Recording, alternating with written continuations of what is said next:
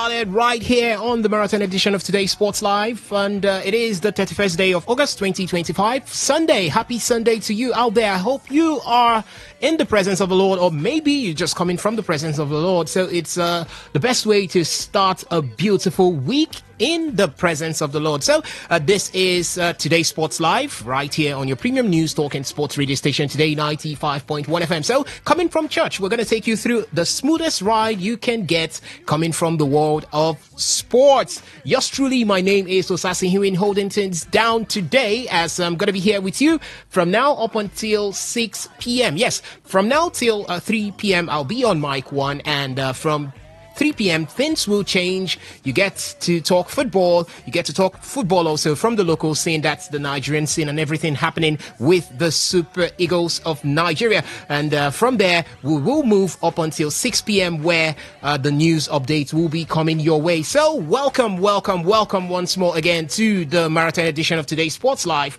on Today 95.1 FM. You know how we do it on Sundays. We start with other sports, where we bring to you all that has been happening through the week in the world of anything that doesn't have to do with football. So sit back, relax, get yourself ready. If you're going to get a popcorn, if you're going to get a drink, do that, as it's going to be an amazing run from now up until 6 p.m. Ladies and gentlemen, I usually don't do this alone. I've got my colleagues right here with me in the studio. One of them is here right now. The others are making their way in here. There is Benjamin Mina, a very regular suspect when it has to do with dissecting, dividing, analyzing, and giving you the best you can get coming from the world of sports. So Benjamin, happy Sunday to you. Welcome. Yeah, happy Sunday, Osas. It's good to be here to talk sports. Like you said, the usual suspect. Well, it's a nice show.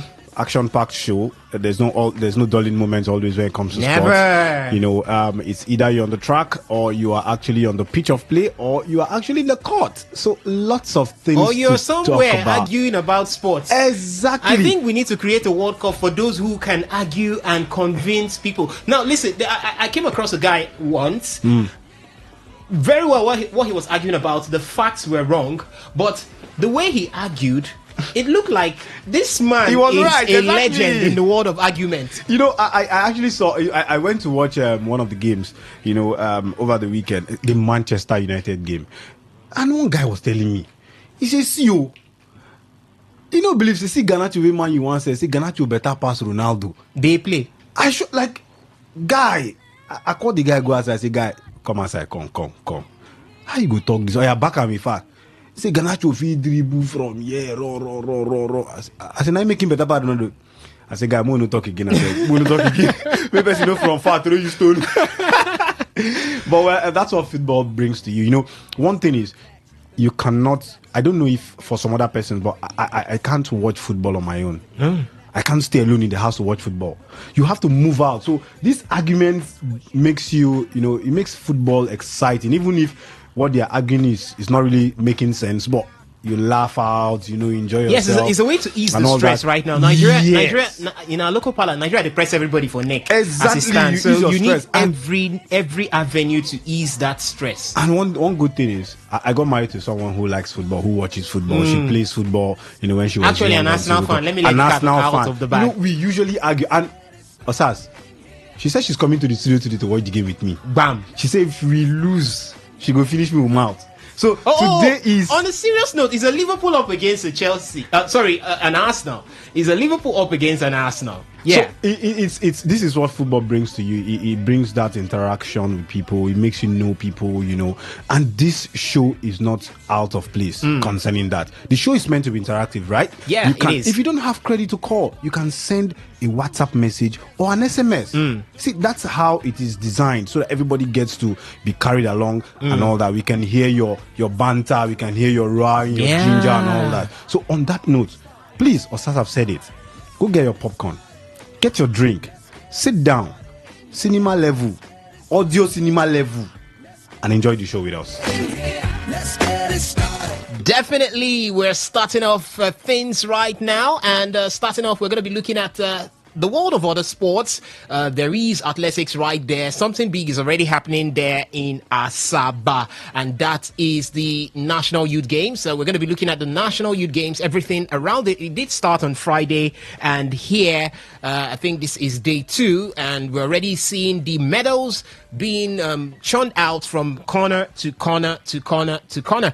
And from there, we're going to be talking about tennis also. We've got something happening. That's the last Grand Slam of the tennis season, which is the US Open. Big things already happening from that angle. It would have been one of the biggest upsets to have experienced in the world of tennis yesterday, but somehow Yannick Sinner had to pull things back. He did lose the first set there, and I thought that it was a case of, Yannick Sinner is out, and maybe this time it's going to be Carlos Alcaraz again getting a Grand Slam and making it 2-2 between himself and Yannick Sinner. But Yannick still remains.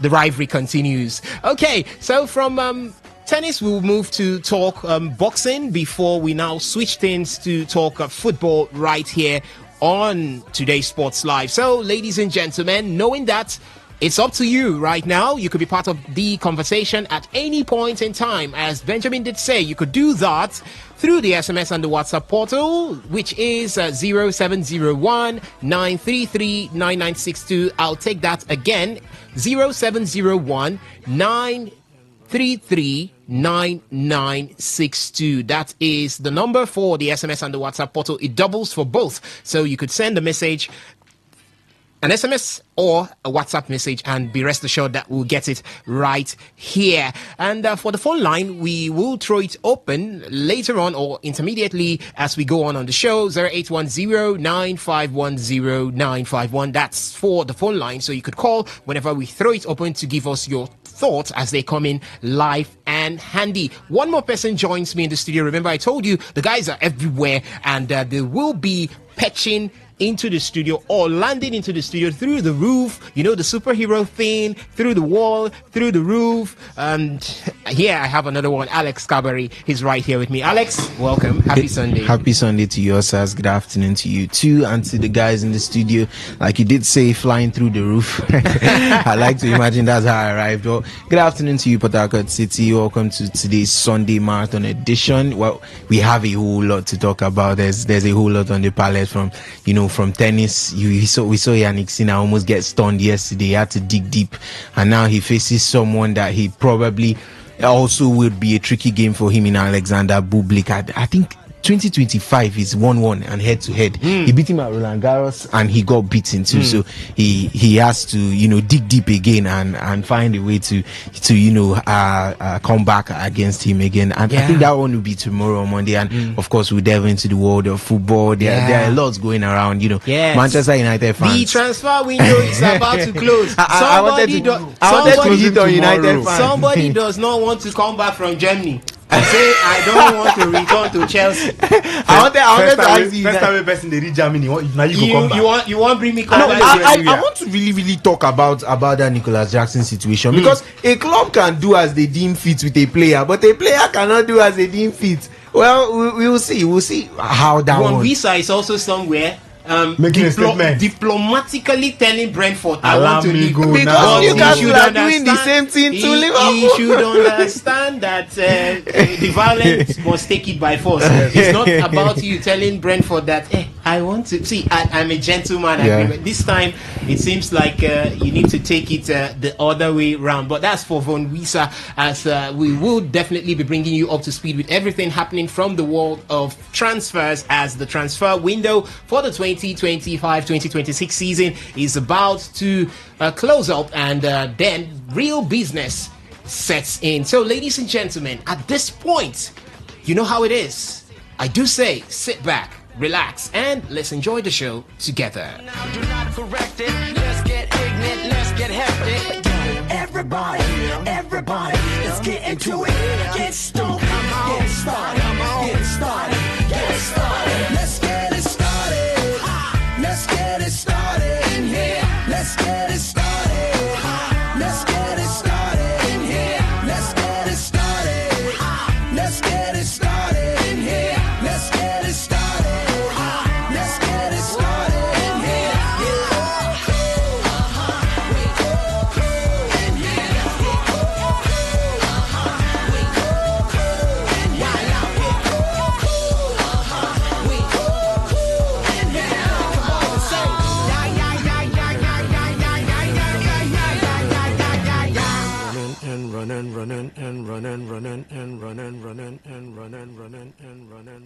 Hello, my name is Kanu Wanko, aka Papilo. For the latest and trending sports stories, always listen to Today Sports Live on Today 95.1 FM Port Harcourt.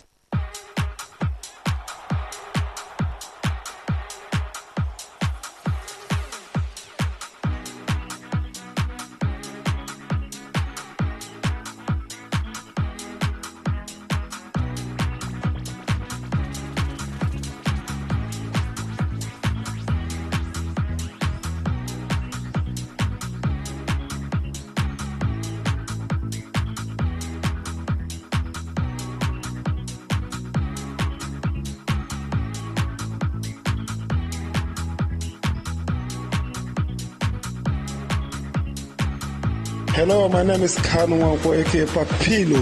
For the latest and trending sports stories, always listen to Today Sports Live on Today 95.1 FM Port Harcourt.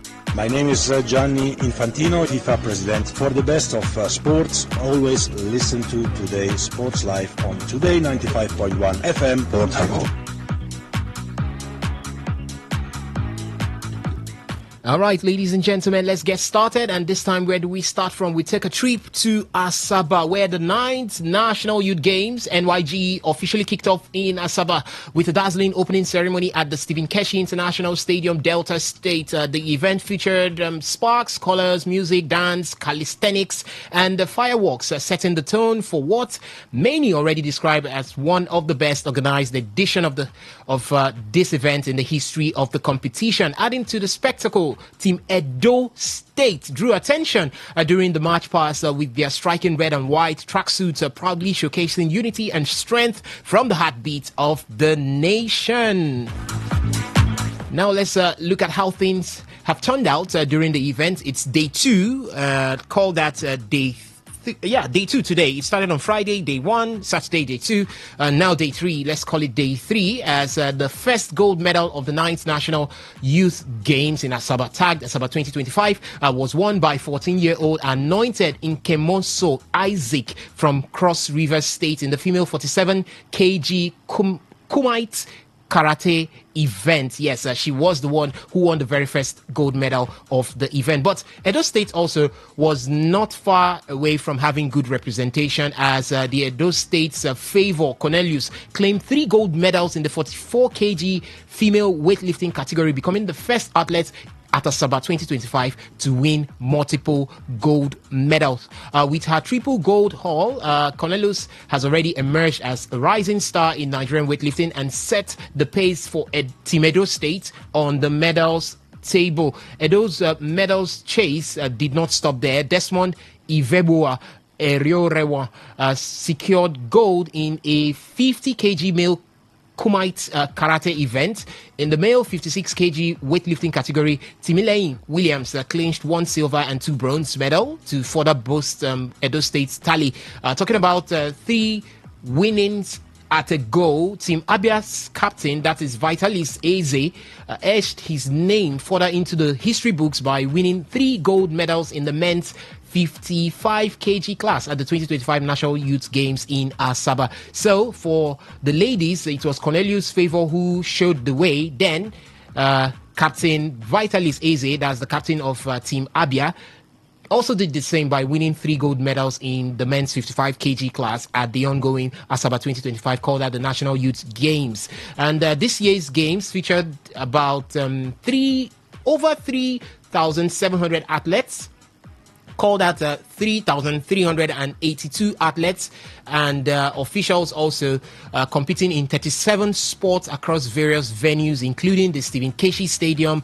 Indoor Sports Hall, Government House Squash Club Court, Asaba Sports Club, and Anglican Girls Grammar School, and the Commissioner's Quarters. These were or are all the various venues that will be seeing actions in the National Youth Games. So the games will run from August the 29th to September the 6th, 2025, celebrating not just athletic talent but also the indomitable spirit of Nigerian youth. And it's not just that, but here, whenever you have something beautiful, there is always one thing that would always set in to bring setbacks. Yes, there was that setback in it, but the setback this time, I don't know if to call it a positive setback, or it's not like what we usually expect, because now this is it. The 9th National Youth Games, which opened in Asaba, saw about 6,700 athletes participating, making it a record-marking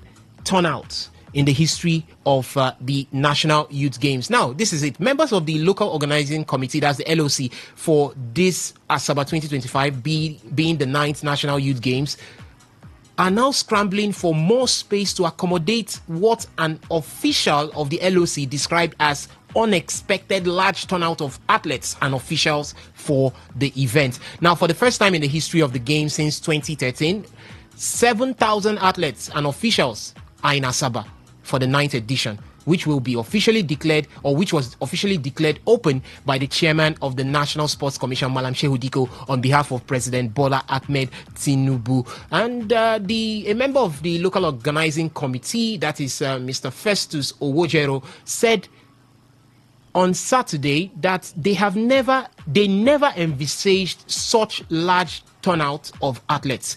Quoting him, he says, "As we speak, we are making frantic arrangements to see how we can cater for over 7,000 athletes and officials."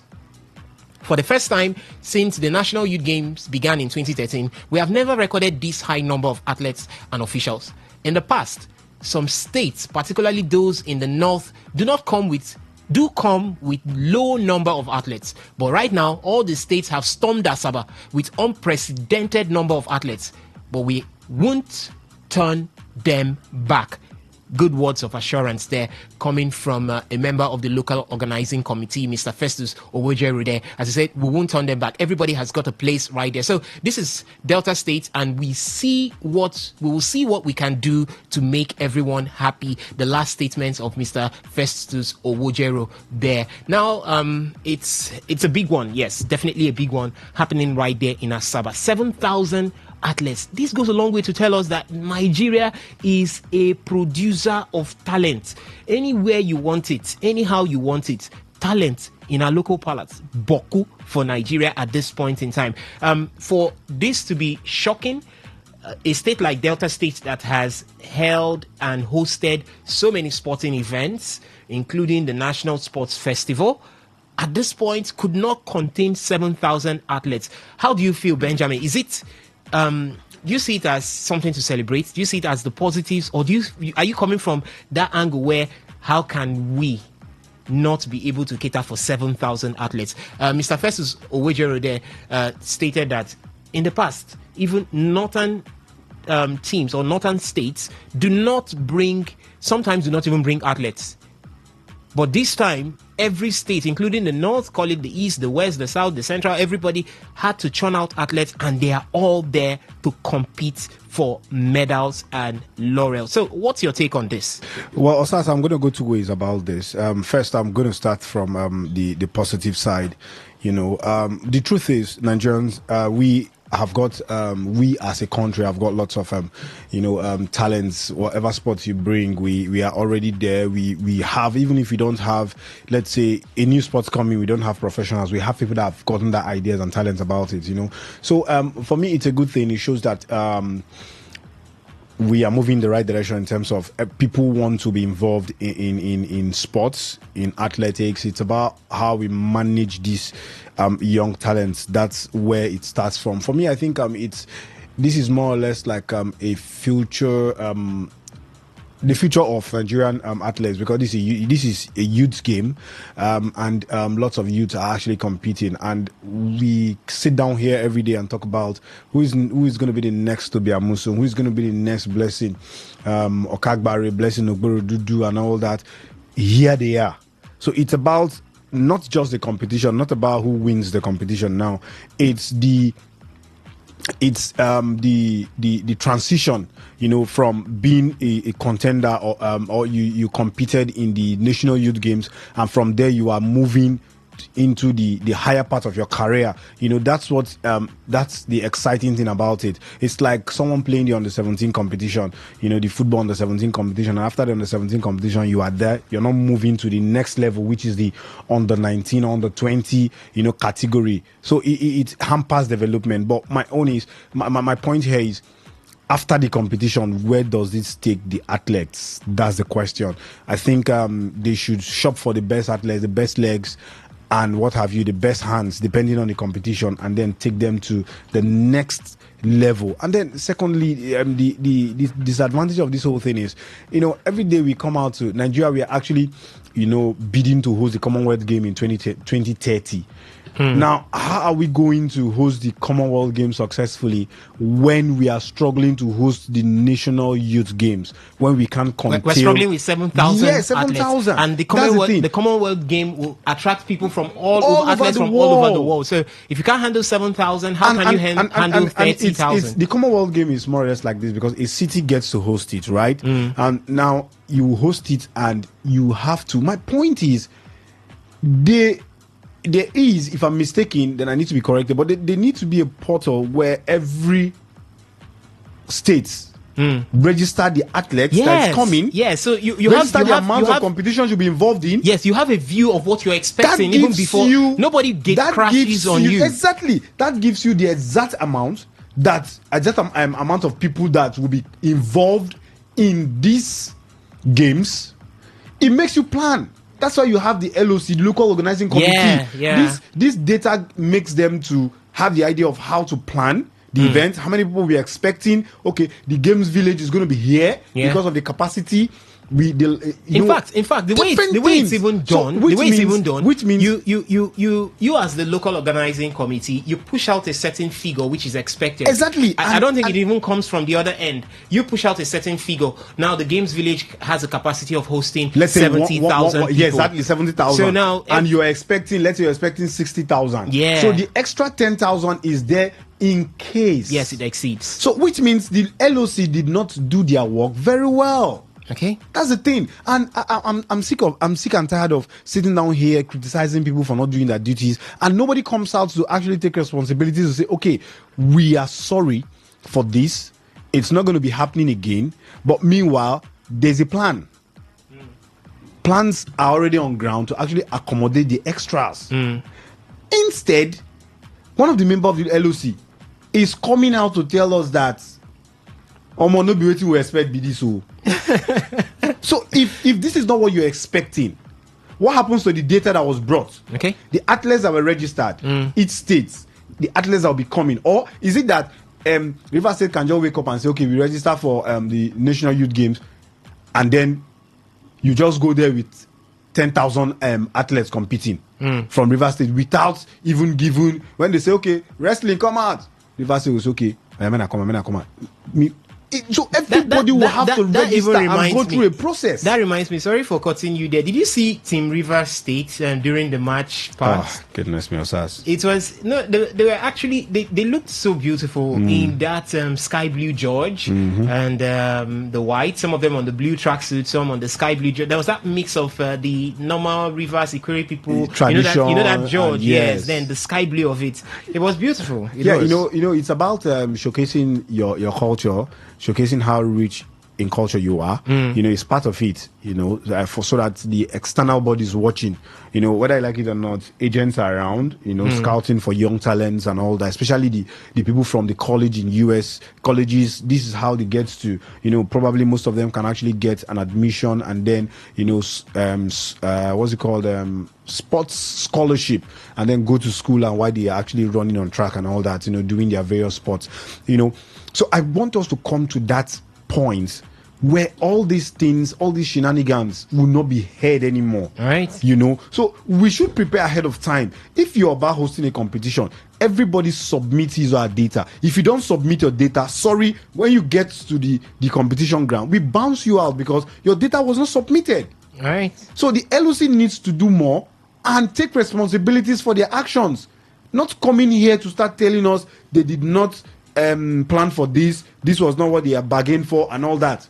Oga, do your work and stop giving us excuse. We are bigger than this. For God's sake, we are Nigerian. We are bigger than this. More is expected of us when it comes to sporting competitions. There are some things that when you hear ordinarily say, Nigeria should have done more. They can do more. This is not the typical Nigerian. But when you hear this type of thing, it's like me saying, hearing that, okay, during when the athletes were warming up, light off for stadium.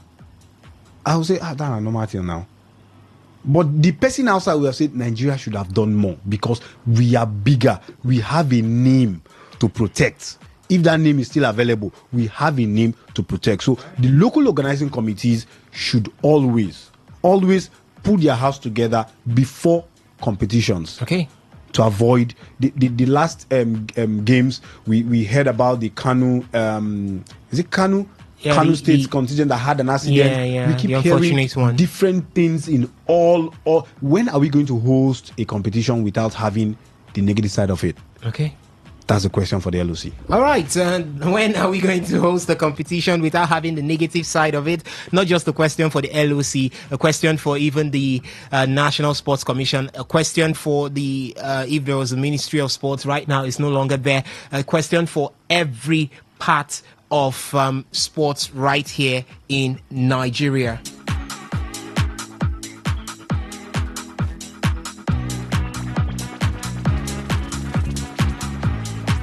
All right, so still talking about the National Youth Games. While preparing for this show, I went through a lot that did come from that angle. And the Vice Chairman of the Senate Committee on Sports and founder of Sports University of Nigeria, Senator Ned Nwoko, was in attendance in that opening ceremony on Friday. And during his his going around, he stated something. He said, I remain committed to ensuring that sports continue to serve as a tool of empowerment, education, and national pride.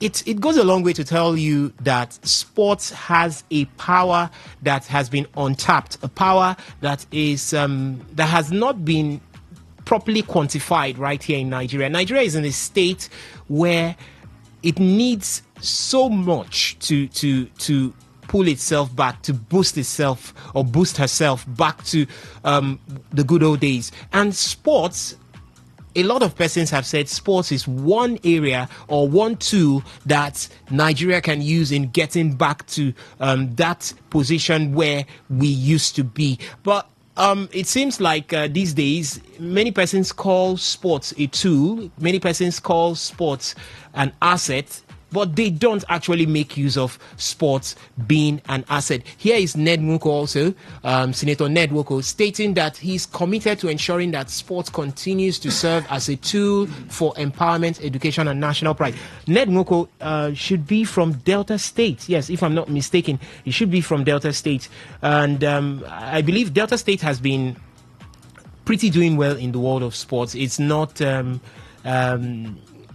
far-fetched to say that Delta State has got a blueprint in doing well when it has to do with sports, and good enough he's part of that. So, but what do you think? Do you think that these days we just keep saying that Delta North? Yes, yeah. I know about that. So, do you think that these days, Alex? Do you think that these days we just say it in the mouth or from our mouths that sports is a tool for empowering the youth, is a tool for education, is a tool for national pride, but we don't actually do the needful when it's time to make use of sports as that tool for development? Well, there's no doubt that sport is a tool for all of these things that you've mentioned, as empowerment. It's a tool for education. I mean, like Benjamin just said, some of the athletes are playing some of these games and hoping to attract scouts. They are hoping to attract, agents that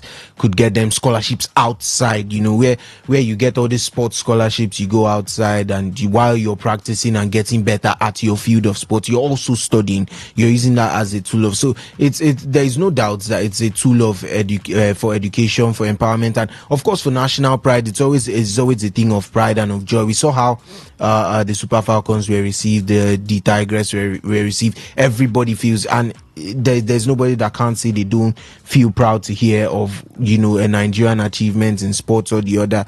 There's always this sense of of pride that you feel as a Nigerian.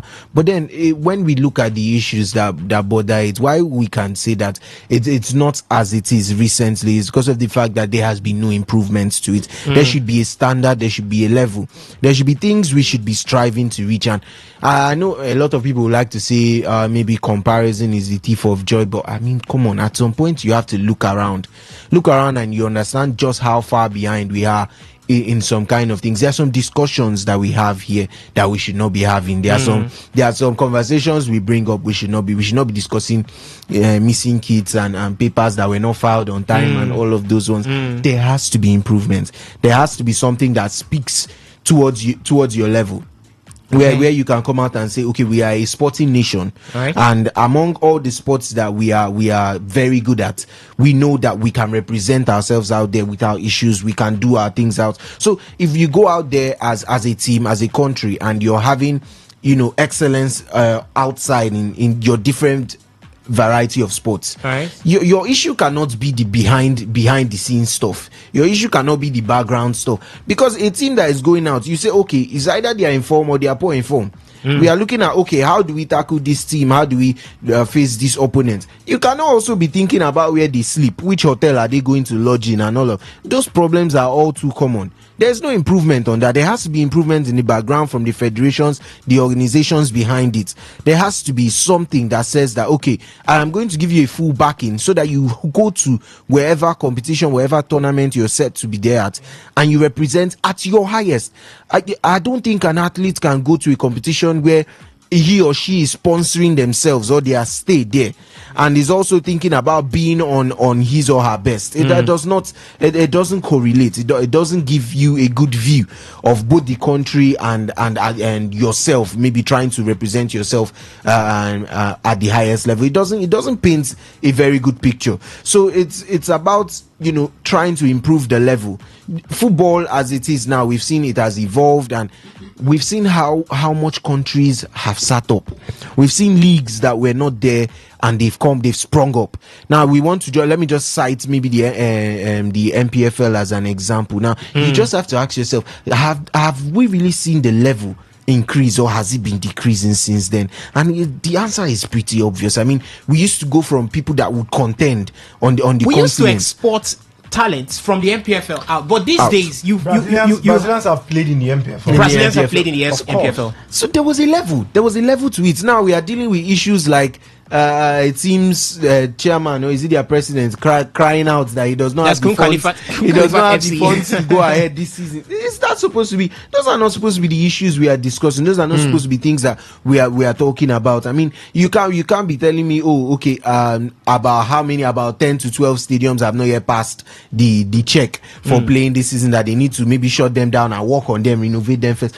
Those are not supposed to be part of the discussion. So there has to be an improvement, because yes, it is a source of empowerment, obviously, for everyone. You know, even the young can now grow up and say, okay, I want to get into sports, into certain areas of sports, and there are various job opportunities. There are various ways of empowerment. Everybody is becoming skilled in one or two aspects, not just in playing sports, but also behind the back room. You know, the staff and things that make all the sports what it is. And so it is a tool for empowerment, it's a tool for education. But then there has been no improvement to it. I've just cited about 2 organizations, and it looks like the level is dropping. The level has not increased. So it's supposed to be a tool for all of this, but we're not making use of it. We're not making very good use of it. So there has to be a point where, and we are already at that point where we just sit and we say, no, this has to go up. We have to be intentional. Yeah, we definitely have to, and we have to clean up. We do have to clean up and to reform and make everything better. Definitely, the world of sports in Nigeria needs that reform as a tool.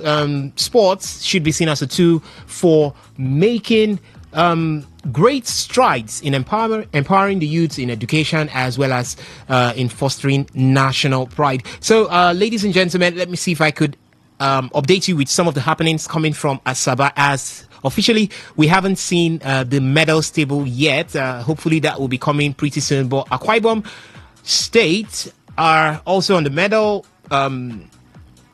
they've got signals on the medals table as Favor Amadi clinched the bronze medal for Team Akwa Ibom in Ayo female single. Ayo, that game, I believe you all know that game.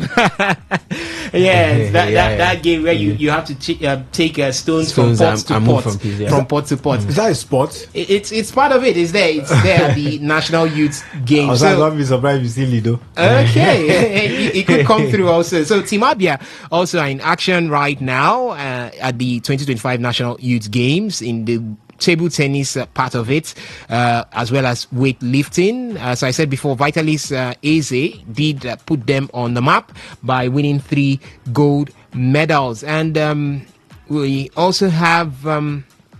I think Akwa Ibom State are doing pretty well right there. We've not heard anything from Rivers State yet. Rivers State has not, don't think they've registered their name on the medals table. And we hope that Team Rivers will definitely bring something home, something really good for us right here. Kwara State have also claimed bronze medal in para table tennis, and the one who did that for them is Mustafa Ridwan. Yes, Mustafa Ridwan, he claimed a bronze medal in the para table tennis right there. So we'll keep you posted with everything coming from the world of the National Youth Games right there in Asaba as we continue, or as the competition continues. It's going to be ending on the 6th of September. So definitely you have a lot to hear coming from that particular center. But we're still talking athletics right now. Before we leave athletics, let me let you know that Nigerian athletes for the 2025 World Athletics Championship have now been placed after qualification period has ended. Yes, and these are the list, or this is the list of Nigerian athletes that qualify for the 2025 World Athletics Championship that will be taking place in Tokyo from the 13th to the 21st of September 2025. After the end of their qualifications from various events, this is how it stands right now. In the women's 100 meters, Favor Ofili. I decided to call that name thrice. Favor Ofili is there. She has qualified alongside Tima God Bless, Rosemary Chukuma. In the women's 200 meters, Favor Ofili is still there. There is Kelly Ufodiama and Tima God Bless. In the women's 400 meters, there is Ella Onojoveo. She's there for Nigeria in the women's 400 meters. Then for the women's 100 meters hurdles, there is the big one herself, the big lady in the building, Toby Amoson. She's going to be flying Nigeria's color, green, white, green, really, really high when it has to do with the tracks right there at the 2025 World Athletics Championship in Tokyo. So Toby Amoson is there for the 100 meters hurdles for the women. For the women's high jump, there is Temitope Adesina. For the women's hammer throw, there is Oyesade Olatoye. For the women's discus throw, there is Chioma Onyekwere as well as Obiageri Amechi. And for the women's long jump, we have Ese Brume and we have Prestina Oluchi Ochonogo. For the men's 100 meters, there is Kanyisola Ajayi. There's Israel Okon. Israel Okon did big things in the National Sports Festival, also the just concluded one at Ogun State. Yeah, he was that the national trials? I beg your pardon, the national trials. So he actually gave a good account of himself right there. For the men's 200 meters, there is Udodi Uwazurike. For the men's 400 meters, there's Samuel Ogazi, there's Nathaniel Ezekiel, and there is Chidi Okeze. For the men's 400 meters hurdles, there's Ezekiel Nathaniel, and for the men's shot put, there's Chukwe Buka Enekweche. These are all the ones that we have, but according to reports coming in from the Athletics Federation of Nigeria board member, that is the AFN's board member, Lekon Shoneton, he says that Charles Godfred, the young 8 meters plus long jumper, is most likely to join this list by the 1st of September once various federations must have submitted their team list. He's currently ranked between 36th and 38th and slightly off the required quota. He's definitely going to move up when some high-ranked athletes take or get deselected by their federation. So we're hoping that our long jumper Charles Godfred would join the list and make it to Tokyo 2025, which is the World Athletics Championship. According to Soweto, this list of Nigerian athletes have podium, finals, and exposure prospect. So it's a fair blend of all that we are going to be seeing right there in Tokyo. So a fair blend of it. We could be expecting, according to Shoeto, we should expect podium finishes. The likes of Toby Amoson, the likes of Favor Philly should guarantee us podium finishes. We should also expect final placement. The likes of the guys in 100 meters. The guys in 200 meters, Chudi Wazurike, in 100 meters, Kaisola Ajayi, Israel Okon, they could get into the finals. In the 400 meters, Nathaniel Ezekiel is one hope that we have getting into the finals and even getting that medal placement right there. And he also talked about the team having athletes that will be going there for that exposure prospect. And we've got young athletes. Israel Okon is very young. We've got young athletes within that rank that can go. Ese Brume, I forgot about her. Yeah, she has the potentials of getting into the finals and even getting on the podium for Team Nigeria. So it's a fair blend and a smooth blend of athletes that will be representing Nigeria at the Tokyo 2025 World Athletics Championship. We just wish them well. We'll not be talking much about that. We wish them well going forward. It's going to run from the 13th of September to the 21st of September. So let's see what Nigeria has got on the table as we officially leave athletics at this point in time. But before we leave athletics, let me remind you that you could share your thoughts with us on all that we've talked about through the SMS and the WhatsApp portal. Remember, we've talked about what's happening right there in Asaba at the National Youth Games in Asaba, tagged Asaba 2025.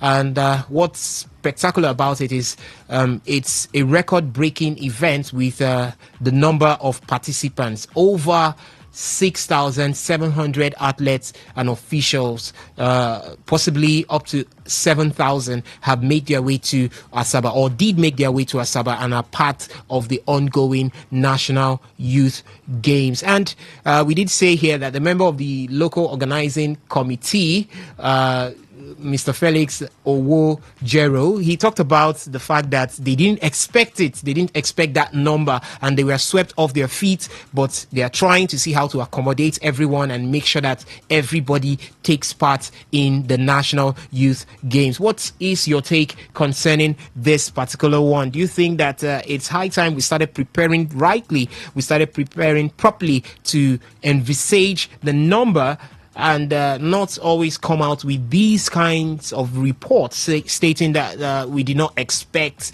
we're not ready, and all of that? So you could share your thoughts with us through the SMS and the WhatsApp portal, which is doubled at 0701 933 9962. Ladies and gentlemen, we're going to be moving into tennis, but before we move into tennis, let's take a peep at what's happening from the world of Formula One. Yes, Zandvoort is going to be back. Zandvoort action is taking place or will be taking place in Zandvoort. 2 p.m. is the time for it to start as the Formula One season returns. The second half of the season is here. Remember the last time we had actions coming from Formula One? It was at the Hungarian Grand Prix where Lando Norris edged Oscar Piastri to win that one, making 25 points, ending the first half of the season. Top 5 from the Hungarian Grand Prix was Lando Norris, Oscar Piastri, George Russell of Mercedes, and we had Charles Leclerc in 4th, as well as Fernando Alonso of Aston Martin finishing in 5th. So for today, the Dutch Grand Prix right there at the circuit in Zandvoort, it's going to be Oscar Piastri starting on pole position as Lando Norris follows him suit. There is Max Verstappen in 3rd. There is Isaac Hadjar, or Isaac Hadjar if you decide to call him that way. For RB, he's in 4th. There is George Russell. There is Charles Leclerc in 6th.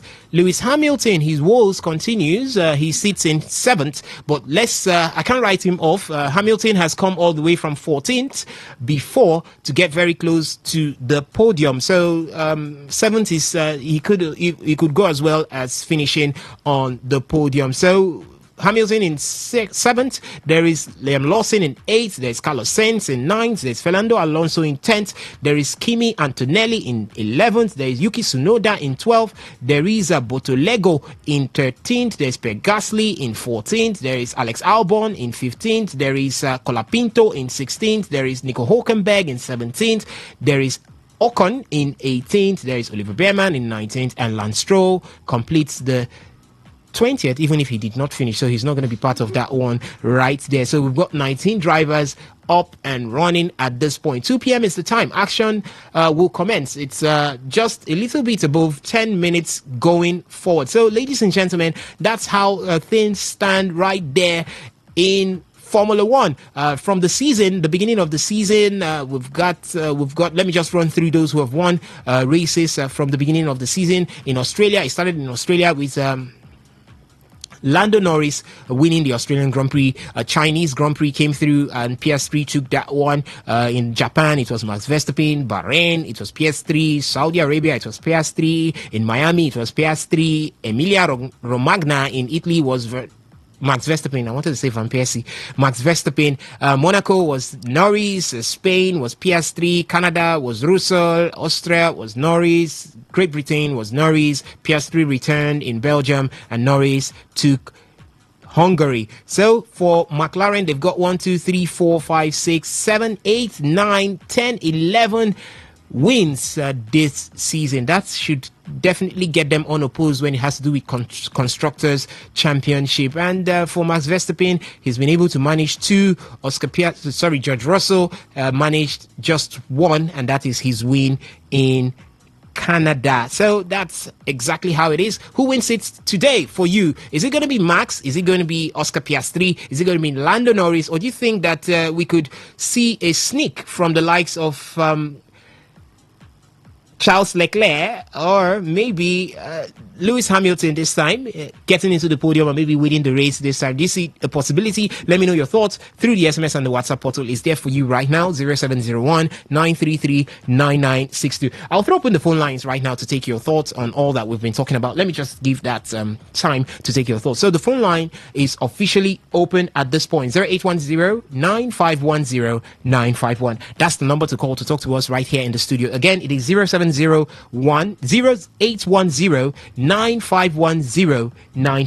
0810-951-0951. That's the phone line. So ring it. You can talk to us right here in the studio. We've talked a lot right from the beginning. We started with athletics, looking at what's happening right there in Asaba 2025, called at the National Youth Games in Delta State, as we report to you that the local organizing committee was not prepared for the number of athletes that did arrive in Delta State for that particular event. So they had to scamper, move here and there to ensure that they accommodate all. What do you think this speaks about Nigerian sports in total? Do you think that this is not or shouldn't be an excuse? They should have prepared properly for even that groundbreaking record attendance right there in Delta State? Or do you think that, oh, fine, it's because it hasn't happened before and maybe just happened now, that's the reason why they were swept off their feet? So you could let us know your thoughts. 0810-951-0951. Again, 0810-951-0951. That's the number to call to talk to us right here in the studio. You could also contribute to what's happening or what will be happening right there at Zandvoort in the Netherlands Grand Prix, or call that the Dutch Grand Prix, as it's going to be up and running in a couple of minutes. And you could let us know, who do you think will be winning it at the end of the day? Who's on top right there? Who has the call that pole position to go through on this one? Is Oscar Piastri, as he sits number 1, but there is also his teammate Lando Norris behind him. And this time, before the season returned, Lando Norris has stated that McLaren do not have an issue with both drivers going head to head. Hello, caller. Good afternoon to you. Welcome to the show. Can you hear me? Hello? Yeah, good afternoon. Welcome. Name, location. All right, we lost that call there. You can keep the calls coming in, 0810-951-0951. That's the number to call to talk to us right here in the studio. For the SMS and the WhatsApp portal, you could drop your thoughts to 0701-933-9962. Hello, caller. Good morning. Good afternoon to you. Welcome to the show. My name is Godwin. I'm calling from Port Harcourt. Godwin from Port Harcourt. Welcome. Go ahead. For me, concerning athletics, I think I'll partly blame the organizing committee. Okay. There should always be room for contingencies. Okay. What if the crowd this year, the athletes that come this year, are more than we expect? There should be room for that. There should be room for such scenarios. Okay. Concerning Formula One, the second half of the season, I do hope Max gets this one today. I really do. But not be easy. It's right there at his backyard. He's right here. That's why I hope he gets it. At least to prove a point that he's still around. He the one they'll still Piastri and Molando have to go through him to get whatever they want. But it's dicey. So I do hope he gets it. All right. Thank you. All right. Thank you so much, Godwin, for joining us via the phone line. The phone line is still open. You could join us for a conversation right now. 0810-951-0951. That's the number to call to talk to us right here in the studio. For the SMS and the WhatsApp portal, it is doubled at 0701-933-9962. I'll take that again. 0701-933-9962. For the phone line, 0810-951-0951. Hello. Good afternoon to you. Okay, we lost that call there.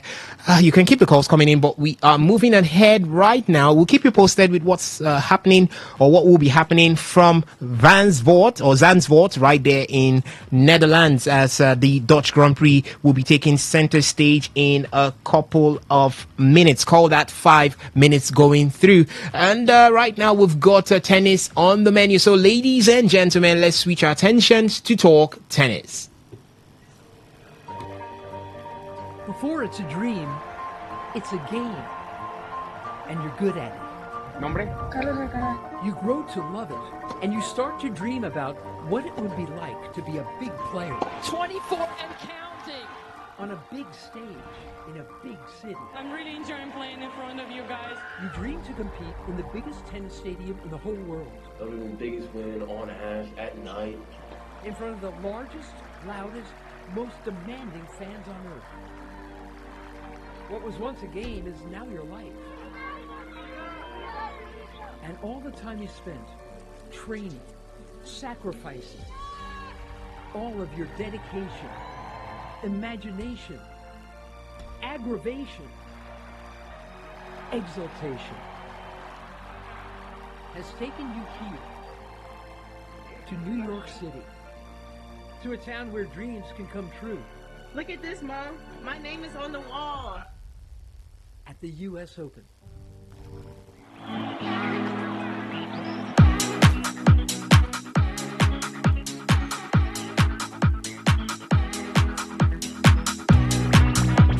All right, the 2025 U.S. Open third round was wrapped up at the Flushing Meadow today, earlier on today, as Alexander Zverev was upset by Felix Auger-Aliassime, who is the 25th seed. So third seed knocked out by the 25th seed, making Alexander Zverev the highest seed in either single draws to lose at this tournament.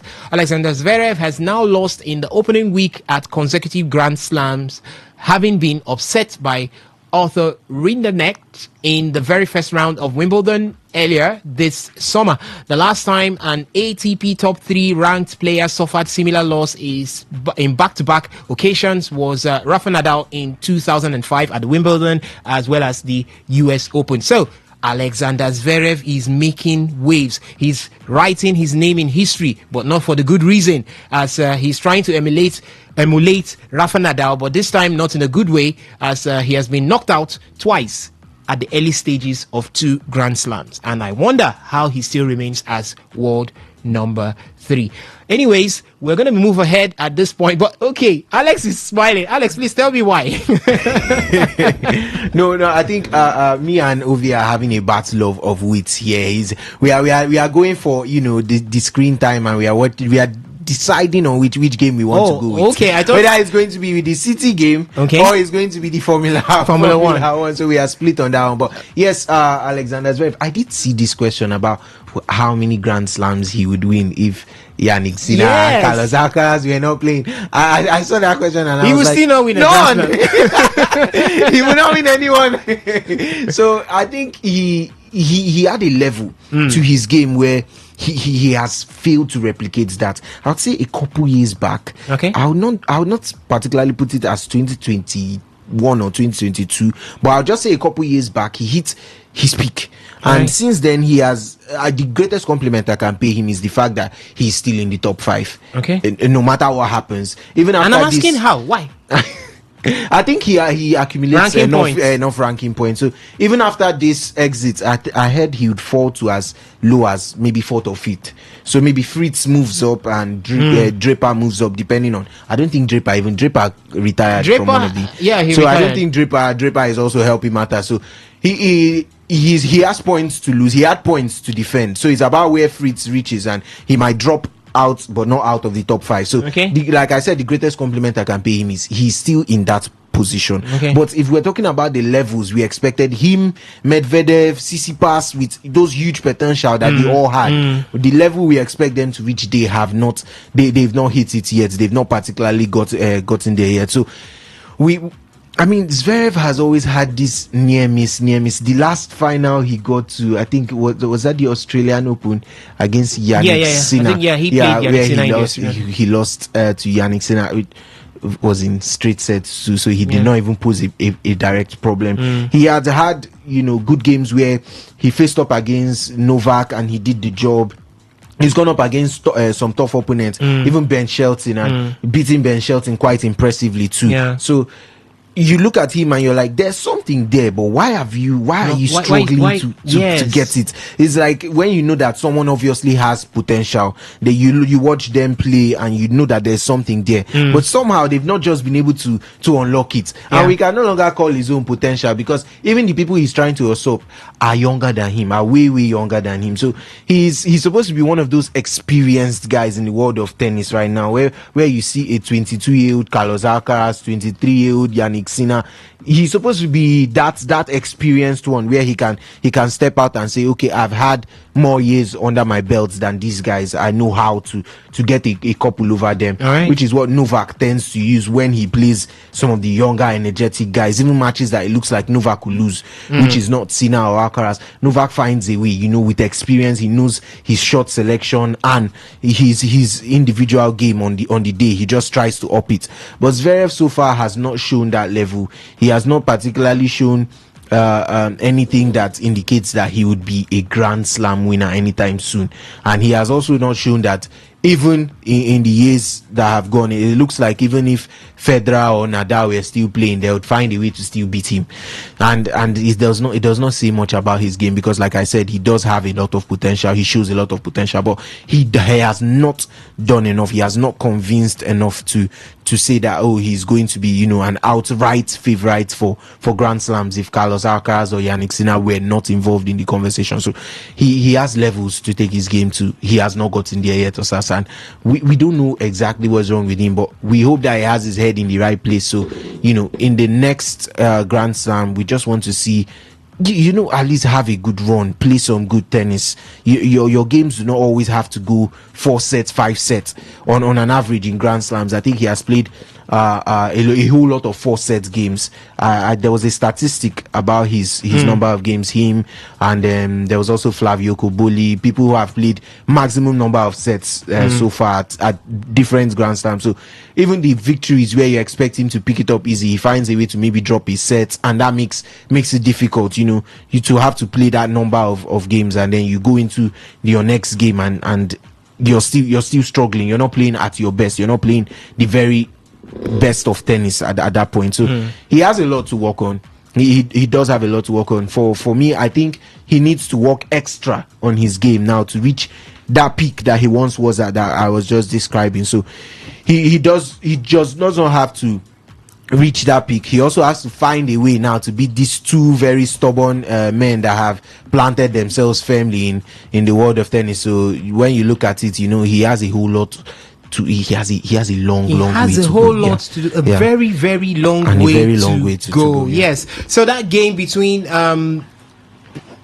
Alexander Zverev and Felix Auger Aliassime ended 6-4, 7-6, 6-4, 6-4 in favor of Felix Auger Aliassime as he knocked out the world number 3 seat right there. Elsewhere, American Tommy Paul was eliminated by Alexander Bublik, who is 23 seed. Tommy Paul is 14 seed, and Bublik defeated him 7-6, 6-7, 6-3, 6-7, 6-1. So that went up to a 5-setter to see who wins at the end of the day. But at the end of the day, it was Alexander Bublik who did defeat Tommy Paul right there. From the female side of things, Iga Swiatek advanced in straight sets despite playing far below her best. And after that win that she had this to say. For sure, it wasn't the easy match, especially after the beginning. I'm happy that I came back and started playing better because I for sure did some mistakes in the beginning of the first set that I wish didn't happen. But also Anna played great. Yeah, I'm happy that I came back and kept being figuring out and problem solving. Here I played too long sometimes, so I knew that there's not a lot I need to change. But for sure I wanted to keep the margins, I guess, to not make these unforced errors and just, I focused on 2 technical things that I figured out might help me. All right, so that was Iga Swiatek as she defeated Anna Kaliskaya 7-6, 6-4 in straight sets to make it into the 4th round of the ongoing US Open right there. We're going to be talking about Iga Swiatek, but let's just run through all that we have right here coming from yesterday's game. World number 1 Yannick Sinner was almost scared out by his opponent Denis Shapovalov, who is the 27th seed. He lost the first set. When I saw the result, I was like, is this going to be another? I know at Wimbledon, somewhere around this point, or was that the quarterfinal stage, Yannick Sinner was almost ousted by who was that? Was that Bublik? Roland Garros. Was it Roland Garros? Yes, No, I'm talking about Wimbledon. It was an Italian. Was that Musetti or Yannick? That was Grigor Dimitrov. He had to retire. Yeah, that was Dimitrov. So it would have been. I was thinking after the first set, when I saw the result in the first set, 3-love down for Yannick Sinner, I was like, hey, is this another Grigory Dimitrov experience? And I started praying someone gets injured so that world number 1 can move ahead. But he was able to turn things around. He didn't have to wait for Denis Shapovalov to be injured. But he lost the first set 7-5 and came back 6-4, 6-3, 6-3 to win this particular encounter. And Yannick Sinner now has made himself the 4th youngest man to have 20 match wins in all 4 Grand Slams. He comes after Rafa Nadal, Boris Becker, and Novak Djokovic. What a way to write your name in gold. But he still had good words for his opponent, Denis Shapovalov, after the encounter. It was a very difficult challenge today. I felt like he was serving very well, especially the first set, and I was actually playing a good tennis, a good level. Maybe just the length of my strokes was not there, and when you let him play, he's a very talented and very a tough player to play against, and we saw this in the past. What he can do against the best players in the world. He has this quality that he can raise the level against the best players. So I was struggling today, and I just tried, to stay there mentally. All right, so that was Yannick Sinner there, acknowledging the fact that he did struggle so much against Denis Shapovalov. But right in front of us right now, 2 things are happening. The Dutch Grand Prix is up and running, and there's also Brighton and Hove Albion hosting Manchester City right there. That game is in the 8th minute, and for Brighton and Hove Albion, they line out in a 4-2-3-1 formation against a Manchester City lined in a 4-3-3 4-3-3 formation with Trafford in goal. There's Ryan Ott-Nori in the defense with John Stones. There's Kusanov and there's Nunes, the four men at the back line. There's Tijani Rangers, there's Rodri, there is Bernardo Silva in the midfield, there's Omar Mamouche, there's Erling Brod Haaland, and Oscar Bob leading the lines for Pep Guardiola's side right there. And we also have Israel Victor right here with us in the house. Israel, a quick look into this particular one. City must win this one. They were defeated by a Tottenham, that were defeated by a Bournemouth, that were defeated by a Liverpool. I don't understand how the English Premier League is working itself this point. The English Premier League is always unpredictable. It gives you the room to go and sleep and know that whenever you wake up, there must be a breaking Imagine news. that triangle. Liverpool defeated Bournemouth. Bournemouth defeated. Liverpool defeated Bournemouth. Bournemouth defeated Tottenham. Tottenham defeated City. And now we have Bournemouth defeating Tottenham. So what's left is City to defeat Liverpool. That's how it is. And the Premier League is not something where you just pick the top three. You say, just like in the La Liga, where you have to say Real Madrid, Barcelona, and maybe Atletico de Madrid. But in the Premier League, you get to see breaking news every day. You get to see things happen. We saw Sunderland beat West Ham, a traditional Premier League team. We also saw that same Sunderland being beaten by their fellow relegation strugglers, teams that are just coming from the relegation, and Burnley. And yesterday we saw Burnley almost get a draw there against Manchester United. This is not something where you just feel it's supposed to happen, but in the Premier League, that's how it is. For City against Brighton, if City does not play very well, then this is not a guaranteed win, because we know Brighton are no pushovers. When you see the work that Fabian Hosler is doing in this team, we just need to give the man kudos. I think for the managers with low resources that are giving us high results, I think Andoni Iraola and also Fabian Hosler should be up there because of what they do with these small teams. Every season we get to see these teams being a selling club. They will always sell out their prized assets, but they will always put up that challenge whenever the season comes. Look at Bournemouth, they lost the entire back line. Zabanyi went to Paris Saint-Germain, and Dinusin also went to Real Madrid. Kekes went to Liverpool. The goalkeeper there, Kepa Arrizabalaga, went to Arsenal. But they are still putting up a good fight. Yesterday, Tottenham could barely move out of their half. They had no shots on target. The first shot on target came in the 86th minute. That's how bad. I won't even say that's how bad Tottenham was yesterday, but it was a case of the brilliance of Bournemouth. All right. They weren't just hoping to hit on the counter. They were pressing very high. No, it's called pressing the neck. This one wasn't even pressing. I think the last time I saw something like this was under your hand club. Yeah, the Gengen pressing. Yes. It was fire for fire.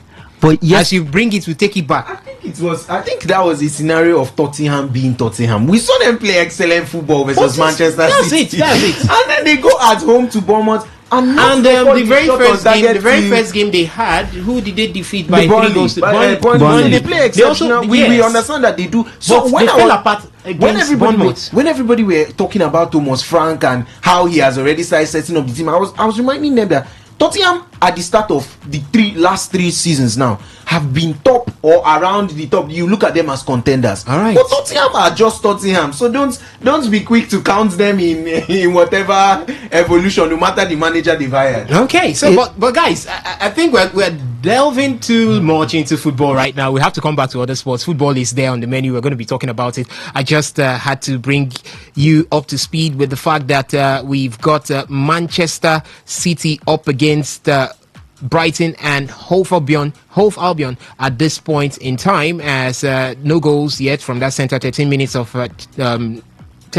recorded from that particular center there between call it Brighton and Hove Albion and Manchester City. All right, let me see if I could bring you up to speed with results coming from various leagues. The top five leagues right there in Europe.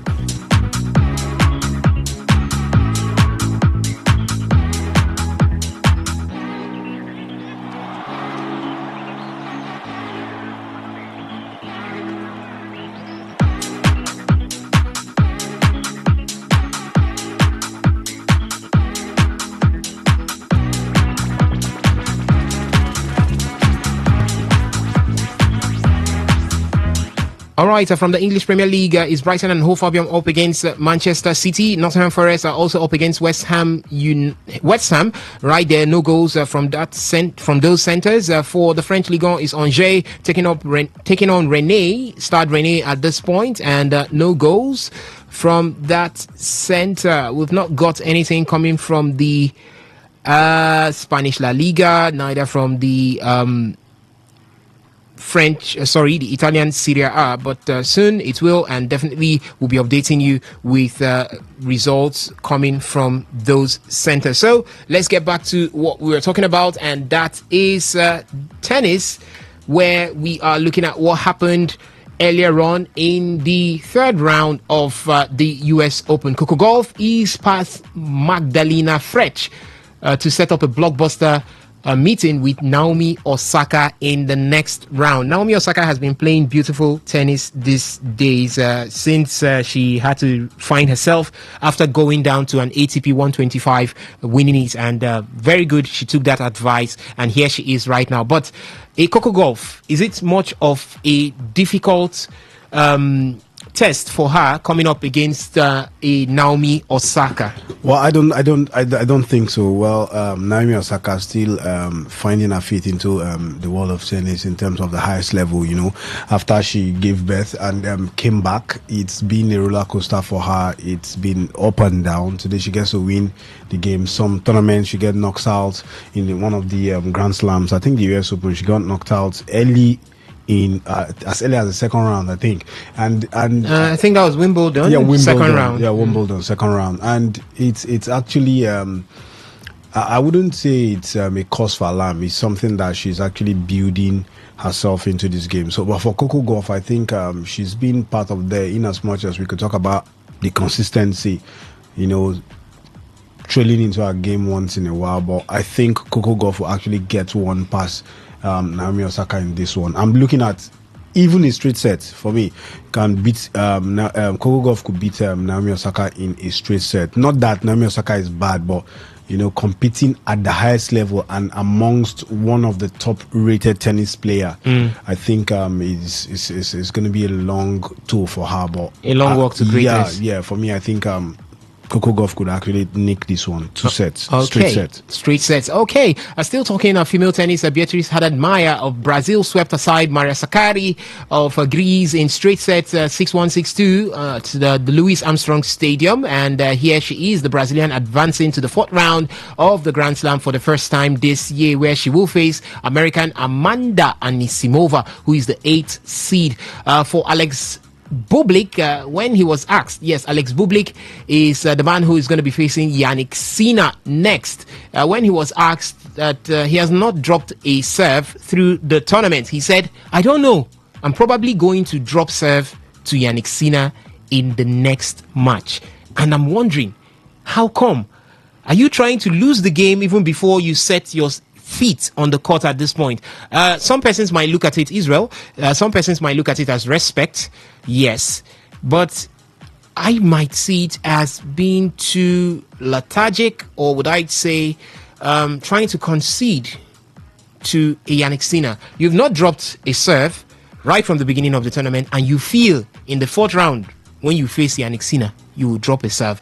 What do you make of what Alexander Bublik has stated before that game against Yannick Sinner? I will classify it to be a case of a mind game, because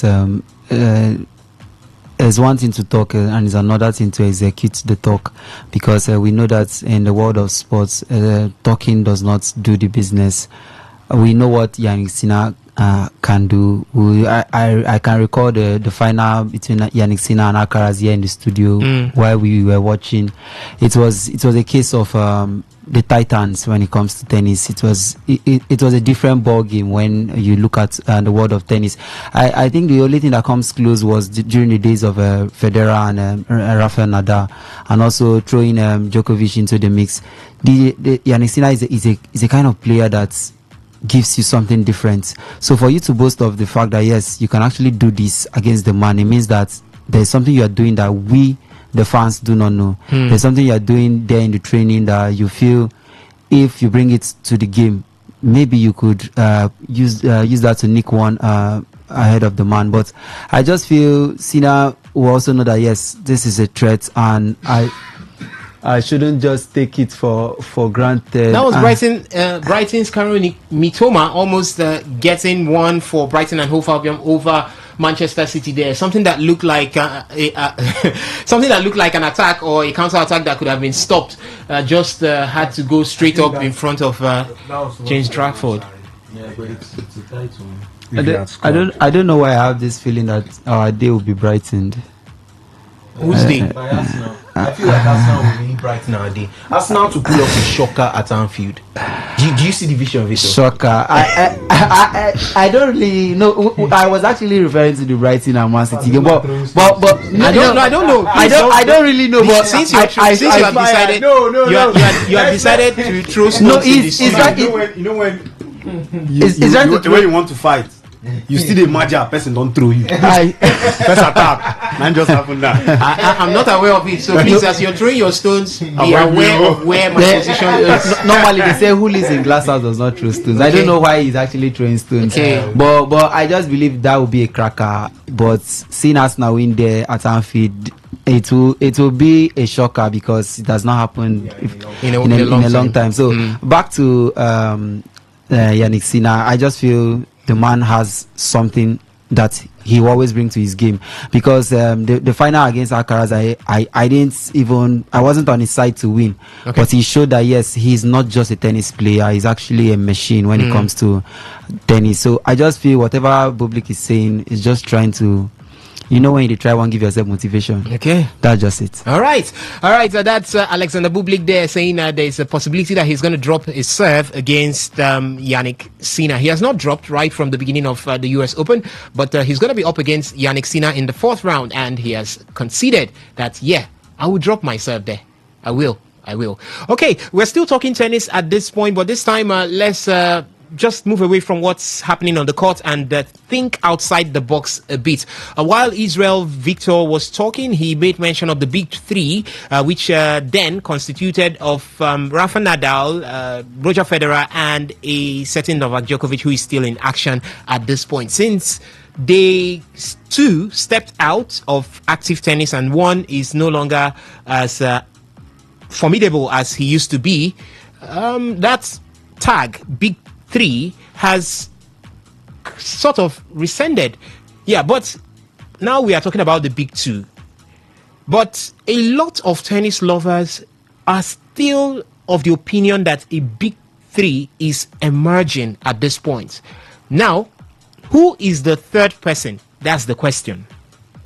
A lot of persons, we have known two to be Carlos Alcaraz, or let me start with the way it's supposed to be on the rankings, Yannick Sinner and Carlos Alcaraz. We've known the two.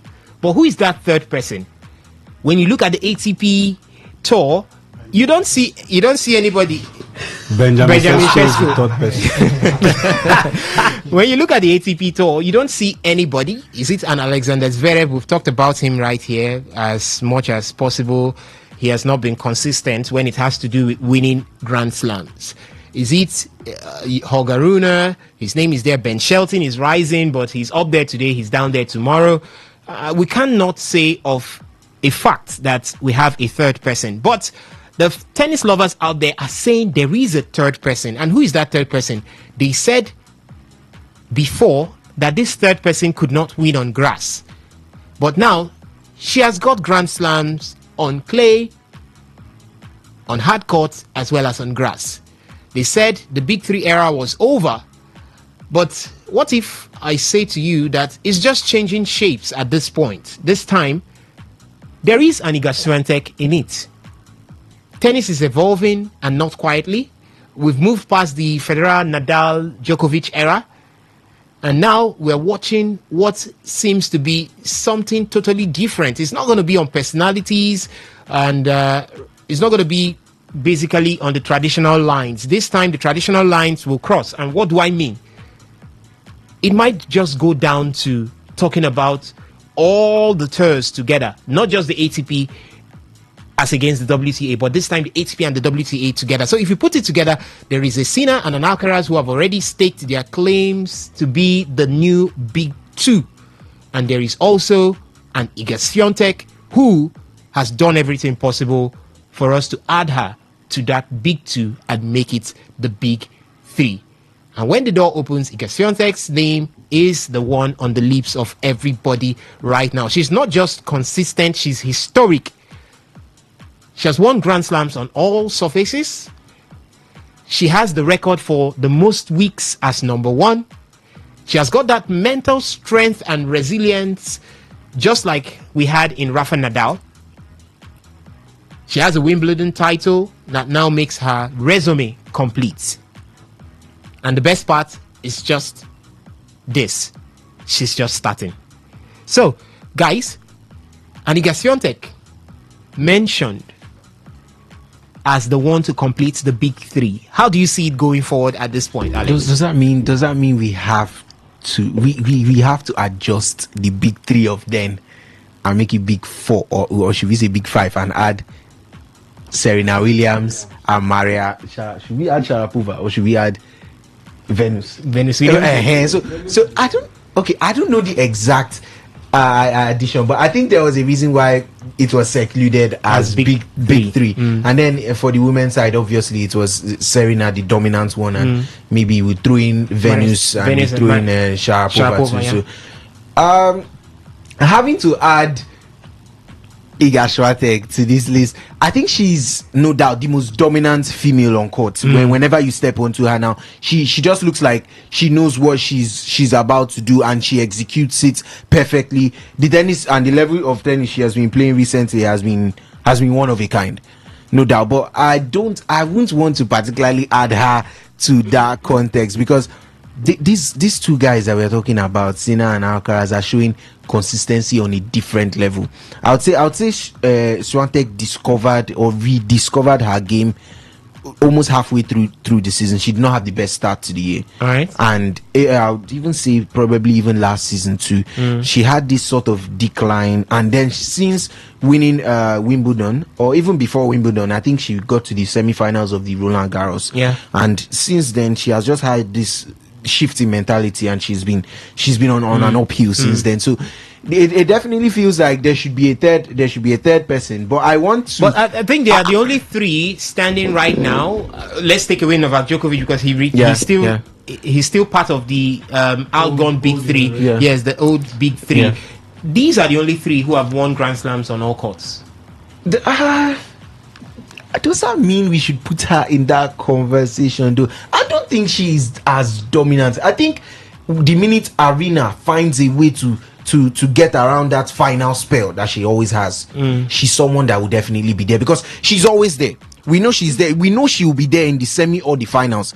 But the only problem she has is that she does not cross over the line. She doesn't get over the line. Okay. She's there. We know that we will see her. You could even make a bold prediction right now. Would you really call it bold or inevitable prediction right now? And say Arena will be in the final four or in the finals of the US Open. Okay. But is she going to get over the line? I mean, she's the defending champion. Is she going to get over the line? That one is not particularly sure. So she always has this mental hurdle across the line. Lost to Madison Keys Australian Open, lost to Coco Gauff, Roland Garros, lost to Amanda Anisimova Wimbledon semi-final. So we know that she is there, she is present in those games. But in those conditions. She needs to rule Roland Garros for us to consider her as. She needs to rule. Has she won Wimbledon? She hasn't. Yes, she. Okay, no, she hasn't won Wimbledon. She's just a champion of hard courts. She's a hard court specialist, so she needs to rule both grass and clay. Yeah. So I mean, she has to have these shifts that I need to step up in these big games and beat them. But Swiatek has not shown consistency on that level for me to place her there. Okay, she has to win 25 Grand Slams. No, exactly. She has to win 25 Grand let's look at the span of when these two guys, Sinner and Alcaraz, completed all surfaces. I don't think Sinner has won Roland Garros yet.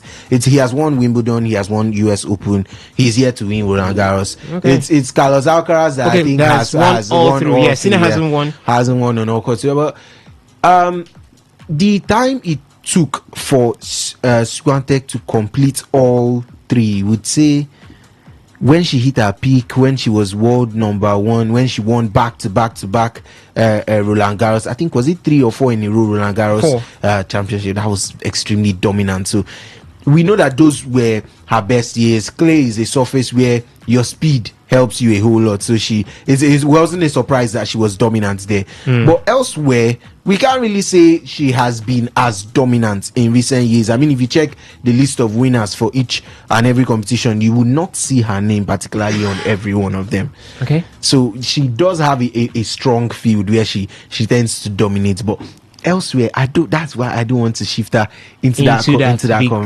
conversation. Instead, I want to even go back and petition to adjust the big three and let Serena Serena Williams step in. I mean, she has 23 Grand Slams. The closest to her was, I think, Venus 2 and Sharapova. Sharapova had about 12, 6 or 7. Was it 6 for Sharapova? Venus had about 11 to 12 of Grand Slams. I know the next person was 12. So we have to go back and petition to add her or include her into that one if we are going to tell me that way. So I do think that Swiatek will get there. I do think she will get there, but right now I would not want to place her there.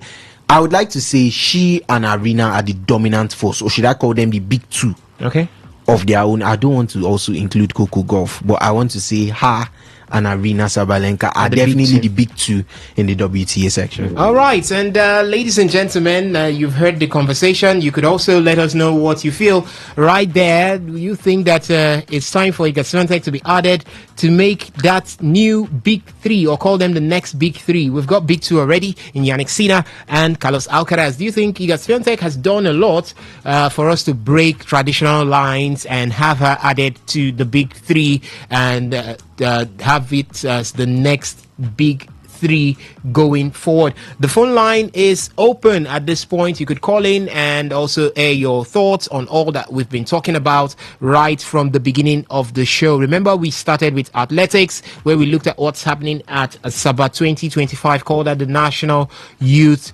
Championship in Asaba right there. And we also moved from there to look at Nigeria's representatives at the World Athletics Championship that will be coming up in Tokyo this next month, called that next month, the month of September, from the 13th to the 21st.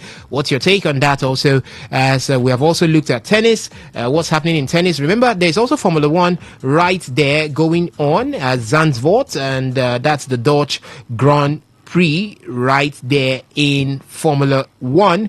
A quick look at the drivers standing right now. Lap 22 it is, or call that lap 23 it is at this point in time. And we are having let me see. All right, okay, there's Oscar Piastri leading proceedings. Lando Norris is in second. At a particular point, I saw Max Verstappen come into second place, but I think Lando has reclaimed his rightful position where he is, and Max Verstappen is in third right now. There is also Isaac Hadjar. What's he doing there? In fourth. Okay, Isaac Hadjar is in fourth place. There is Charles Leclerc. Okay, call that George Russell right now in fifth.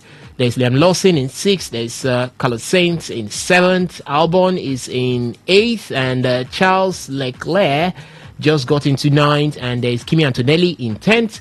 Lewis Hamilton is in 12th position as Pierre Gasly just... oh, is that Lewis Hamilton? He has crashed. Oh my God. Lewis Hamilton probably out of the race as it stands right now. He has crashed. And it's going to be a big blow to... Is there still a chase for a championship slot? No? Or okay, I think what he should be chasing for right now is just getting on the podium. Maybe. So Piastri and Norris pits at the same time. At the same time. Yeah. Okay. Under the yellow flag, very good strategy. and knowing that they possibly do a two-stop strategy, and I think they were on softs before. So now they will possibly they'll be going to hard tires, and also now that the yellow flag is still on and all the cars have slowed down, they'll be able to pit and they'll still be able to keep their lead. So they know there's not going to be any rush. So that's wisdom, right? It's wisdom. At this point, at least the top 5 or the top 10, if they know they want to still keep their lead or still want to keep their position, they should pit now. It's a good time to pit now. Sad one for Hamilton. I'm telling you, really sad, really sad. This is a Hamilton that ended the half of the season thinking if what's the name? If Ferrari should replace him as a driver. He came out saying that he needed to be changed. He came out saying that. Yeah, and it's quite clear right now that maybe they might be thinking of changing Hamilton. I don't think they'll be changing Hamilton. And from the car setups from 2026, the changes from 2026 that we should be expecting, all cars are going to be balanced. First, from what we are hearing that maybe Mercedes will have the upper hand when it comes to engine,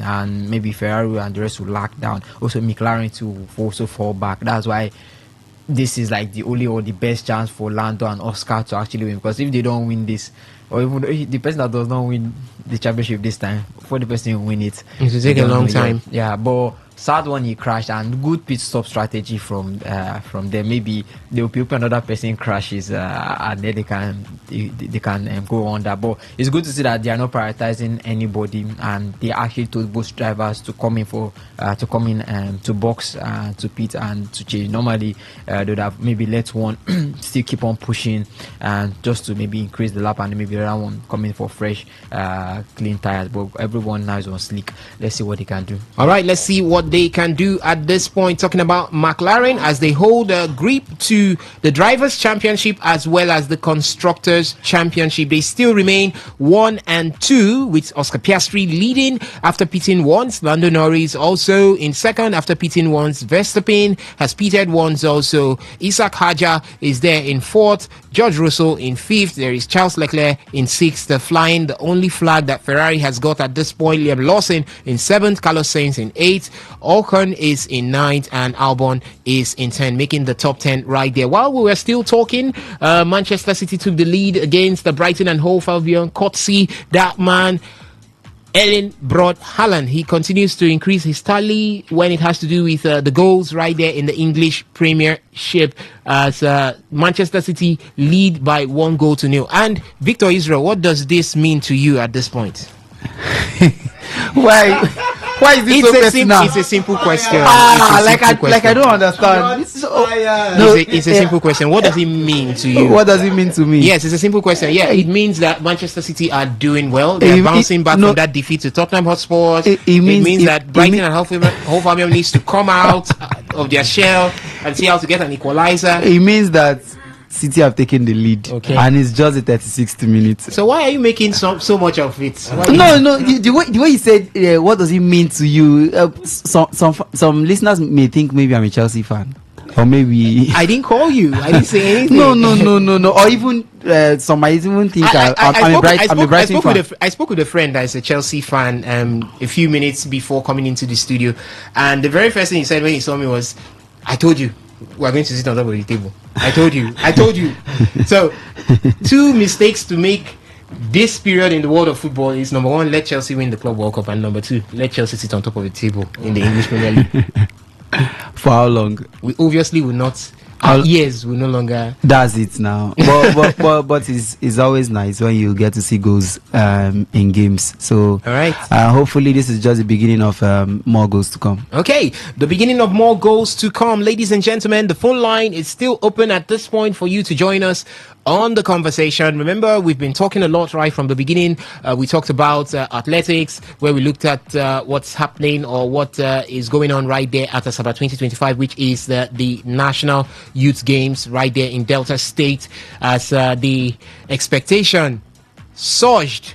Yes, for the first time, a record-breaking attendance, over 6,700 athletes and officials, and the local organizing committee of the National Youth Games wasn't able to cater for each and every one of them, as they said that they had to scamper to make sure that they took care and covered for each and every one of them. So the phone line 0810-9510-951 is open right now. Hello, caller. Welcome. Good afternoon to you.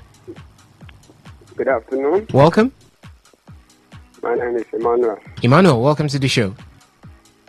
Please, I want to ask, what did they score between Man City and Brighton and Hove Albion? It's 1-0 in favor of Manchester City. The goal scored by Erling Braut Haaland. that the match have end? No, it isn't ended yet. It's in the 38 minutes of play, the very first half. Okay. First half. Okay, thank you. God bless you, sir. All right. Okay, keep the calls coming in 0810-9510-951. You could also join us from the SMS and the WhatsApp platform by dropping your thoughts to 0701 933-9962. Let me look into the WhatsApp platform if we've got something here.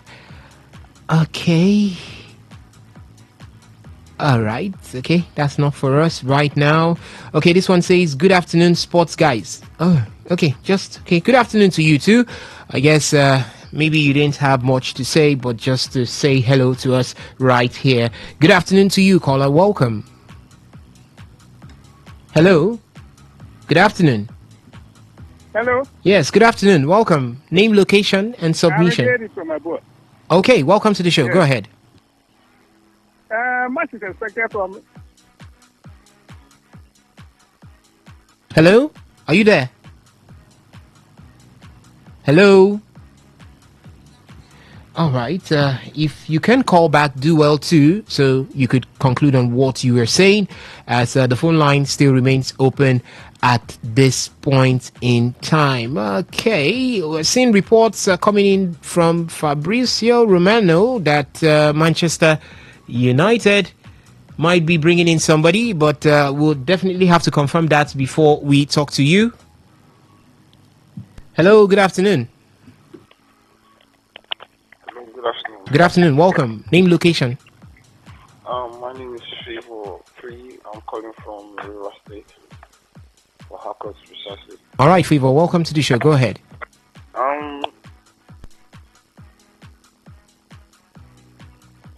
Hello? All right, we lost that call there. All right, do well to call back and air your thoughts. The phone line is still open at this point in time. 0810-9510-951. That's the number to call to talk to us right here in the studio. You could air your thoughts on all that we've been talking about right from the beginning of the show. Remember that we started with athletics, the National Youth Games right there in Asaba. And then we talked about the contingent that will be representing Team Nigeria at the World Athletics Championship in Tokyo come the 13th of September. You could also air your thoughts on that. And we are also right here talking about, we just talked about tennis as the US Open continues. And currently it's in its fourth round. You could also talk to us on that. And the Zandvoort, call that the Dutch Grand Prix, is up and running. And you could make your shout. According to what we are having right now, Oscar Piastri still leads proceedings with Lando Norris in second place right there. Then we've got Max Verstappen in third, Isaac Hadjar in fourth, and George Russell completes the top five. So the way it stands right now, the podium finishes for Piastri, Norris, and Max Verstappen. For Lewis Hamilton, he's no longer in the race as he DNF. He did not finish. He had to crash his car right there. And for football, there is Manchester City on our screens up against Brighton and Hove Albion as they lead 1-0 with just 3 minutes left in the first half of that particular encounter. So the phone line still open 0810-9510-951. For the SMS and the WhatsApp portal, it doubles at 0701-9339-962. That is 0701-9339-962. You could drop your thoughts there and be rest assured we'll take them. Hello, caller. Good afternoon to you. Welcome to the show. Yeah, good afternoon. Is this Today? Yes, it is. Welcome. Name, location, and submission. Okay, this is Pastor Clement calling from Pastor Clement, welcome to the show. The only thing I just want Coco Golf. Okay. God to do me a favor by winning Naomi Osaka. Why? Do you have any reasons? Because she denied Serena Williams of the 24th Grand Slam. That day I was so annoyed with her. So Okay, that's day, a score to Williams settle. had to cry on the court to watch her mad. In fact, I didn't pay me up to that day. So since that time, Oh, so sorry. But she just had wanted to her she just had to also give a good performance. That's why it's a sport. Yeah, but I feel for her that day. But she cried, she wept. I was like, Lord, why not allow her to get the 24 Grand Slam? Later you can make up. So anyway, that is sports for you. Yes, that's it. I'm enjoying the show. Thank you so much. Thank you so much. All right. Thank you for joining us, Pastor Clement, right there. Hello, caller. Good afternoon to you. Can you hear me? All right, we lost that call there. Do well to call in and air your thoughts. The phone line is still open, 0810-9510-951. Hello, good afternoon to you. Hello, good afternoon. Welcome. Yeah, my name is Okay from Obibo. Okay, from Obibo. Welcome to the show. Okay, please, I want to confirm the time of Liverpool. All right, Arsenal Liverpool will be up and running by 4:30 p.m. Okay, 4:30. Yes, 4:30 p.m. Nigerian time. All right. Thank you so much for joining or dropping by. You can keep the calls coming in 0810-9510-951. And for the SMS and the WhatsApp portal, it doubles at 0701-933-9962. Hello. Good afternoon. Hello. Okay.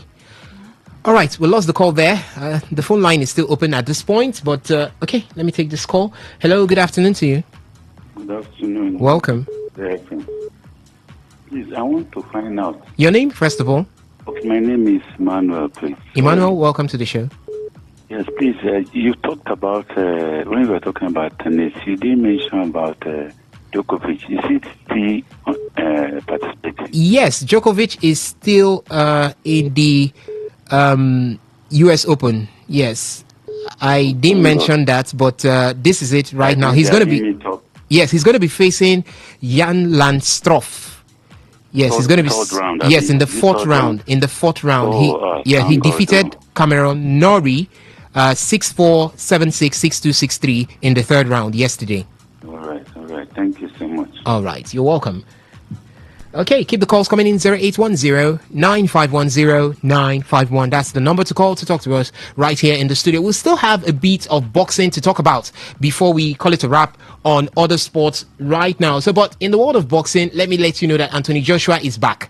He's on track to return to fight in early 2026 before a roll of the dice blockbuster next summer, and that's going to be against it's supposed to be an all-British bout against Tyson Fury. We'll get back to that, but let's take this call. Hello, good afternoon to you. Hello, can you hear me? Anybody home? All right, I guess the network isn't friendly there. You could keep trying and we'll definitely get through and get talking. So, I was talking about boxing. Anthony Joshua is back. He's back in training. He's getting ready. And what his promoter, Eddie Hearn, talked about is that he's going to fight sometime in January next year, or call that February. But he's going to fight against a world top 15 caliber opponent. Not really a heavyweight, but after that, then he will get ready for Tyson Fury, which will be that great all-British showdown that has eluded him through his active days. A lot of persons wanted these two, but maybe the only time we can have them is towards their retirement. Maybe someone has to come out from retirement and fight the other one. But the truth is this, for Anthony Joshua, there is still a little opening or avenue for him to get back into winning a world title. And this is how it is. If Ajagba is due to fight Frank Sanchez to decide the mandatory challenger for the Alexander Usyk's IBF heavyweight world title. And it is slated that these two, that's Efe Ajagba and Sanchez, the winner is going to be the one to face Alexander Usyk for that IBF heavyweight title. And that bout is supposed to take place in November, the 24th of November. And from the way it is, it seems like it's going to be difficult to have that bout take place. And if that bout doesn't take place by at most the 24th of November, then it could open up a chance for Anthony Joshua to step in and become the mandatory challenger for the IBF title. How? Because Efe Ajagba, Frank Sanchez, and Derek Chisora are the only ones ahead of Anthony Joshua on the IBF pecking order. And you know how it is. Derek isn't ready. So if Efe Ajagba and Frank Sanchez do not settle to know who is the mandatory challenger, then it's going to be open for Anthony Joshua to face Alexander Usyk again. And again, Benjamin, again. Remember, Alexander Usyk he's one of the persons that started the fall of Anthony Joshua, or will I say the second missionary journey of Anthony Joshua at this point. But how do you fancy a chance of Anthony Joshua returning back for a heavyweight title bout, or returning to the ring to win a heavyweight title? Then secondly, whether you like it or not, he still has that Nigerian blood in him. And there is also Efe Ajagba. What do you see in 2026 for Nigerian boxers? Are we going to be seeing a 2026 where a Nigerian boxer would become a heavyweight title holder? Well, Osas, I think for AJ, it's a good one for him to come back, because if he doesn't come back, the more you stay off the ring, you even if the man is injured, the more you stay off the ring, the more your what's it called, drops. The more you go down the pecking order, and lots of boxers are springing up, trying to prove to the world what they can do, and then climb up the ladder.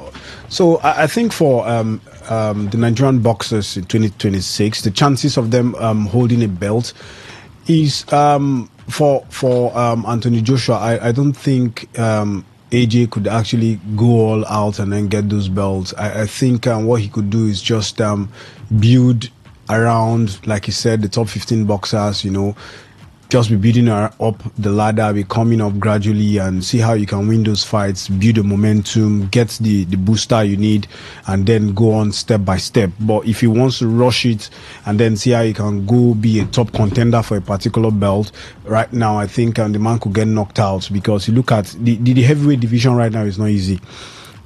Due to the presence of Alexander Usyk, the man is beating everybody that comes his way. And AJ, he has beaten AJ. So AJ going there to start, I think it's going to be messy for him. So it's just get the little fights you can get and then build your momentum. Hopefully you get the shot when the time is right. For Efe, I think the man is a good boxer. He's shown what he can do. But at this point in time, I think everyone needs to take it gradually.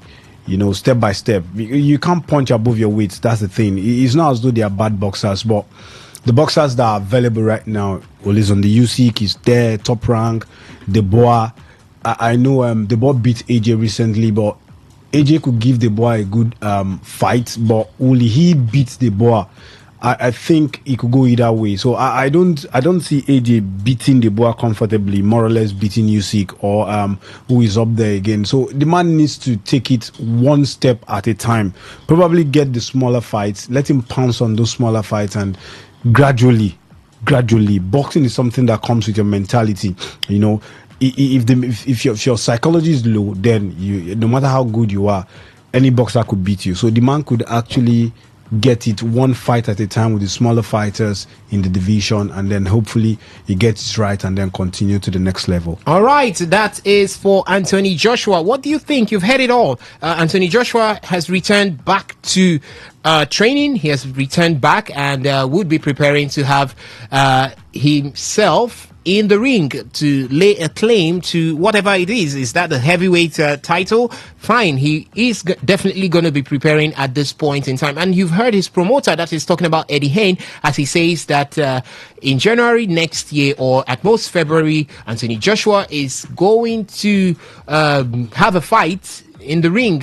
Most likely he's going to be starting with at least a 15 ranked caliber of fighter, not really a top heavyweight fighter. So a top 15 caliber opponent is the one he's going to be starting with. And after that, his target is to prepare for a bout with Tyson Fury, which will become a great all-British showdown at the end of it all. We've not seen both of these fighters before, and we'll have a chance of seeing them by next year. But for Anthony Joshua, there's still a little opportunity for him to have a heavyweight title shot, and that is via the IBF heavyweight title, heavyweight world title. It's been held by Alexander Usyk, and Ifeat Jagba and Frank Sanchez are supposed to have a bout in the final eliminator to get who would become a mandatory challenger for Alexander Usyk for that IBF heavyweight title. And if that bout, which has now been paused by promoter Samson Boxing, he got the winning right to stage that bout, and if it doesn't go through on or before the 24th of November, then there might be an opening for Anthony Joshua, to move ahead and challenge Alexander Usyk for that IBF title, heavyweight title, because Efe Ajagba, Frank Sanchez, Derek Chisora would no longer be the mandatory challenger. Then it will fall to Anthony Joshua, who sits fourth on that pecking order. So what do you think? Do you see Anthony Joshua returning for a heavyweight title bout and maybe winning a heavyweight title at the end of it, or do you think that it's just the man sitting there for that IBF ranking? Also, how do you see boxing for Nigerians next year? There is an Anthony Joshua, as I just explained. He's going to be in the mix, yes, even if he represents Britain. There is that Nigerian blood in him, so he's still a Nigerian. There's also Ifeat Jagba out there. Do you think that Ifeat Jagba can push high above his weight and get a shot at a heavyweight title and maybe win a heavyweight title come the year 2026? The phone line is still open, as well as the SMS and the WhatsApp platform. For the SMS and the WhatsApp platform, 0701 933 9962. That is 0701 9339 962. It doubles for the SMS and the WhatsApp platform. And for the phone line, 0810 9510 951. That is it. So you could call in and talk to us right here in the studio, or you could send us your thoughts via the SMS and the WhatsApp platform, and we'll be taking it as it comes in. We're getting ready to switch things right now to talk football, the whole banter, the whole English Premier League banter, or would you want to drag in any other top 5 league in Europe? Right there,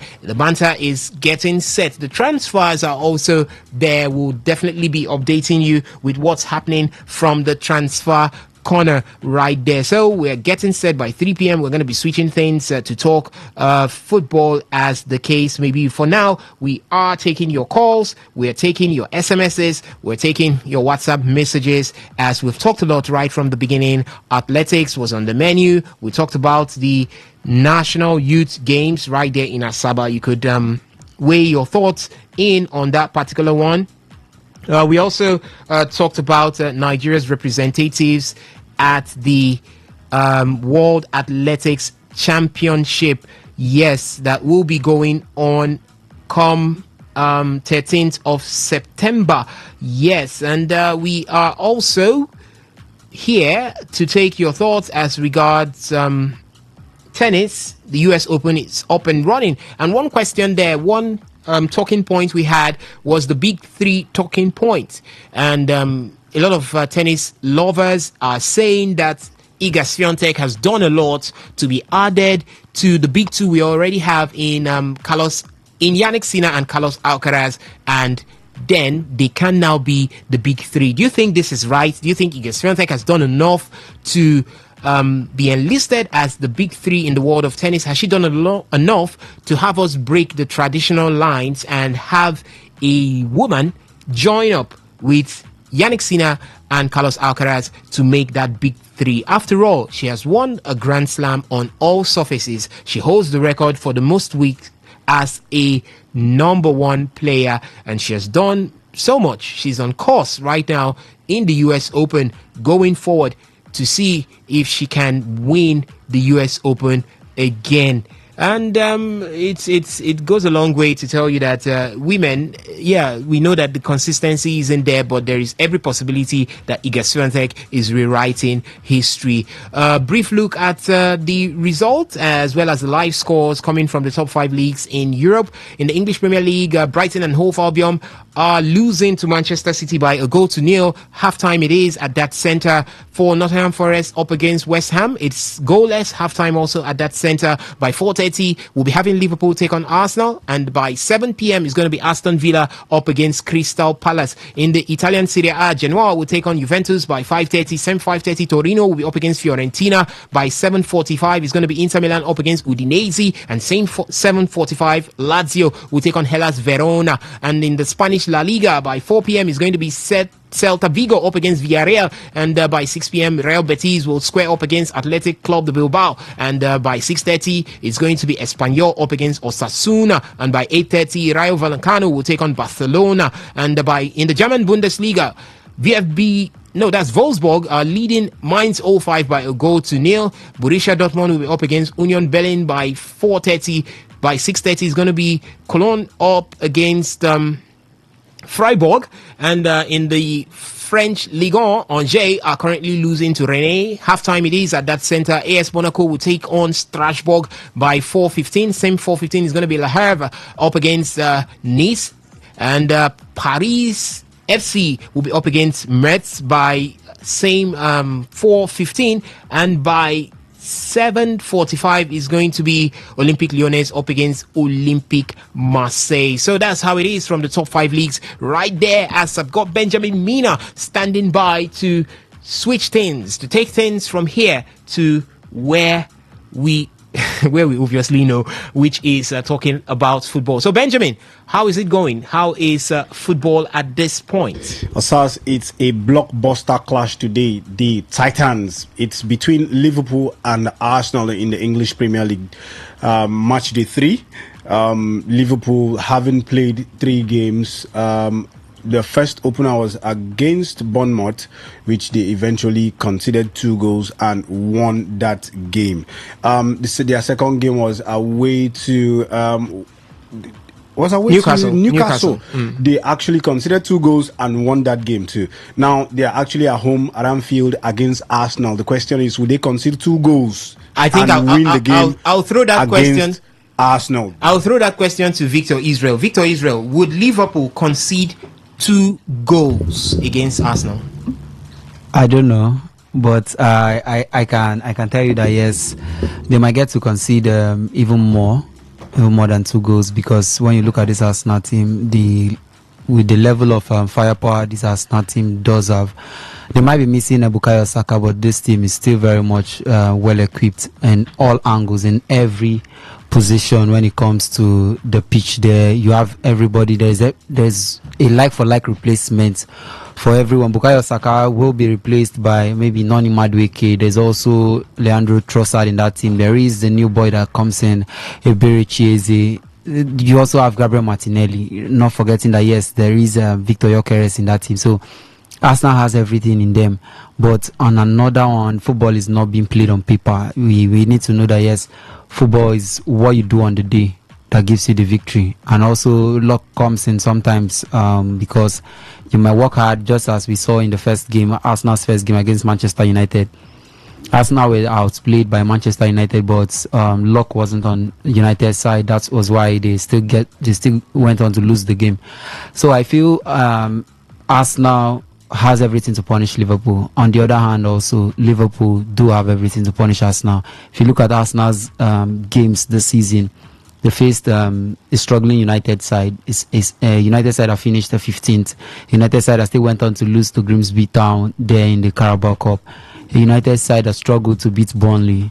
Then they went on to face another team coming from the relegation, from Championship rather, Leeds United. We know Leeds United are good on their own level, but you can't place them.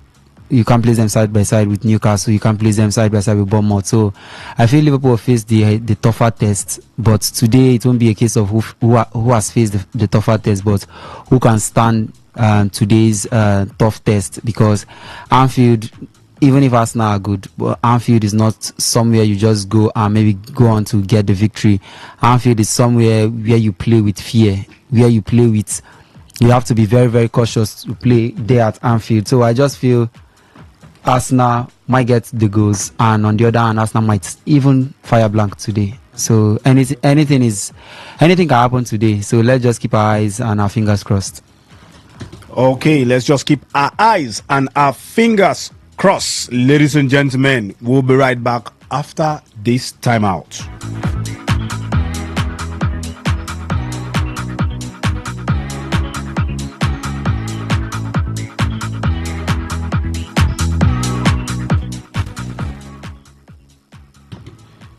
Ladies and gentlemen, it's a clash of titans as Liverpool host Arsenal today at Anfield.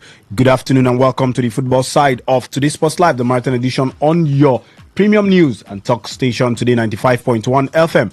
I am Benjamin Mina Nwachuku. Now let's preview this game. Meanwhile, there are games actually going on in the English Premier League, the French Ligue 1, and for La Liga.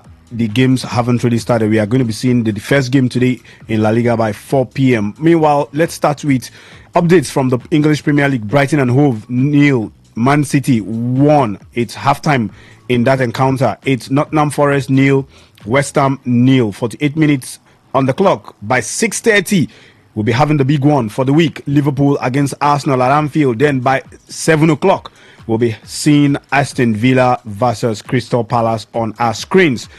The Serie A sides by 5:30 we'll be seeing Genoa welcoming Juventus, while by 5:30 we'll be seeing Torino play host to Fiorentina. By 7:45 Inter Milan will be hosting Udinese, and that same 7:45 Lazio trade tackles with Chievo Verona. Meanwhile, in the La Liga, by 4 p.m. we'll be seeing Celta de Vigo against the Yellow Submarines in persons of Villarreal. Meanwhile, by 6 p.m. we'll be seeing Real Betis against Athletic Club. By 6:30 we'll be seeing Espanyol play host to Osasuna. Meanwhile, in the German Bundesliga, it's the 36 minutes, Wolfsburg winning Mainz 05 there, 1-0. By 4:30, you'll be seeing Borussia Dortmund against Union Berlin. By 6:30, Cologne will play host to Freiburg. Meanwhile, in the Ligue 1, Angers are losing at home to Rennes by 1-0. By 4:15 rather, we'll be seeing AS Monaco host Strasbourg, while Le Havre will host Nice. Paris FC will be playing host to Mens, and Lyon will be hosting Marseille in the big one there. Meanwhile, let's go to the transfer window before we start previewing the game between Arsenal and Liverpool and Arsenal. Sorry. Victor Lindelof, we hear, is set to agree a deal to join Aston Villa as a free agent. Medical on the way after agreement done yesterday. 2 years contract with an option to sign an extra 1 year extension till 2028. Former Manchester United defender was also in talk with Fiorentina and Everton, but Villa sent a better proposal to the defender. Tyron Lamptey is currently undergoing a medical ahead of his move from Brighton to Fiorentina, the Italian giant. Meanwhile, Nottingham Forest can confirm that Emmanuel Dennis have left the club following the mutual termination of his contracts. They said, "We wish Emmanuel Dennis well for the future." Meanwhile, Manchester United have agreed a personal term with Emiliano Martinez, and Aston Villa have approved and sanctioned that deal. We all know Emiliano Martinez, the Argentine hero for the World Cup. Meanwhile, Manchester United, that deal will be done by today or early hours of tomorrow. Meanwhile, let's get into the big one. Chelsea fans, you won yesterday. Even if there are controversies from the other side of the divide about the VAR favor there, but anyways, the most important thing is the win, right? The 3 points is in the bag. That's what is important. Like your fans, the Chelsea fans will always say they are the world champions. In their words, now we be world champions. Anyways, it's Liverpool against Arsenal. Liverpool fans, can you actually get this one done against Arsenal? Arsenal, this might be your season. Do you think this is your season where you have to beat Liverpool? The manager haven't won as a player and as a coach at Anfield. So today, lots of records are going to be broken. Will Liverpool and Slot continue their dominance and go 3 games unbeaten? Or can Arsenal break that? Victor Israel, do you think that Arsenal could actually get this one past Liverpool today? I don't want to be thrown under the bus there to make out a prediction, and at the end maybe people get to come if the prediction does not go according to plan, because the white paper people might be listening and will want to do something. But I feel it will be a tough game. It will be a game where we will see the both teams being very, very careful, not wanting to come all blazing out. Everyone will want to be very, very pragmatic in their approach. They will not want to just remember that this is just game week 3. You just need to be very, very careful, because whatever you do here might be used against you when the race for the title gets open. Because imagine maybe Liverpool gets into lose here and get to lose the title by single points, then you know that this game was very, very decisive. But I feel the game will be down to slim margins. It will be down to whoever takes their chances. Just as yesterday in the show, I did point out that Arsenal are good set piece wise, and they know how to navigate their way when they do have those set piece, the corner kicks and the free kicks. They know what to do. Sometimes you don't even by the way, they've had the most goals from set piece. Liverpool are second. You just said they had the most goals, and this is a Liverpool team that knows how to concede. If not for anything this season we've seen, but I don't just want to judge them based on this season, because I did see them play most of their games and the preseason games. I think the only preseason game they didn't concede was the game against Stoke City, and that was behind closed doors. That was the that was the only game they didn't concede. But 4-0, 5-0 thrashing. Yeah, so 5-0 thrashing, and we did see them concede lots of goals against AC Milan. They conceded 4 goals and lost that game 4 goals to 2. So on the counter attack, they are very, very susceptible, because they know how to concede goals. Because I feel the balance between the attacking fullbacks they do have in Jeremy Frimpong and Milos Kekes, and the midfield, they don't have a recognized defensive midfielder. Ryan Gravenberch is really, really doing a good job. But you also look at the first 2 games, the Community Shield, he missed it, and the first game of the season, he also missed it due to suspension. But the second game, I think the combination of Alexis McAllister and Gravenberch was missed in that game, because McAllister was not in that game, and I feel that was one of the reasons why Liverpool were a bit exposed by a 10-man Newcastle team. But I feel this game might not even produce that lots of goals that people will look at, because you look at Arsenal's approach recently against the Big Six.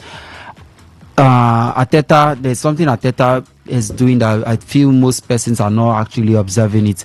when he gets to the big six, he knows how to play more of a pragmatic approach. He knows how to maybe sit deep, defend very well, and maybe hit them on the counter. I think the first game I did see that was the North London derby against Tottenham. They sat back, defended, allowed Tottenham to play their game, and they scored via a set piece, and that was it. So I feel he might want to use that same approach against Liverpool. He will not just come out, get the ball. This is Anfield.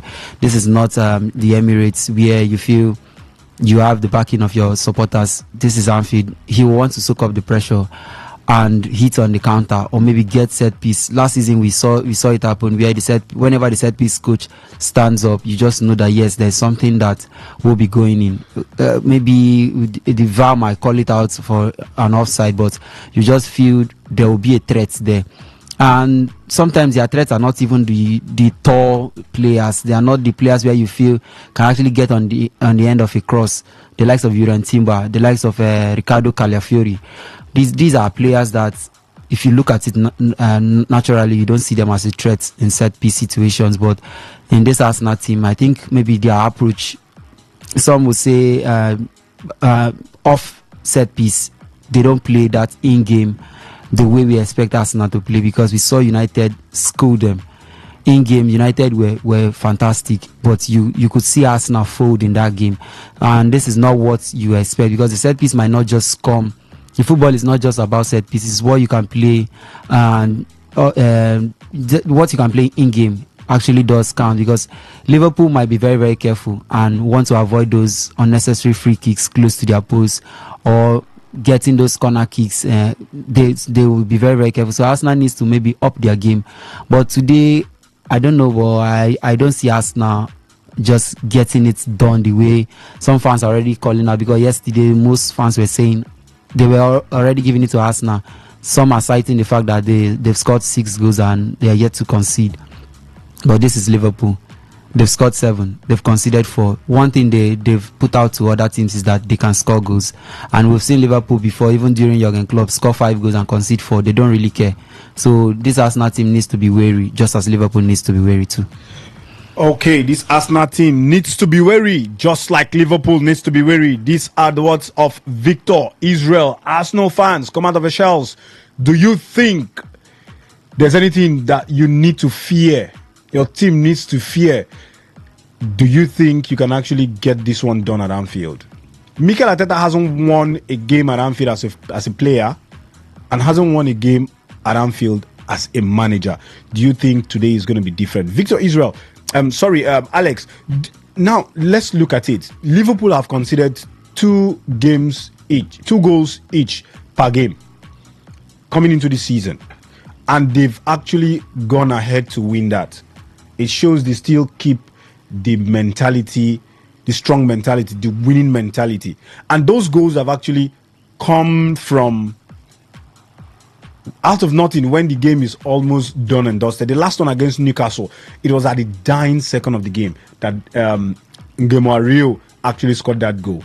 And then the one against Palace, no, not Palace now, Bournemouth, it was out of the blue. So do you think that Liverpool can actually concede 2 and still go on to win this game or get something out of this game? Let's look at the last time Arsenal paid a trip to Anfield last season.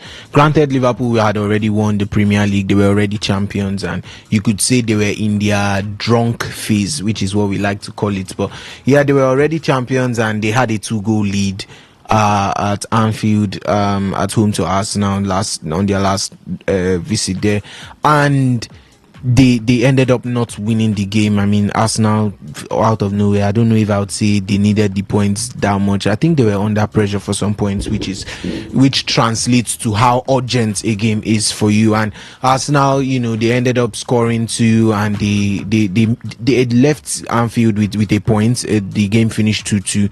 They picked up a red card too, so that was supposed to have hindered their chances and all of that. And like I said, the scenarios of that second meeting at Anfield was not the best, because first of all, Arsenal were just knocked out of the Champions League, or they were still preparing for the second leg of a Champions League semi-final game, and Liverpool were already Premier League champions, so we did not have the showdown that we all wanted. But this is coming at the best of conditions, barring the injuries. There are key players. I think Saka is definitely out, Odegaard is doubtful, so it comes down to how both teams are set up. And Liverpool so far, like you did say, have been shaky. They don't particularly look like a side that is just going to stop conceding, because they have defensive issues that they need to work on. They don't just look susceptible to goals. They also look like they are going to score at every counter, and that is not the best image, when you're trying to retain a title or you're trying to lead. I mean, look at the first game versus Bournemouth. Even when the game was still at 0-0, Bournemouth were going forward, and almost every attack looked like a goal. Almost every attempt. You could say the same for all big six clubs apart from Arsenal. I've said this before, that which is why I tend to tip Arsenal as huge favourites this season, because once you sort out your defense, you're more bound to do things in the league, to go far in the league. There was a question that was asked: what is harder to do? Is it to not lose a game or to win a match? To not lose a game or to win a match. I think Arsenal, they figured out how to not lose games. They figured out that, okay, defensively we can be icons, and even when we are not favourites, let's do this, and we can walk out with 1 point. We don't lose the match. But also they are also figuring out how to particularly win games, because they did not score as many goals as you'd expect last season. They've started off well this season too, but it tends to be a challenge to find a balance between the two, and which is where Arsenal is right now. But back to your question about Liverpool and whether they look like a side that could, Liverpool has to play that, I like to say, the Barca kind of football, because Barca can take 2-3 goals and then find a way to overturn each and every one of them. And I think that's the approach that Liverpool have taken to most of their games, where they know that they can score. So it seems like the entire team is a bit lax when it goes to defending. There are several grounds they are supposed to cover up. There are several places where you feel like your wingers should drop back to help, and they are not doing enough. Salah trying to help Jeremy Frimpong, that is already okay. Frimpong has been injured for I think about a game now, but he's still the starting right back, to drop back to help and support your right back. And then Gakpo, I don't think he has done as much as Luis Diaz does defensively. I don't think he has done so. There has to be a balance in the attacking sense of things, and then when you have to come back and defend, and how much the team has to contribute to stop goals from being put at the back of the net. And that Liverpool team has not found the balance. Given, of course, it's early days. There's still time. You don't know how exactly it might play out, and if they would sort out their defensive issues. It's early days, of course, in the Premier League. But the trend we are seeing, and how easy it is for these teams to just be hit on the counter. Some of them might not even end up being goals, but it is just a situation of how open they look every time their opponent goes forward. You can't go forward every single time as a big side against your opponents, and when you're trying to backtrack, it just looks so shaky, and the defense have not settled well, and you're trying to point fingers at one or two people. It doesn't particularly sit well. So there has to be a balance. Like most teams that struggle to find a balance, you have to find a way to not concede goals. You have to find a way to stall attacks while also being the attacking threat you are. I think almost every attacking side has that problem, because you tend to attack more. But then when you find the balance, I think it just announces yourself as huge favourite. It announces you as huge competitors in whatever competition that you're set to play in. So there's always that need for a balance, and Liverpool has to find it. So if not for the fact that it was at Anfield, I would give this game to Arsenal. I think they're in a better shape, and apart barring the injuries, which I did mention, they look like they could probably pick up the win. But it's at Anfield. It's a ground where before you come there and win, you will sweat. How many losses have they had at Anfield? Has Liverpool had at Anfield over a couple of seasons now? And you just find out it's barely a handful. So it's a stadium where everybody knows that you have to be at your extreme best just to be able to nick something off it. And Arsenal will go there with the mentality and with the mindset that, okay, we know that we can try to stop these people from scoring, but what are our chances of picking all 3 points here? I mean,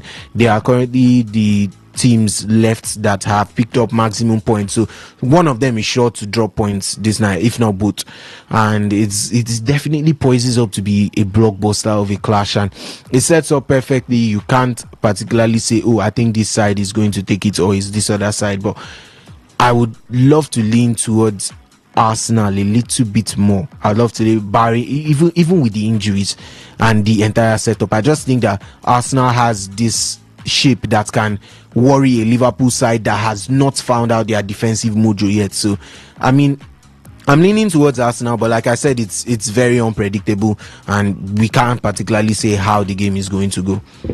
Okay. Meanwhile, the show is meant to be interactive. The WhatsApp portal is there for your taking. The WhatsApp and SMS portal 0817 0000951. I take the number again. 0817 0000951. That's the WhatsApp and SMS portal. You can actually send your thoughts, your interactions there. Meanwhile, the phone lines will be open in due course. Now, Ovie, let me come to you. Do you think that the case of today could be the case of Arsenal, Manchester United against Arsenal? Do you think Arsenal could go to Liverpool, play dirty, and get out with the 3 points? Do you think that's possible? Do you think we could be looking towards that direction? We could see what happened in match day 1 between Manchester United and Arsenal. Manchester United dominated the game, but Arsenal got their scrappy win and went out with 1 point. I think I've always lived by this principle, and I've always said it here. The end justifies the means. No matter or however I want to do it, as long as I get the job done and I do it in the legal way and I do it I do it my way and I get the job done, it's fine. I know. Manchester United dominated the game and then they nothing still turned up. Arsenal against Leeds, so dominating or you having most of the possession, you having most of the shots on target, it does not really matter if you can't put the ball at the back of the net, if you can't hold your defense, if you can't play right, can't stick to your own game at the end of the day. Some will say luck and all, but I'm still getting the job done. I don't understand what you mean by Arsenal playing dirty or scrappy, as you said. I don't understand what that means. That's like Arsenal going there, not playing the usual Arsenal way where they have to come out, knock the game around, but look for a way to actually get. What is the usual Arsenal way? That's a penalty to Brighton and Hove. It's an obvious penalty there. Matthias Cunha. Not Matthias Cunha now. Sorry. As Man U fan. Then forgive me. That'll be Matthias. This one is Matthias Nunes for Man City, the right back of Manchester City. This is obviously a penalty. That's why I said it's an obvious one, but I think he maybe got into dreamland because his hands are not supposed to be that exposed to stop a cross coming into. From the cross. It wasn't a cross. I think the Brighton player was actually trying to square it into the 6-yard box. But let's see if VAR gets to go in his favor and maybe. Have they already awarded the penalty? The referee has awarded, but right now they're actually checking. The VAR crew is actually checking. Well, from what you're saying, the Arsenal way, I don't really understand about the Arsenal way. I think the way for every club is to go there and win the best possible way that you know how to win. So I don't really know the Arsenal way. If I say that I'm coming into a game, I know that I'm not. I can't press them. I'll let them knock around the ball.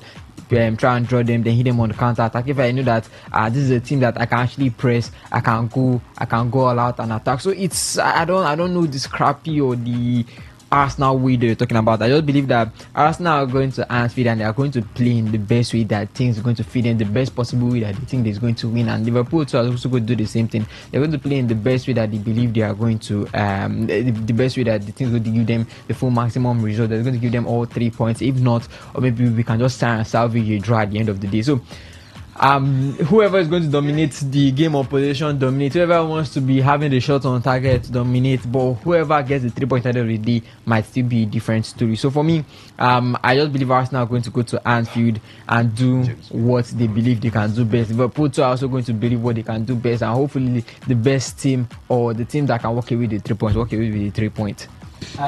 In addition to what Ovie said, I think we are getting it all wrong. We know the Arsenal way, but recently we should be looking at the Mikel Arteta way, and that's an equalizer for Brighton. James Milner just giving Brighton the equalizer there from the spots there. The oldest man in the Premier League right now. He's even older than the coach. I didn't know this man has really showed that yes, consistency. You just need to do your thing, because when he left Liverpool, most of the lads there did point out that this man is a hard worker. He knows how to do it. Most of the players he played with when he made his debut, he's actually playing with their children currently. Yeah, true. That's to show you that yes, this man has done it. He will be remembered as one of Premier League greats because of what he has done. And he just did the Jota celebration. And he took the a new number there in honor of Jota. Jota. So, but it's a good one. Back to the Arsenal game, I just feel the current Mikel Arteta, he has seen that yes, his teams are always falling short when it comes to the big teams. So he adopts a pragmatic approach. He knows how to do it. Now, looking at Arsenal's lineup today, if you want to analyze each player in that team, you are traditionally looking at 4 centre backs in that team and 3 defensive midfielders in that team. Yeah. Because you look at the midfield setup. We'll get to read out the lineups. Yeah. But we are having 3 defensive midfielders. There are 3 defensive midfielders in that team. So I feel today we'll just see an Arsenal team that more like be very, very pragmatic. They won't just come all out.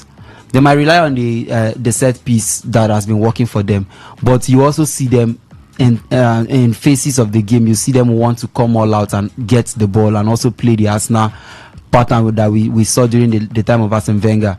But majority of the game, you will see the new look Arteta on this team. Maybe if they concede first, they might come all out and drop the defensive approach. But if they get to score first, then we'll see a very dogged Arsenal team.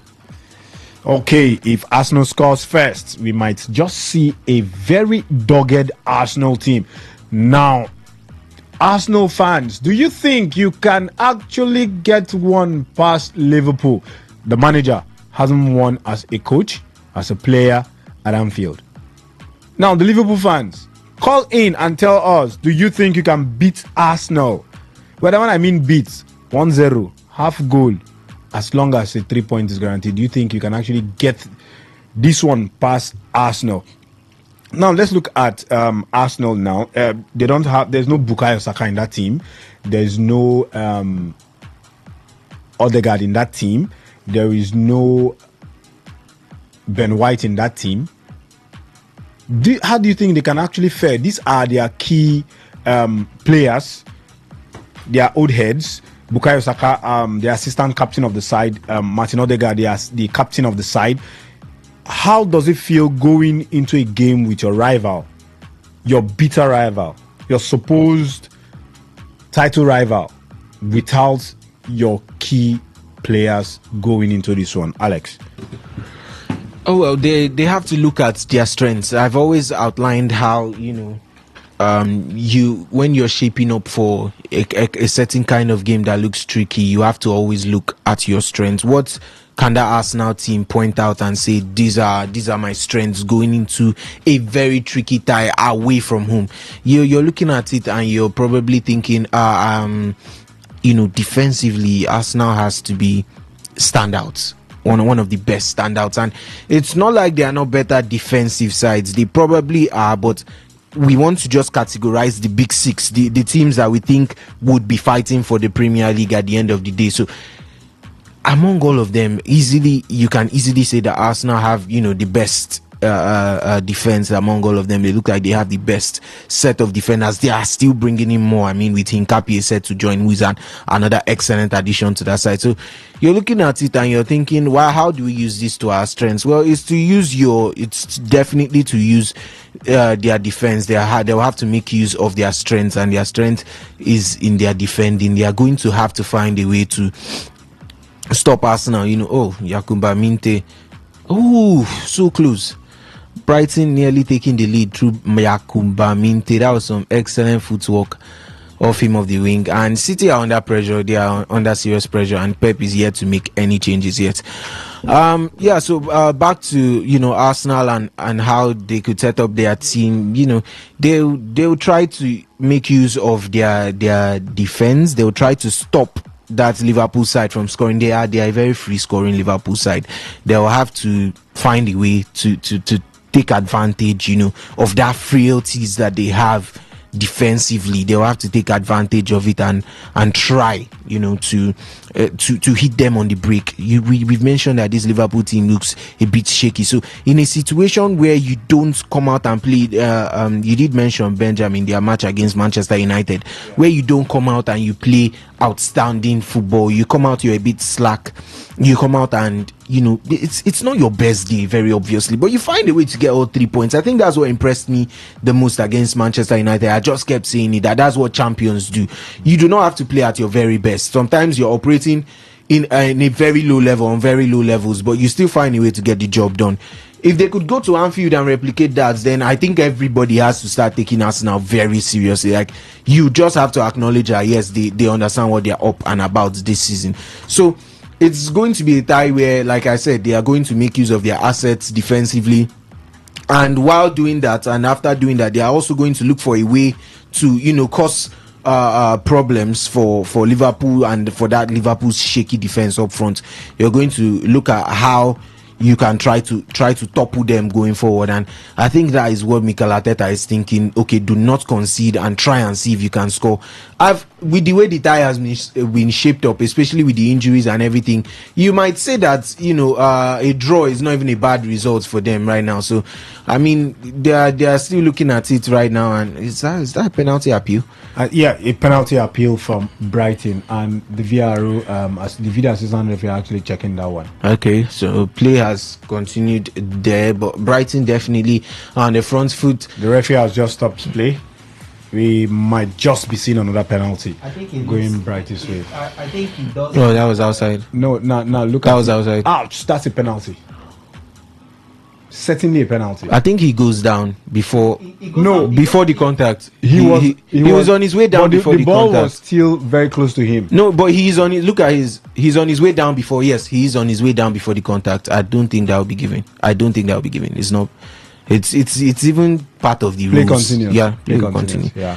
That will not be given. He does go down. He's no longer in a position to strike the ball when the contact comes in, so that will not be given. But yeah, like I did say about Arsenal, the Arsenal side, if you're part of that Arsenal team and the backroom staff, you're thinking, okay, all we have to do is make sure that we do not concede. We've not conceded any goals this season. Yeah. We've looked impressive even in pre-season, at least beginning to find our scoring form, and then you just have to find a way to stop that scoring Liverpool side, who we know can definitely produce goals. But in a situation where you do concede, then they have to step up attacking wise, and with most of their attacking threats, their major attacking threats on the sidelines through injury, they have to find a way to still produce the goals. But the major thing that they are going to be looking at is how to not concede versus Liverpool. They are probably thinking, don't concede the first goal. Don't concede the first goal. Don't give away the first goal. If there's anyone that should take the lead, it should be us. So Mikel Arteta is. I think you're set to watch a very defensive Arsenal side today. They are going to do particularly very well in stopping that Liverpool attack, and then we are just going to see how they are going to deal with going forward themselves, and that is going to be the key if they are going to pick up any points today. Okay, Victor Israel, let's look at where do you think the game would be won and lost for Liverpool? We've got their new striker coming in, Ekitike. The man has been firing 3 games, 3 goals and 1 assist. And for the Arsenal man, Gyökeres, he's been impressing. He's played 2 games or so, and has had 2 goals. Where do you think this game will be lost? Do you think today is going to be about the strikers, or it's going to be about the goalkeepers? The main battle will be there in the midfield, because you look at this Arsenal midfield on paper. I think they have a very good midfield team there that can actually maybe get to hold on this Liverpool team, because you look at Liverpool's midfield, they will be going with a double pivot, having Ryan Gravenberch and Alexis McAllister in that midfield. And not forgetting that, yes, there is Florian Wirtz in that team that can actually come from the midfield too. But I feel the battle will be there in the midfield. Whoever wins the midfield battle will be winning the game. You also look at the fullback, having Ricardo Calafiori in that Arsenal left back. And I think in the game against Leeds United, while we were watching here in the studio, we were pointing out the fact that, yes, where is Calafiori going? Because the man travelled lots. He was way into the half of Leeds United, and at some point we had Odegaard trying to fall back into that space. We had the midfielders trying. We saw Martin Zubimendi covering up that space. If Calafiori does that against coming up against Mo Salah, if he does that, believe me, Salah will just be feeling that, yes, this is the game where I need to show that, yes, you don't do such mistakes against me. So I just feel it will fall to the fullbacks.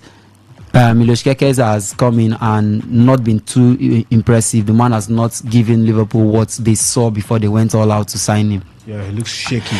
He looks shaky there, but also you look at the fact that Arne Slot does not want to drop him, because he feels he's coming into a new terrain and needs to learn, even if it means learning the hard way. So I feel he was at fault for the first goal that Newcastle had, because he failed to contest for the area ball that was against sent. Guimaraes. Yeah, so I just feel it will boil to the fullbacks, surely the left backs of the two teams. Noni Madueke will be coming from the right wing for us now. We know Madueke to be very tricky. He's a direct winger that knows what he's doing whenever he's on the ball. He might get to commit the left back. So if Kekes gets to maybe get a yellow card there in the first half, then whatever he does again will be very he will be very careful, because he will not want to be noticed by the referee. So the midfield, the fullbacks, and to the centre backs of the both teams, because whenever Arsenal gets a set piece, be it a corner, be it a free kick, I feel the Liverpool centre backs in Ibrahima Konate and Virgil van Dijk will be very instrumental to stopping that, because we know that one of their prowess is the aerial ability. Virgil van Dijk was very colossal in that game against Newcastle. I feel the 2 goals Newcastle got were targeted at his defensive counterparts, and the first one there, Kekes, just as we said, and the second coming from the angle of Ibrahima Konate. So I feel if the 2 centre backs for Liverpool are up and running in this game, they might get to limit us now as regards set piece wise, as regards defending their own goal when it comes to stopping Arsenal from scoring. Then when you look at Arsenal, Gabriel Magalhaes is always a threat when it comes to the set piece. He's always a threat. Whenever there is a corner, you always see him going. I think the other day while we were in the studio, Benjamin, off air, you were talking about why is Saliba not going to score? Why is Saliba not moving? I noticed that whenever Arsenal have a set piece, Gabriel Magalhaes goes to head the ball, why Saliba remains. And I asked, is that a tactics? Or I don't know. It's definitely going to be tactics. For me, I feel it's a tactics. They've seen that, yes, this one is very much good. He's a threat as regards putting the ball in the back of the net. Area ball. Yeah. So why not stick him there? Then Saliba is good at those last ditch tackles. Why not keep him behind and maybe keep one other defender in terms of a counter attack? So I feel the defenders will be very instrumental. either by stopping the ball or by getting the ball into the net, but not actually into their own net. Okay, it's still the Today Sports Live, the marathon edition. We are into the football side of things. We are actually previewing the Liverpool versus Arsenal game, the game between Chelsea and Fulham yesterday. Chelsea fans, you actually won that game yesterday, but lots of talks about VAR. I know that one no concern now. But meanwhile, call into the show and give us your contributions when the phone lines are officially open. They'll be open in a bit. Arsenal, Liverpool against Arsenal. Do you think, for Liverpool fans, you think you can actually concede 2 goals and actually come back to beat Arsenal? Or Arsenal fans, do you think you can actually scrap out a win just like you had against Manchester United? Liverpool can be doing the playing while you're doing the scoring. Do you think that could be the case? Now, we are actually going to be reading out the lineup for today's game, but meanwhile the show is meant to be interactive. The WhatsApp and SMS portal are open for now on 0817 951. I take the number again, 0817 951. That's for the WhatsApp and SMS portal. You can actually send in your WhatsApp and SMS contribution. Meanwhile, the phone lines will be open in a bit. Let me read the lineup for the game between Arsenal and Liverpool and Arsenal. Sorry, that game comes up 4:30 on our screen. In goal is Alisson Becker. In right back, you have Dominic Szoboszlai, Ibrahima Konate, Virgil van Dijk, and Milos Kekes completing the 4-man backline. Liverpool actually squaring up in a 4-2-3-1 formation. In the midfield, you have Ryan Gravenberch and Alexis McAllister in the heart of the midfield. Mohamed Salah, Florian Wirtz, and Cody Gakpo. Meanwhile, Hugo Ekitike stays as the lone man. Arsenal line up in a 4-3-3 formation. David Raya in goal, Ricardo Calafiori, Gabriel Magalhaes, William Saliba, Timbers making the 4-man backline.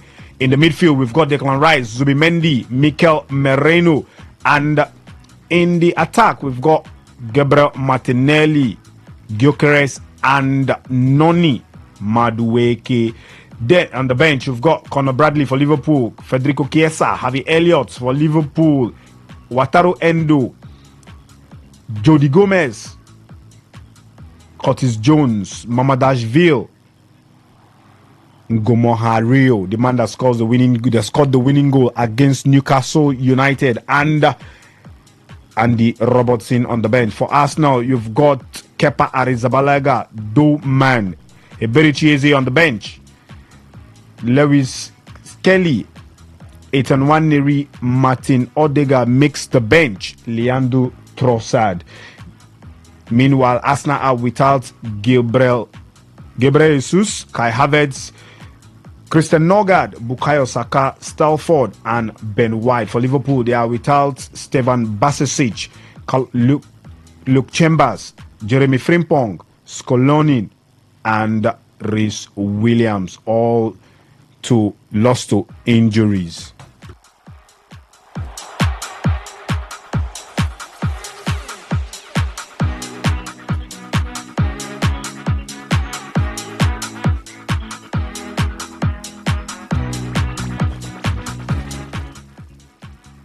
Okay, let's get to our WhatsApp and SMS portals.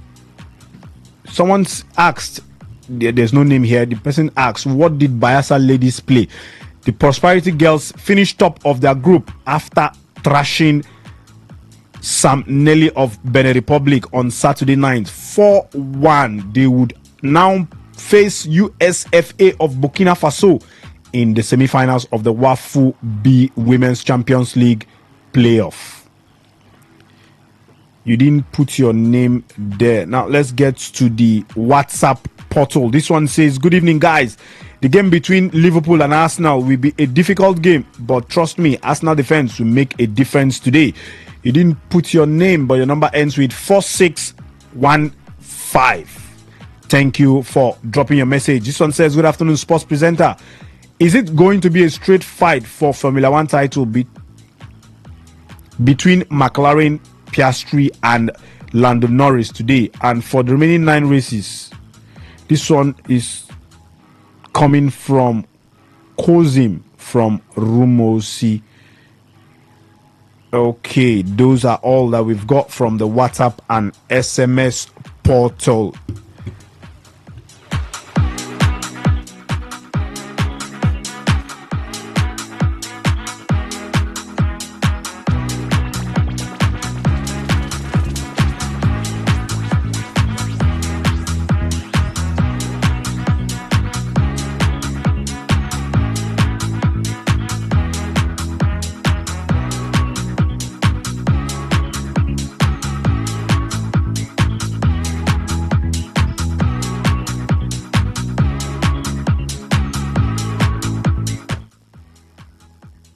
Okay, let's give you the updates of what is happening in other centers in the English Premier League and the Europe and other European leagues. Brighton and Hove are playing a 1-1 draw with Manchester City in this 87th minute. Meanwhile, Nottingham Forest are actually losing to West Ham United 2-0. The white paper guys, some of them don't they cry. Meanwhile, in Ligue 1, Angers playing at a 1-1 draw with Rennes. That game is in the 90th minute. Meanwhile, Wolfsburg are actually winning 1-0 at home against Mainz 05 in the Scottish Premier League. Dundee FC losing at home to Dundee United 2-0. Meanwhile, Aberdeen are actually playing at a goalless draw against Fekek. In that game has just gone to halftime. Hibernian are actually playing a goalless draw with St. Mirren. Those are just the updates of. Meanwhile, before I leave, West Ham has just made it 3-0 against Nottingham Forest. Who saw that one coming? A thrashing at the City Ground. That is a thrashing at the City Ground. I think, and when the season started, Nuno Espirito Santo said the relationship between himself and the owner is getting worse. Boy. Maybe, just maybe. What are you doing now? Who is that person? Just maybe. He could get the sack. Well, that is just me thinking. Meanwhile, Manchester City's game is in the 88th minutes. Lots of pressure for from Brighton to Manchester City. Manchester City almost conceded there, but that was a classic save from James Trafford there. Meanwhile, the game is still on. Nottingham Forest, like we said, are losing at the City Ground 3-0 to West Ham. Who saw that one coming? Is this what we are going to be seeing today at Anfield, or will Brighton and Hove have just taken the lead? It's Brighton 2 and Manchester City 1. What a goal! What a comeback from Manchester City. From Brighton, rather. Please give us the rundown, Mr. Israel Victor. Then go cry. Pepper them guy. Then go cry. Pepper them guy. Before the game started today, I said it that today our day will be brightened, and Alex quickly attacked me. So now I believe we are all seeing it. Immediately, Brighton got the equalizer. It was all about Brighton. It was a case of City being under pressure, and we just saw Trafford make out a very good save. A lovely save. Now we are seeing the entire City backline is very open. I think City are trying to get a winner, and on the other end, they left the backline very much open, and Brighton just exploited. Remember, we said Fabian Hosler he's building something with this Brighton team. They are not scared of any team. They are not scared of, be it the Big Six, be it their fellow teams.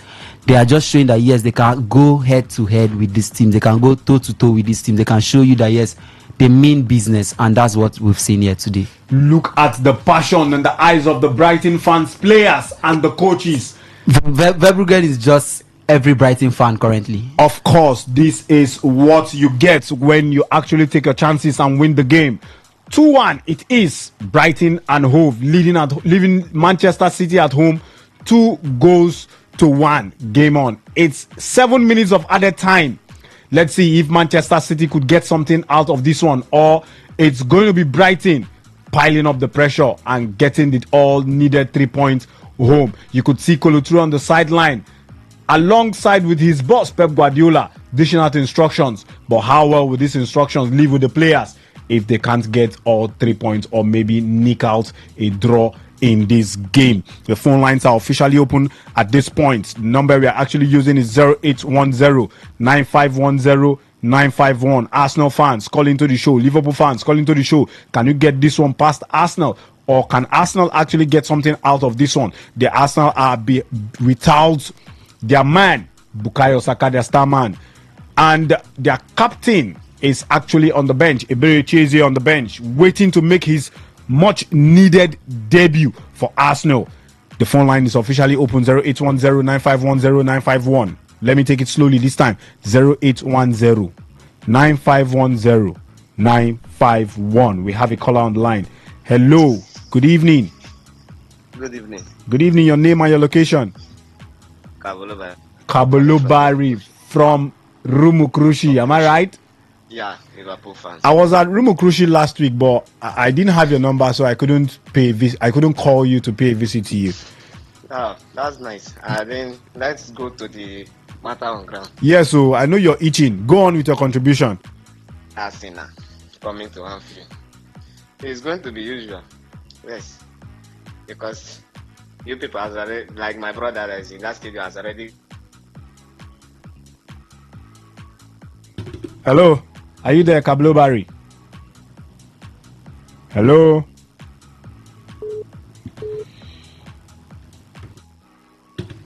Hello, good evening. Hello, Yeah, good evening. Your name and your location? I'm Igedi from Abua. I'm Egede from Abua. Yes. Go on with your contribution. Arsenal. Go on with your Arsenal, contribution. strong hero. Come again? I'm saying Arsenal is your strong hero.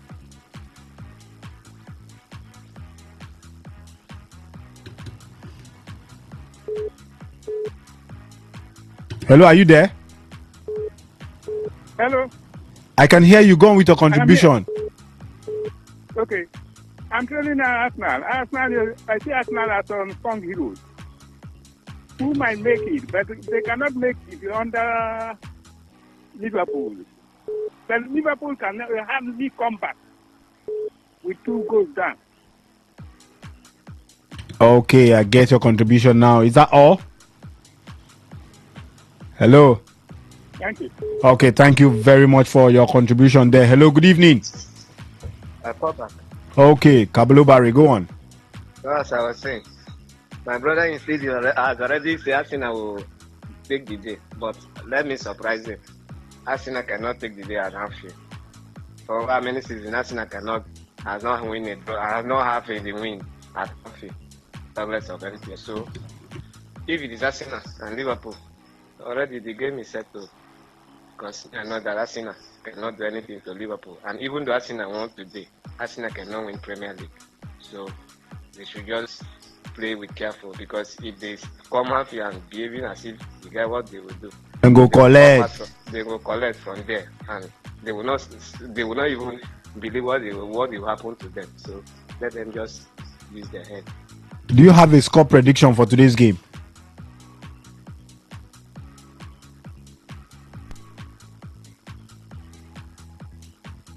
Okay, the phone line is still open, 0810-9510-951. Let me take it again slowly, 0810-9510-951. That's the number to call into the show and air your contribution. Meanwhile, the WhatsApp and SMS portal is there on your taking, 0817 0000951. 0817 0000951. Hello, good evening.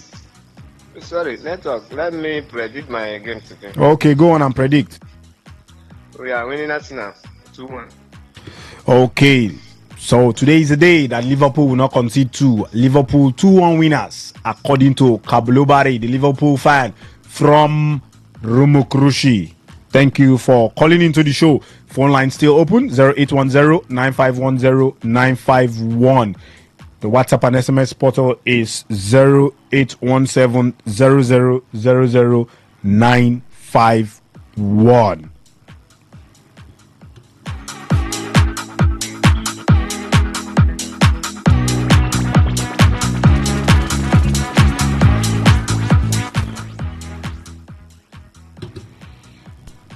Hello, good evening. Good evening. Good evening. Your name and your location? I'm Favor Promise calling from Igrita. Favor from Igrita. Yes. Go on with your contribution. Yeah, for the past 6 seasons now, Liverpool hasn't been yet for Arsenal has and the remaining draw. But today, change of plan for the Gunners. We are going to win by 4 goals to 2. And Gyökeres will have a brace in the match. Okay, Gyökeres will have a brace in the game, and Arsenal will win 4 goals to 2. That is the prediction of Favor from Igrita. Keep the calls coming in. 0810-9510-951. I take the number again. 0810-9510-951. The WhatsApp and SMS portal is there too. 0817-0000-951. 0817-0000-951. Meanwhile, Manchester City is actually losing 2 goals to 1. 97 minutes on the clock. 7 minutes of added time is almost done.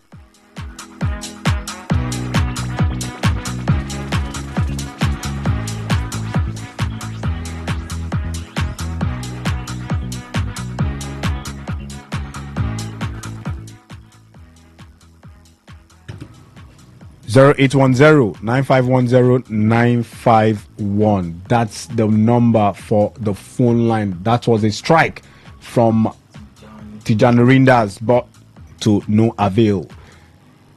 Well, the Brighton fans can't wait to actually get the celebration going on. It's 2 goals to 1, and the 7 minutes of added time is up. All eyes on the referee, waiting for the final whistle so that they can actually celebrate. More pressure piled up on Pep Guardiola. The man went on buying players but couldn't get his defense line sorted out. Many could say it's the start of the season, but many could say the way you started the season will determine how you actually end it. Manchester City 2-1 loses over Brighton, and that's the full-time whistle as Brighton fans and players, coaching staff, all happy while Pep Guardiola buried his face in shame. But the man could not do anything more. Osas, run us through what happened in that game. Yeah. Okay, I think it all started pretty well for Manchester City. I didn't, or would I say I did see this coming through. Manchester City haven't been as formidable as they ought to be. I said it towards the earlier part of the season. I looked at that trashing of Wolverhampton Wanderers by 4 goals to 0 by Manchester City as a fluke. I saw a lot of lapses and loopholes in that team, and it's being exploited right now. If you're a team that does the just like what Bournemouth did yesterday with Tottenham Hotspur, you will be beating Manchester City at ease. Once you are that team that understands how to transit, that's moving from midfield to attack and returning from midfield to defense, then it's probably a case of you having all and or the upper hand over Manchester City. Yeah, it has ended 2 goals to 1 in favor of Brighton and Hove Albion. Great game there by Brighton and Hove Albion. James Milner in that mix, Karol Mitoma in that mix also. I think it goes a long way to say or to tell us or to paint it all out how competitive the EPL is. I said something at the beginning of the season. Most likely, who wins this league, wins the league this season, might be a team that we've not seen. Yeah, because as it stands right now, the EPL has become more competitive with the spending power as well as tactical prowess provided to each and everything. Bournemouth can take away points from any of the big sides. A Brighton and Hove Albion can do the same at any point in time. A Fulham can do the same at any point in time. So I think it's a good game between both managers. Fabian Huzela has shown the reason why he's a tactician going forward. Okay. All right. So Benjamin, I think Pep Guardiola needs to worry the most as it stands right now. He needs to begin to turn out results. In just a couple of 3 games, he has had back-to-back losses. 2 defeats, 1 win. Back-to-back losses. It might look what you can bounce back from, but the way the English Premier League is poised and set right now, back-to-back losses might be very difficult to bounce back from.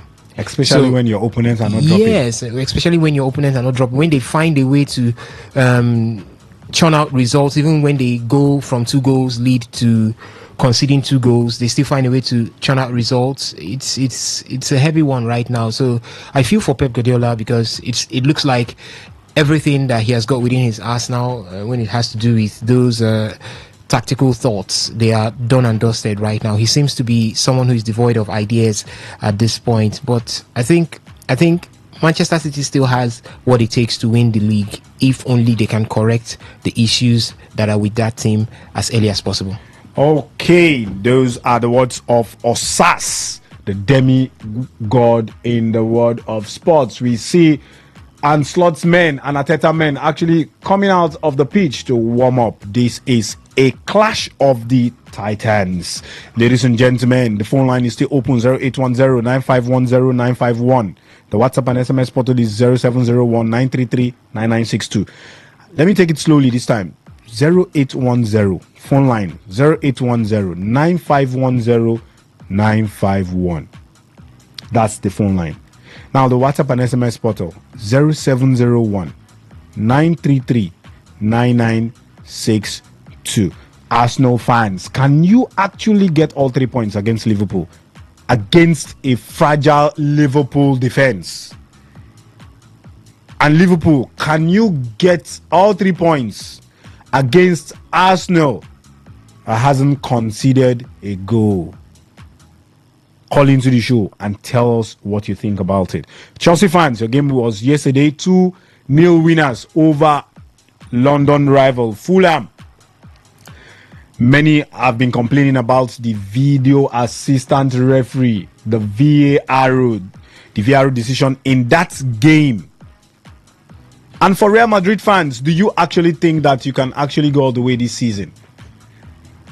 2-1 winners over Mallorca yesterday. The first goal conceded by Xabi Alonso's side. 0810-9510-951. The WhatsApp and SMS portal 0701-933-9962.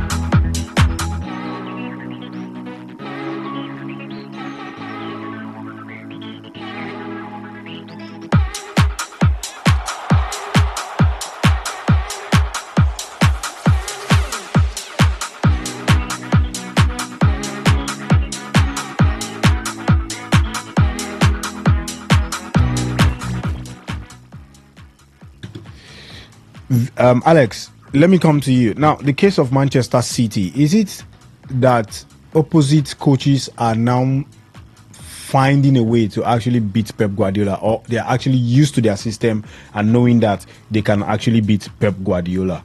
We've seen him lose to Thomas Frank, that's the Tottenham boss, And we've now seen him lose to Brighton and Hove. Do you think that is the case? Or it's about there's still time, the players are trying to put themselves together? I definitely think it's not an issue of who particularly can beat Pep Guardiola in terms of your profile of a coach and how you play. I think the issue lies with Guardiola himself.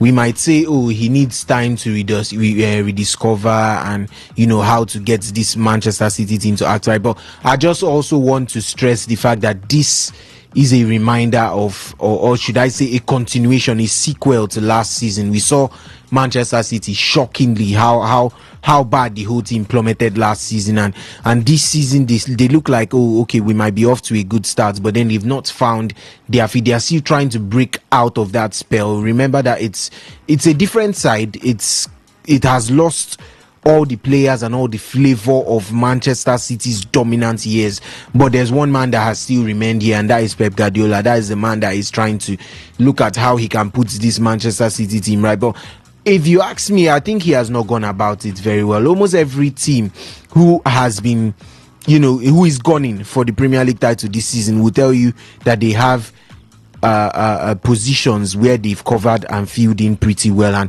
and to start with, Manchester City have not been able to act as well in the market as you'd expect. I think coming into this season, you'd have expected, oh, okay, we had a defender we let go of in Kyle Walker, who was, he was not so solid. He became old, and there is still no right back to cover in for him. So going into the transfer window, you were probably thinking, why have they not gotten a replacement for Kyle Walker? Why is there no particular right back there? You cannot come out and say, oh, it's Rico Lewis, because Rico Lewis is being deployed in the middle.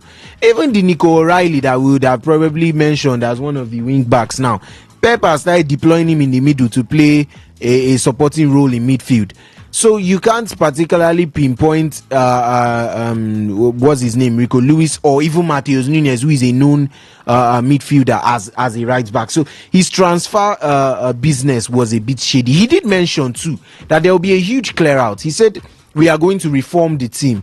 He hasn't been able to do it so far. I don't think he's been able to let go of players he was supposed to. When he did say we would have a huge clear out, we would have numbers pouring out of the club, you thought he was referring to at least, let's say, the old ones, the ones that you think maybe they don't have the energy to keep going again, or the ambition to keep playing at the very top level.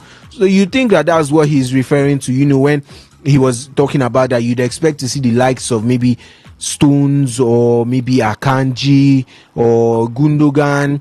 You'd expect to see them go when he's talking about clearing out, and in the process of doing that, you're either bringing back your players that you've previously sent on loan, or you are bringing in a team that is ready to compete, mental wise. They had one or two good defenders that they let leave on loan, while they kept hold of Ake, they kept hold of Akanji, they kept hold of Stones. So where exactly is the huge clear out that Guardiola was referring to when he says this team is going to have a huge shake-up? You still have Ilkay Gundogan, you still have Bernardo Silva, they are still in the team.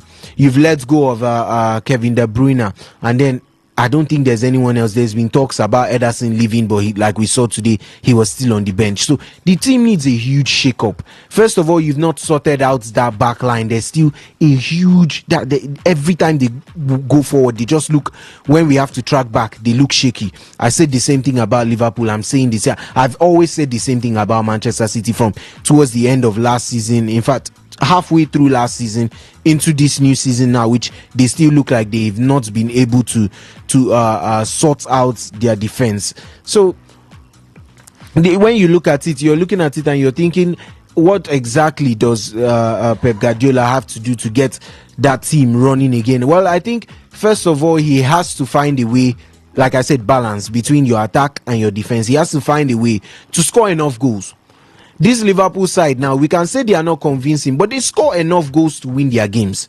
Although their defense has not looked all that well at the start of this season, but their attack has been flawless. They will go forward, they will score 3, they will concede 2. That's enough to win their game. They'll score 4, they concede a certain amount, and they are okay with it. So you have to find a way to, okay, at least let's say keep putting the ball at the back of the net, while at the same time telling your defenders to do their job defensively, and being very astute defensively, and also telling the entire team that okay, it's okay for you to attack, and we are known as a possession and attacking side, but when it's time to come back to defend, please do.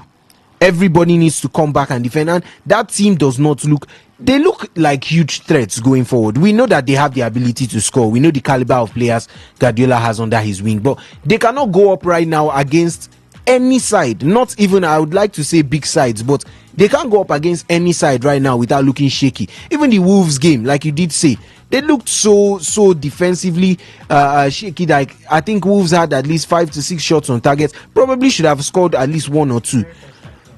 So it's something that is supposed to be very concerning for Guardiola, because you're not shaping up your team to be Liverpool or Barcelona. I would like to use Barcelona exactly, where Barcelona can concede 2 with the high line and the defensive structure they play with, and they'll still go ahead with their flawless attacking and score 3, 4, 5 and win the game. So you're not doing the form of play where you'd outscore your opponents, and you're taking leads against lower opponents and you're throwing them away. So that means you have not found that defensive structure that you need. You're not going behind, no, you're ahead. All you have to do is maintain the tempo of the game and keep possession, and you're not doing that.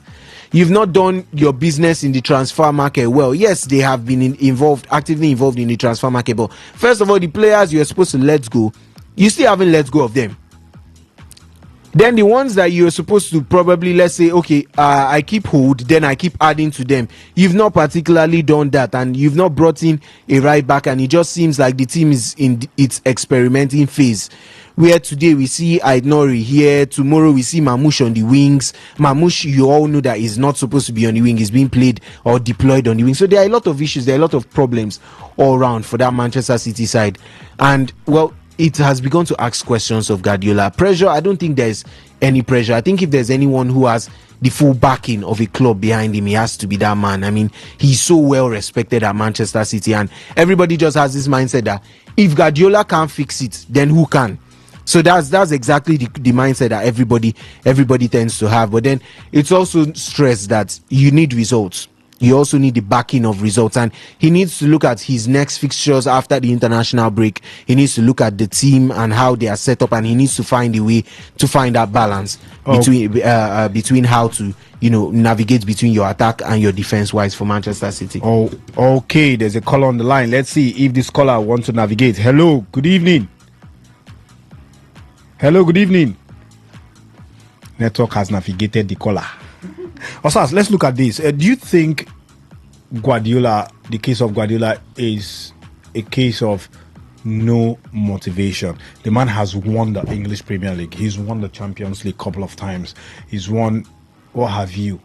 Do you think that should be the case? Meanwhile, let me see who is on the line. Hello, good evening. Yeah, good evening, my people. Good evening. Your name and your location. Felix the Baka man. Osas. Felix the Baka man. This is Benjamin Mina, not Osas. Okay, sorry. Oh, it's okay. Go on. You guys are hitting the nail on the head normally. See, it's not a function, because I asked the question if it's a function of coaches have known his style or Guardiola's style. Thomas Frank, even while he was in Brentford, defeated Pep Guardiola home and away. In fact, he was the first coach to do that. So it's not a function. The challenge Guardiola is having even since last season is his chop and change in terms of lineups is too much. You can't be playing every match. You have different set of players. You will not gel. All the titles he has won, go and check. He has been consistent in his first 11. Guardiola currently does not have a first 11 that can play 10 matches in a row. He does not have.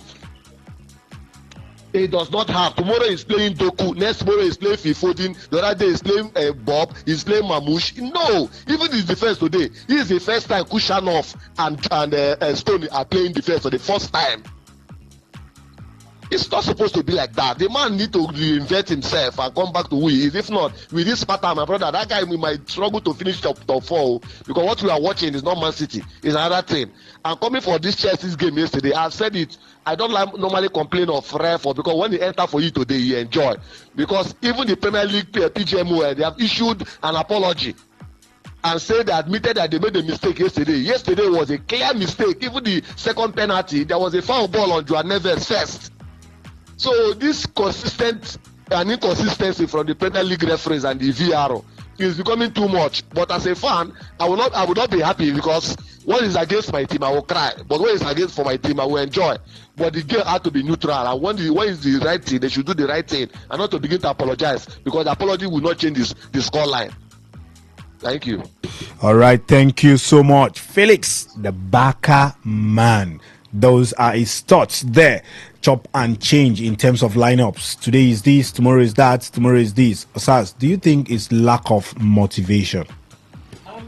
I don't think it's lack of motivation at all. I think because we've seen coaches that are Mercurial winners, coaches that continue to win and they don't lose motivation going forward. I think it's a case of, I think Pep needs, as well said, a reinvention. Pep needs a sabbatical. He took one when he left Barcelona. He needs to go sit down and think of what next to do, because I think, as I said before, he's looking more or less like he's devoid of ideas. And for you to reinvent yourself, you need to step away. I think the weight of Manchester City seems to be much on his shoulders. His body language before the renewal of this current contract that he runs or is running on was to step aside. Yeah, I thought he was going to take a sabbatical that period because he's usually known for taking sabbaticals whenever he gets to this point in his career. But he didn't. I guess the pressure was too much on him. No, you can't go. You can't go. You are a savior. You are the Messiah. Stay put. And he decided to listen. Sometimes you need to listen to that thoughts, that voice, little voice you hear in your head. If it says it's time for you to walk away, you walk away and come back stronger. So I think from where I'm seated, when I look at Pep Guardiola, it looks like the ideas are no longer coming the way it's supposed to. So what he's just doing is scrapping, changing, mixing, and trying to see if he can continue to replicate. As we usually say, I get them before. No be property. Yeah, so it seems like you know, when most of the times when you bring new things, and it gets studied, it's always a problem because you need to bring something new. If whatever you have brought is studied, you need to go ahead. So as the tide continues to rise, you rise with it. But in Pep Guardiola's case, it seems he's been swallowed by the rising tide. So he needs to understand. Most coaches in the English Premier League, not this season alone, as I said at the very first question you asked me, not this season alone, most coaches have known that to play a Manchester City, what you need to do is to be at 150% at your transition pace. Yeah. Don't give them any opportunity to pass the ball around. So they don't punish you. Don't give them the opportunity to think. They have players that can think. Don't give them that chance to think. Rush them, hit them. Make sure that your energy is there 250%. So that's the best way to play Manchester City at this point in time. So once you do that, they are incapacitated. Before, they found it difficult because they had an informed Kevin De Bruyne who could pick out those defense-splitting passes even if you give him as slightest as a millisecond. But right now, that man or someone of that quality is not in that team. That's one of the reasons why he's suffering heavily. We saw games where Kevin De Bruyne will come to the rescue, delivering Manchester City, not by really scoring the goal. Sometimes he does score, but bringing that coherence, that quick outburst for the attackers at any point in time.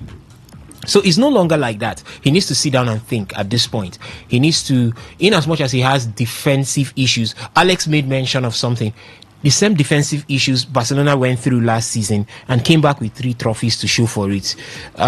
If you sacrifice one, make sure that the other one is clicking heavily. So Barca had to sacrifice their defensive prowess for an impeccable attacking prowess and a masterminded how would I put it? A masterminded offside trapping. Yes, they did that last season. It got to a point that a lot of teams had to study how they move to ensure that they are not caught in that offside trap. So, but he himself is not doing that, and it's becoming a problem. I see Manchester City this season, if things are not corrected, struggling to qualify for the UEFA Champions League. Because the power, the strength at which other teams are coming. Now, the transfer window will soon go close. Tomorrow, is that? Tomorrow. Then watch and see how those teams like Newcastle that you think are not having anything to offer. Watch Nick Vodemade come in, fuse with that team. Newcastle becomes a firepower. Manchester United is somewhere trying to grow in the game. They've got their first win. If they get a second win and maybe a third, you will see that team. I told you that Manchester United team has potentials. Now, in a case where I didn't call Liverpool, I didn't call Arsenal, because it's believed that these two already have guaranteed spots. Now, imagine where you now have a Newcastle, an Aston Villa, a Tottenham Hotspurs, maybe in Nottingham Forest. They are doing well, they're not doing badly, all come up to bring challenges, and you bring this to the table as your team, your gameplay.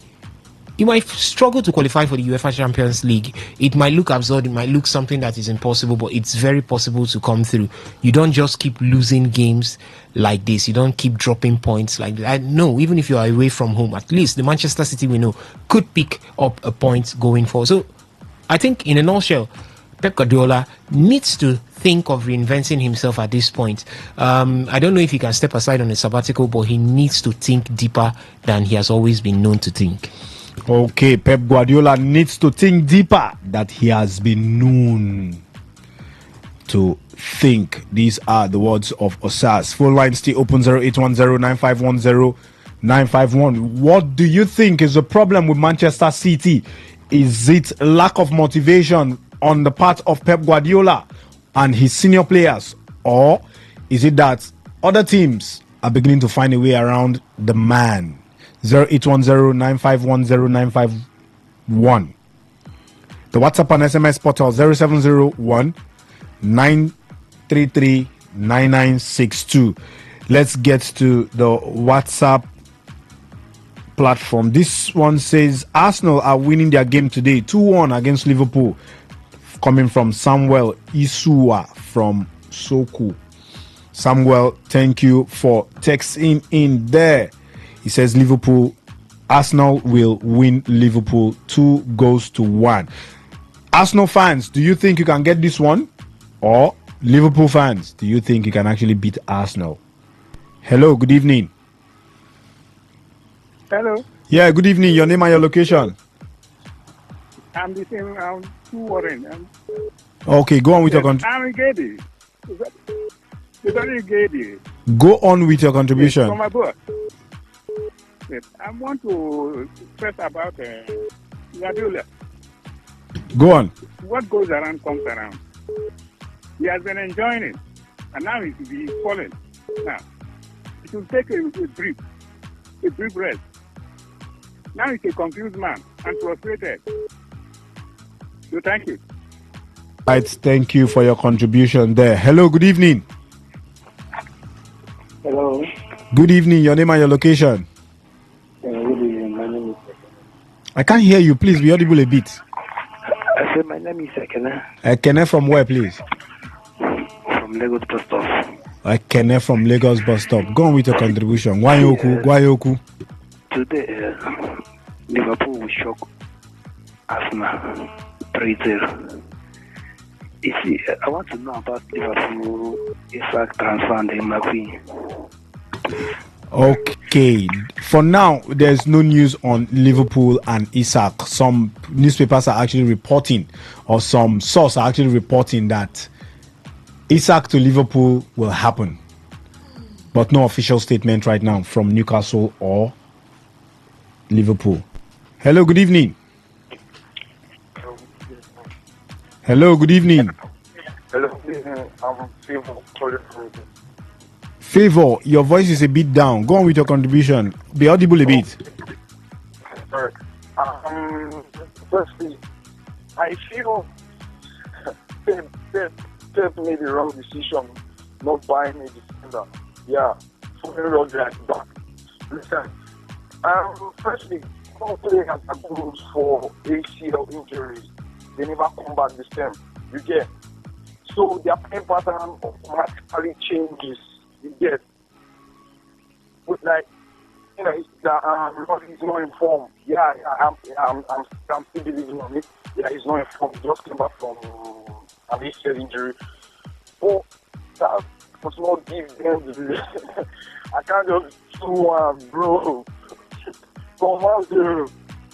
And he was just buying a back leaving the back line empty, just like Liverpool suffer a 4-2 today. They will suffer a 4-2 today. He brace for Gyökeres. Yeah, he brace for him. All right, a brace for Gyökeres. I like the Arsenal fans. They're very optimistic. A brace for Gyökeres. 4-2, he says. That is his predictions. 0810-9510-951. Call into the show. Give us a prediction. What do you think is wrong with Manchester City's led Pep Guardiola? Do you think it's a case of no ginger anymore? No motivation. The man has won all the trophies with the club. Do you think that's the case? Or do you think it's about starting this today, tomorrow starting this? Or maybe, just maybe, why didn't the man sign a defender? 0810-9510-951. Arsenal fans, Liverpool fans, the game is about to start. In the next 3 minutes, it's going to start. Call in, give us your prediction. Who do you think will win this one? The WhatsApp and SMS portal is there too. 0701-933-9962. That's the WhatsApp and SMS portal. If you want to call, 0810-9510-951. Hello, good evening. Hello, good evening, Mr. Benjamin. Good evening, Favor. Thank you very much, sir. Favor calling from the office. Go on. Well, sir, talking about this encounter, I think that I'm seeing Arsenal nicking this one. Maybe a very comfortable win for Arsenal. The Arsenal fans, the Arsenal spirit is there, but I'd say don't leave Arsenal, go Chelsea. Yes, I'm the blue side of London, but I let's say sometimes also Favor, leave your eggs, leave your eggs, leave your eggs. Okay, Favor said Arsenal will nick this one. 0810-9510-951. 0701. WhatsApp and SMS portal now. 0701-933-9962. The game is about to start. We see the Liverpool players going together to tell themselves we need to win this one. They are psyching themselves up for Arsenal. Arsenal are on their away jersey, white and red. Is that red? Osblood. White and Osblood. White top, Osblood pants, and white hose. Meanwhile, Liverpool, their usual home jersey, red on red. It shows danger.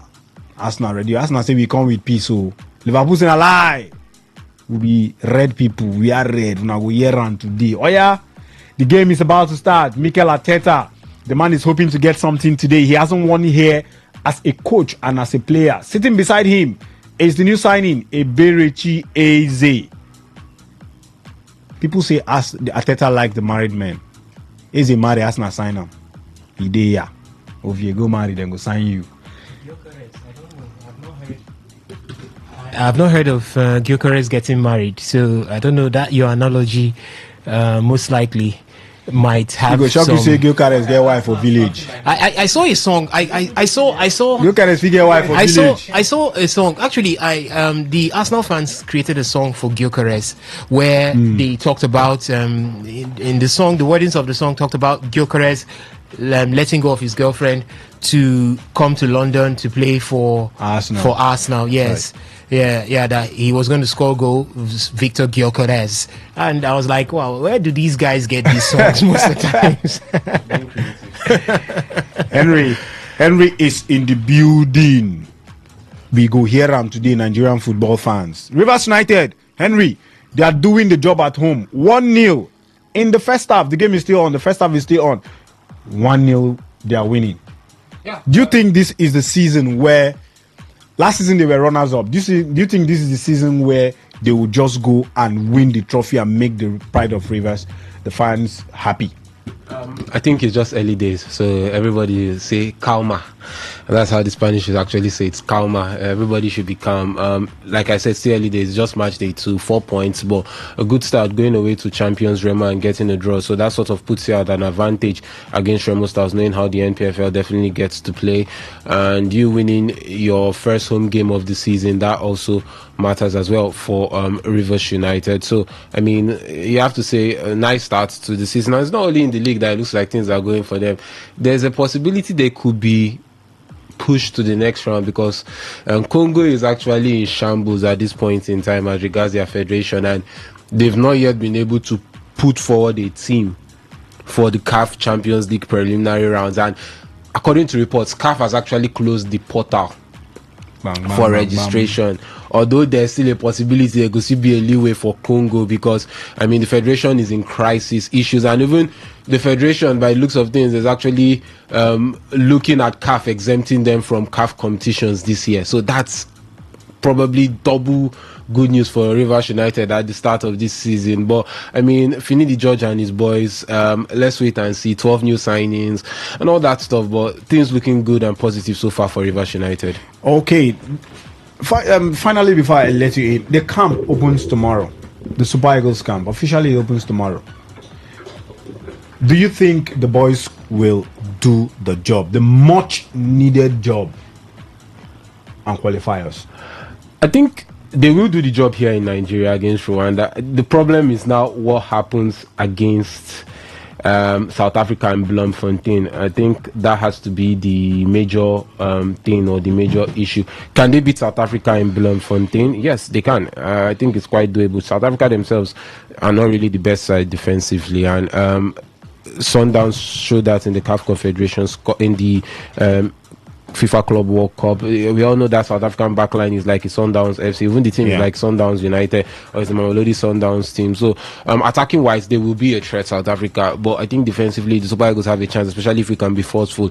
Eric Schell wants them to press, and they do know how to, pressing is not something that is quite uncommon to these players because it's what they do in their respective club sides over there in Europe. So I think it's actually something that is quite doable for the Super Eagles over there in Bloemfontein, and wait to see how it actually happens or what actually happens as regard that. But I think it's quite doable for the Super Eagles of Nigeria. Very, very doable to actually get all 6 points this September on next month's international break.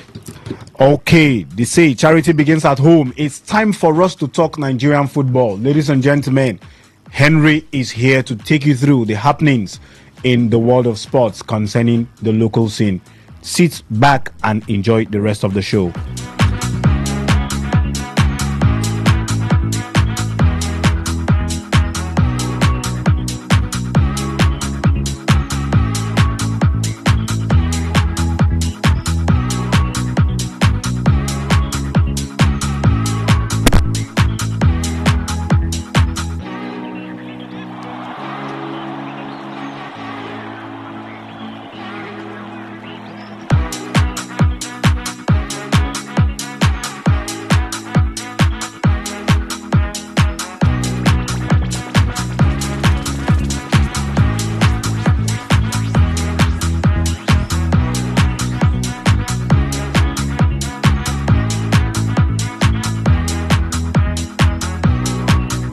Hello, my name is Kanu Wampo, aka Papilo.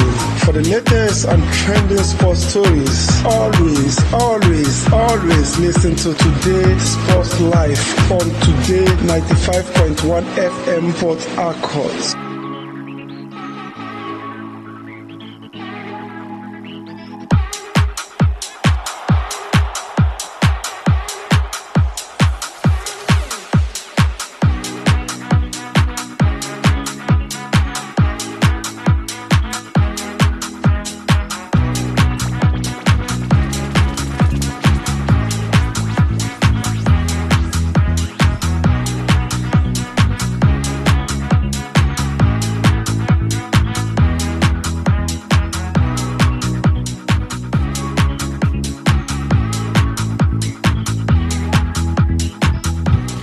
Yes, this is still Today Sports Live on your premium talk news and sports radio station, Today 95.1 FM. You are listening to the voice of Henry Ogugo, and I do have Ovie Wallace and Reliable Reliance here with me in the studio this evening. Reliance, Ovie, good afternoon, welcome.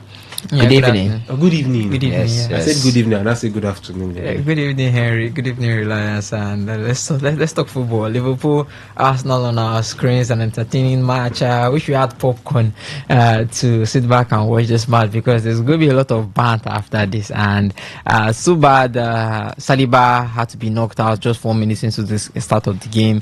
Christian Mosquera coming in to replace the man. We saw that quick attack by Arsenal. You just see not giving the right man that pass.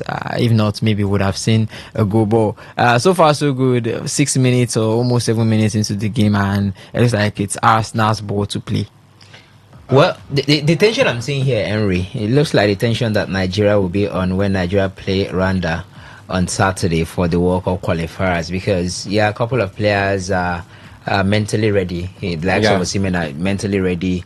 Alex Iwobi, Calvin Bassey, but Ademola Lookman doesn't look like he's mentally ready to take on that challenge right now with issues, unless he finds a way to seal that move between tonight and tomorrow night and seal things. Then his mind will thank God I'm finally off. Then there's also Stanley Nwabali, who is being monitored at the moment after picking up a knock in their match in the PSR. So if the PSL rather. So he's being monitored at the moment, see how he goes and how he eventually recovers, and then we'll see how things go. Of course, I think those are just about the only two players who are having one or two concerns, after Richard trimmed down the 31-man provincial at least to 23. And these guys are key players. I know that just like Arsenal have a depth in squad these days, I'm sure Super Eagles equally have options, when it comes to this goalkeeping department. But if Saliba is out and Christian Mosquera comes in, will it be a similar situation if Nwabali is out? Would that be that sort of confidence? Of course, I can say Mosquera just came from the Spanish La Liga, so maybe a little bit of expectations on him being properly reintegrated into the team and then understanding the Premier League very well. Same can also be said for other goalkeepers, the likes of Amaso Basege, who is part of that 23-man squad. Ebenezer Harcourt being dropped. Maybe they will need some proper, maybe game time to really understand, build the same chemistry with the squad. They've been training with the players, each time they are invited. So maybe a bit of understanding is expected of them. So, similarities in terms of analogies. That's why I started off saying that the tension we are seeing here, because if you look at this match between Liverpool and Arsenal, the tension is high. The tempo for both sides very much high, and look like is looking. I don't know whether the world should be scintillating, but everyone is running at each other. Let's see who maintains the momentum up until regulation time. Okay, it looks like this is actually going to be a big tactical battle here between Liverpool and Arsenal. Nobody giving the other person enough space or the space required to actually cause or do any damage. Goal kick for Liverpool at this point in time, but we do have the feedback platform for you to still be a part of this show for the SMS and WhatsApp portal. Number is 0701 933 9962. 0701 933 9962. That is for the SMS and WhatsApp portal. While for the phone line, the number is 0810-9510-951. 0810-9510-951. Well, we will be opening that one for you to actually call in and air your thoughts, but you can send your thoughts to the SMS and WhatsApp portal, as we do have a lot to talk about on Nigerian football today, and we will also be keeping tabs on what's going on at Anfield at this point in time. Still goalless between Arsenal and Liverpool. We do have 11 minutes on the clock in that center, and let's run through results as regards, or score lines, as regards the NPFL. For 3 minutes on the clock, we have Bayelsa United playing out a goalless draw with Barao FC. Well, you might want to say sort of a positive start for Barao FC as things do stand. 2 draws out of 2 games, not bad for a newly promoted side. Enyimba are currently leading Niger Tornadoes by 1-0. Kano Pillars are losing at home to Wiki Tourist by 1-0. Not really the sort of scoreline Kano Pillars will be hoping to have, especially after losing the first game to Abia Warriors by that same scoreline, or not yet a scoreline, but a result at this point in not yet a result, scoreline at this point in time. Nasarawa United are currently leading Abia Warriors by a goal to nothing. Plateau United are losing to Katsina United at home by a goal to nothing. Just had a goal ruled out. Rivers United leading Kwara United by a goal to nothing. Warri Wolves are playing out a goalless draw with Enugu Rangers, and a chance there, but cut out effectively by Gabriel Magalesh for Arsenal. Reliance, it looks like the newly promoted boys are also pushing their weight, or will you say trying to force issues as regards or how things do stand so far on match day 2 of the NPFL? Yeah, they should. It's giving the COO of the NNL, I think George Aluko, a lot of mouths to boast about how much quality he produced in the NNL. Of course, that's not to take anything away from them. They do have a level of competition down there in the NNL, but trust me, Henry, it's more difficult going down than stepping up. Trust me. In it's tug of war when these clubs, face each other compared to what we find in the top flights. It's just that the difference here could be that there's a level of sanity that we enjoy in the MPFL. I dare say it's not that much, in the NNL. Talk more of the NLO. So, but I mean, clubs can come here because they don't really have the financial firepower down there, to get players as much as they want. They don't run to the government just like clubs in the MPFL would do to get monies and signs. So there's a little bit of work being done down there for them to get players and maybe scout them and maybe get them through academies, groom them and stuff. Just that coaches in the MPFL have found a way not to have trust in some young stars. That is why you don't get to see much of them. And I wouldn't really blame them, because again, in how many top flight leagues do you find the top teams, going down to second tier to Pumel or sign many players, into the top flight? There's that talk of having much experience but together. There are players from the championship in the Premier League. They are, but it's not a regular thing, Of course, we still have players from the championship or from the NNL in the MPFL. I think Rivers United signed one. I think Ikorodu equally. Is it Ikorodu? Yeah, I think Ikorodu equally signed one as well. So they are players from the NNL, but it's not your regular thing where you do have these top flight teams going down to get players and depend on them and use them to form the core of their team. Nah, it's not very regular, so I'm not going to blame them. But the point I'm trying to make here is that due to lack of financial firepower, there's a little bit of work being done down in the NNL where they scout players, they take time to groom them, they grab hold of these young guys and give them a level playing ground or a head start. So that's why when they come up, that initial energy, you find them, competing, you find them doing as much as they could. But the big question remains to sustain that stamina going into the midway point of the season, to sustain that stamina going toward the business end of the season, and probably stake a claim for either the league or even a continental place. That is where the boys are separated from the men. And that is why I am not surprised at what they are doing at the moment. Barawa FC is halftime between Bayelsa United and Barawa FC. And let's not forget that Bayelsa United did not have a good last season. In fact, they struggled for a majority part of that season. They just changed their coach. They have a new coach right now. Yeah, Monday Odigi. So Monday Odigi. So Odigi will be looking to pick the pieces and see how he can steer this team. And I think coincidentally, the coach of Barawa FC, I think is Ladamboso went to Barawa FC. Ladamboso is now in Barawa FC. Ladamboso coach Bayelsa United before Monday Odigi was appointed. So he left. So it's a clash of it's not even a I'm not going to call that homecoming, because Ladamboso did not establish any legacy at. Okay. It's interesting at Anfield. So he didn't establish any legacy at Bayelsa United. I mean, you just have to commend the calmness of these Arsenal players, even though they're about to make blunders. But then again, how calm they are under pressure, looking to pass from the back. And Liverpool have equally showed that same level of calmness, despite having an onrush of our Arsenal players inside the box. They still find a way to pass out. We just saw Arsenal did the same thing, pass out from the back, had a block that gave Liverpool the chance for a quick attack, but they were able to scuttle it at the same time, and they are back in control.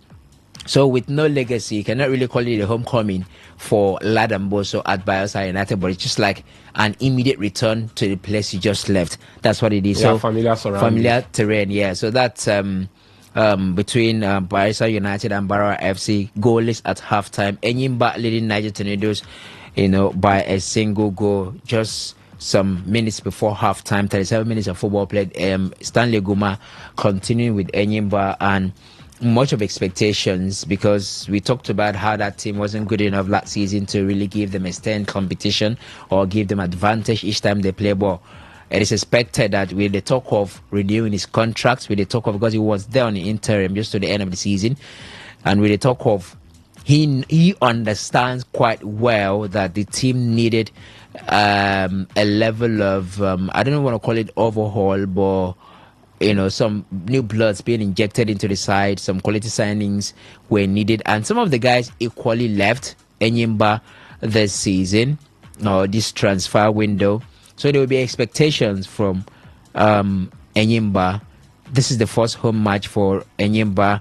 They are leading at the moment. We see how much they can hold on to it. And Nasarawa United leading Abia Warriors at home. That's a continental team right there, Henry, playing in the CAF Confederation Cup. In fact, the only joy for people of Abia State, if I want to go by being a citizen of the state, will be Abia Warriors, not the usual Enyimba, who are known as a traditional side on the continent, and they've always been the bigger boys or the big brothers to Abia Warriors, but this time looks like Abia Warriors might be doing them the favor. So how they progress, how Imama managed that team this season in the Nigeria Premier Football League, it's very vital, because you have matches to play in the CAF Confederation Cup. I'm sure they don't want to go there as participants. They want to go there and make a statement, even though Odigi once told us that sometimes in competition you participate.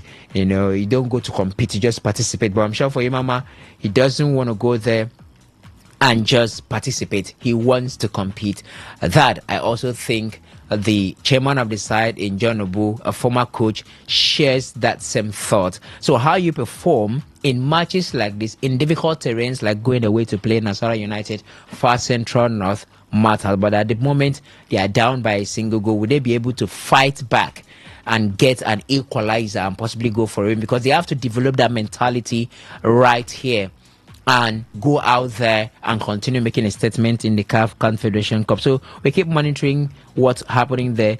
The clash of two northern sides, Plateau United and Katsina United, Plateau leading away from home despite them playing within the same region. And then there's Rivers United leading Kwara United in their first match at home. That's another continental side, Henry. Two continental sides clashing. Rivers United for the CAF Champions League, Kwara United for the CAF Confederation Cup. You expect it to be tough, but we've seen Rivers United to be a team to reckon with.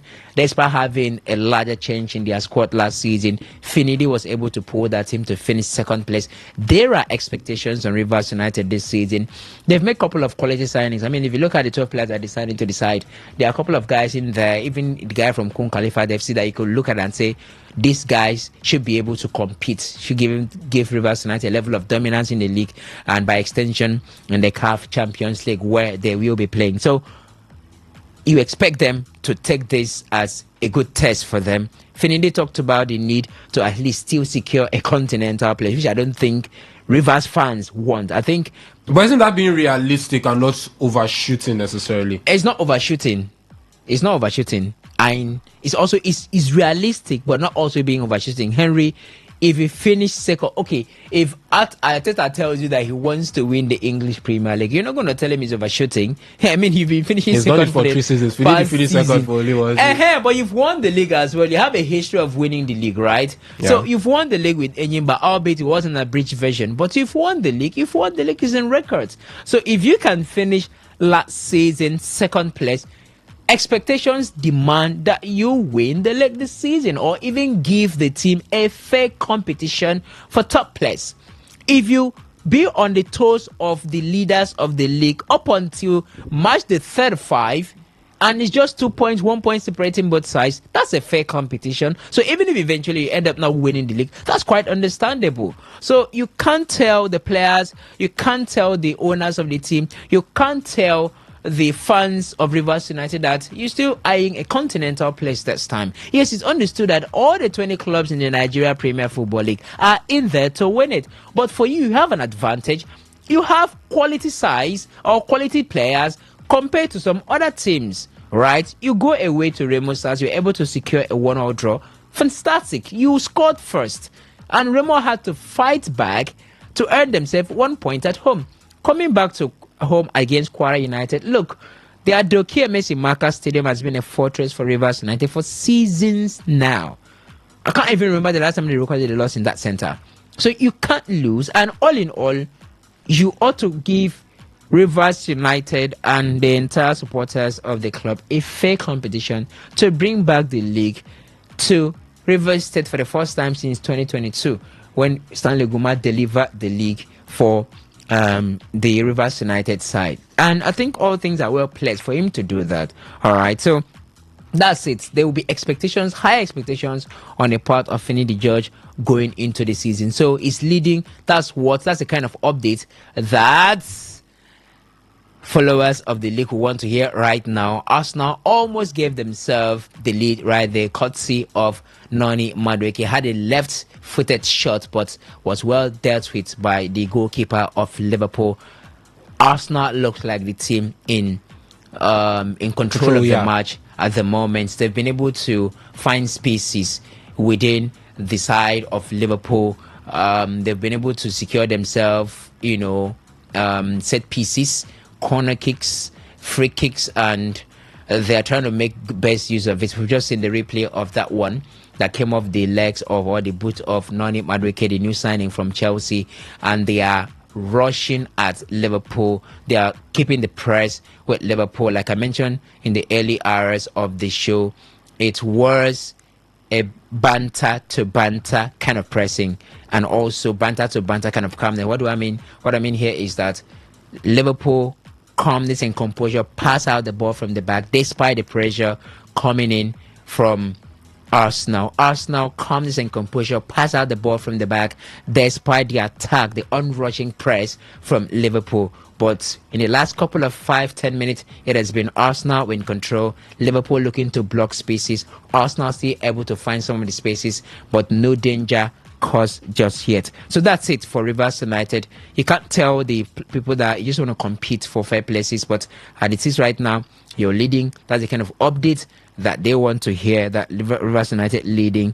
To meet halftime at that center, Henry, Rivers United and Kwara United, 1-0 for Rivers United. Warri Wolves and Rangers stands as goalless. This is another side with expectation. You couldn't win the league last season. You couldn't qualify for continental places. Fidelis Ilechukwu, you should be back to play on the continent at least. You didn't even give a fair competition for the Premier League trophy last season. So this season, it is expected for the profile, because Henry, let's face it, if you want to look at high profile managers, I don't know if I call them high profile managers in the absolute sense of being a high profile manager or coach, or it's just what it is, right? But if you want to look at high profile managers in the league, there is just no way Ilechukwu will not be mentioned. But do you think this is a make or match season for him, especially after last season's performance, irrespective of the fact he won the league some years back? I think he might be. It depends on what he secures for the side. Look, see, for me, I believe Fidelis has always been a coach that builds teams. He's not a coach that wins. I'll say him winning it with Rangers was something that was not really expected. You saw what he did with MFM, and before that, which team did he coach? MFM was the first team. MFM was the first team, and then Plateau United. So he's a coach that when you come in, you bring him to build, and then someone else comes in to finish the job. Well, he did win the league with Rangers. That's what I said. He won it with Rangers. It was something unexpected for him to win Rangers. He was coming in to come and build this team, make sure at least this team is stable in the Nigeria Premier Football League. Mm-hmm. They were not expecting to win the league. They won the league. Now they say much is not expected of him, knowing that he has now kept them at that height. Him going to the Super Eagles, and Team B, and also now we're not looking at him as one of the top coaches in the Nigeria Premier Football League. I still believe that he's still he's still a coach that builds. I don't believe you put him at that extent that you put Daniel Ogumudede, you put Stanley Eguma, you put what has Ogumudede done that Fidelis has not done? What has Ogumudede done that Ilechukwu Daniel has not done? Ogumudede brought a team. He wasn't the one that got them promoted. It was Bengo Bubote. He was not the one that got them, but since he came at the helm, they finished second until they finally until they won the league. Fidelis coming into Fidelis he has not taken MFM, he has not taken Plateau, he has not taken them to the continent. The first thing he took MFM to the continent once. Took Plateau United to the continent. He took MFM to the continent. Plateau United to the. I still remember Ibrahim Noah LD. I'm not going to forget the name of that referee that gave a penalty. Outside the box. If not, Fidelis would have advanced to. I think that should have been the quarters. To the groups, if no. I think to the group stage of the Champions. Was it the group stage? Was it to advance to the group stage, or they were already in the group stage? I can't recall. No, it was the CAF Champions League. They were to advance to the group stages. Good. Because of that, they didn't. So I'm not going to forget the name of that referee. And they played beautiful football. If Reliance should see that referee face to face, now on site. No. I'll become around him, right? So I'm not going to forget his name. But they played some fine football. Plateau United. And if I want to even place them side by side, look, Fidelis has gone to hell. Scratch that. Hell could mean dying. Fidelis has gone to the deepest part of Nigerian football. Heartland. And came out alive. Don't you understand? I mean, it looked like Heartland had even the best performance we've seen in recent years under him. And at that period, Ilechukwu told us that he had about just 8 core players to play with. He promoted MFM from the NLO to the NNL. He promoted MFM from the NNL to the MPFL and stayed on with them, took them to the continent. Before Heartland, so he stayed with them, made them competitive. Could recall MFM under Ilechukwu. He made them competitive, and Heartland decided that, look, come and help us. But how can you call a man to come and help you? I do not provide what's needed for the man to help you. So he struggled in the past couple of months he stayed with Heartland. He said he went in and saw a team that was in disarray. Just to be what's the word? I don't know. Just to be conservative with my words or something. He made a team that was in total disarray. And he had to find a way to fix them. He made a team where players were not given a proper camp to stay. I could recall the day I interviewed him on the show. You know, I talked to him on that show. Then afterward, I called the GM of Heartland as at that time in that same show. And let's not forget, Heartland have been having issues. After he left, they've changed about 2 or 3 GMs. The team has gone through some sort of instability. I could recall a point in time when I called the former GM. I think that should be fine in Chukwudi at the time. And it was like, bro, not be me there in charge again, no. I'm like, how did that one start? But he gave them a level of, stability and stuff. Then he left, went to Plateau United, competed, finished second in the league that season, that earned him a Champions League place. And it's part of the Super Eagles. He has won the league. Ogumudede just won the league. So if I even want to talk about a coach that has been more recognized through his works, I should pitch Ilechukwu ahead of Ogumudede. Last season was a make-or-match season for Ogumudede. Because, you've been close. So just like this season looks like a make-or-match season for Arteta. You've been close. You've been in the corridors of powers, in the words of our veteran, the former AIPS Africa president, Michel Ilechukwu. You've been in the corridors of power.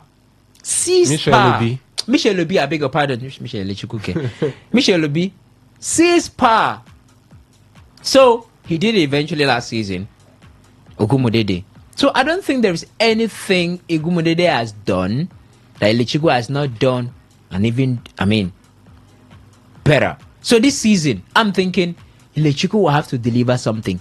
Look, they ought to be. I know that we find ourselves in a very typical peculiar terrain, and that's what makes these things difficult. These coaches need to be given pressure to perform. Provide them the resources, of course. Rangers, Rivers United, Enyimba, Plateau United. These are top teams in the MPFL. If you walk into one of these jobs, you should be on a hot seat from the beginning of the season to the end. You don't do well, you get fired. I'm sounding this blunt because I'm thinking if they have this level of pressure, expectations on them, it will also compel the coaches to think of improving their techniques, which eventually will rub off on the league's developments technically. Coaches will start thinking of doing an off season. You go for courses. Coaches will start thinking of developing themselves. Coaches will start thinking of understanding football very well, so that when at the end of the match you don't come and tell me loss of concentration. When did they lose concentration? But was that the core thing in that match? No, it wasn't. So you can't be a coach of Rangers International and you don't have pressure to perform. You cannot be a coach of Rivers United, Enyimba, and you don't have pressure to perform. So it's like a make-or-match season for him. And Henry, the person in charge of Rangers, is an enterprising young man. In what's his name? Amobi Ezeaku, an enterprising young man. Decorated Rangers, for the major part of last season and season that they won the league. So there ought to be that pressure. Let these coaches perform. So for Ilechukwu, he has to do something this season, even if not to win President Federation's Cup.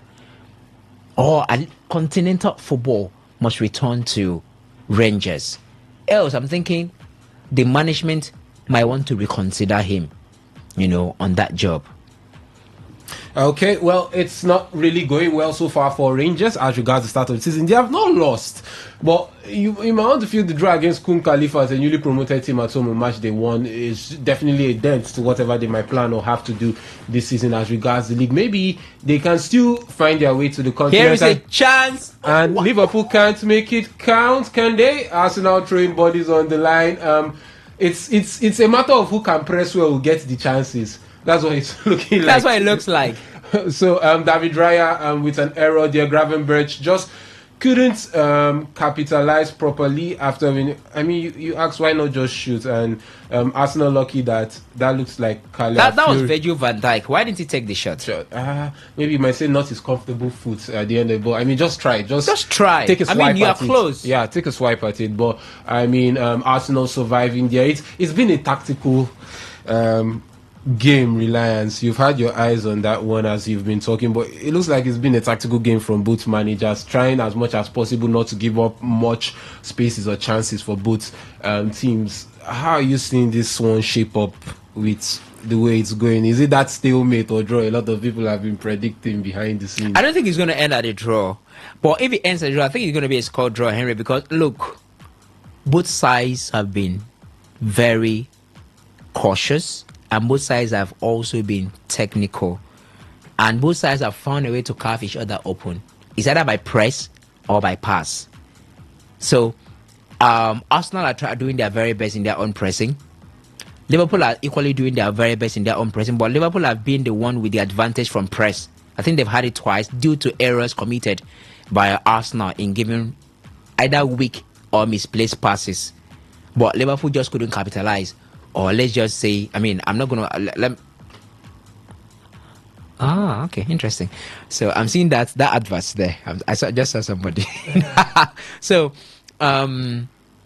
maybe you could say Van Dijk should have taken an attempt at that, but he didn't because he was close to the goalkeeper, almost in a direct position. Just as much as we see Liverpool, Arsenal with another chance. Nani Madueke has been good for Arsenal thus far. He's operating from both flanks. Was from the left before and right now turns to the right. It looks like in the absence of Bukayo Saka, Liverpool will still have to be very wary, have to be very worried. The defense line will have to be solid because Nani Madueke has been terrorizing that defense line. Could recall the shot he has, a rebound off a corner kick that was blocked by the goalkeeper. And right now, had the through ball come to him from the right hand side, controlled it very well, put it in his left foot, took a shot that was blocked by the defender, and off he went for a corner kick. So that is the situation. I'm thinking it's a case of one will find the other. Napping, and then a goal will come. Might be a 1-0 win, but if it ends at a draw, it's going to be a score draw, because I don't really think Liverpool doesn't really look solid defensively, but Arsenal looks like a team. Of course, we've seen Arsenal since last season, defensive solidity. I think they read themselves quite well when they have to spread out and when they have to compact, and we just saw it in that instance when Raya gave the ball to Virgil van Dijk in search for Calafiori, who was he felt he should have been given a foul right there because he had a tussle with Virgil van Dijk before Van Dijk eventually had the ball, but the referee didn't see that in that angle or in that light. So exception of that seemingly error from Arsenal that led to Liverpool, having a time there, but they couldn't capitalize. So if you look at it, you'll see, one of those instances coming. So eventually the goal will come, Henry. But the question is who is going to take it first, because both sides, I can give them 100% cautious, 100% attack, 100% press. But I think Arsenal have been the better side when it comes to finding those spaces at Liverpool's backline.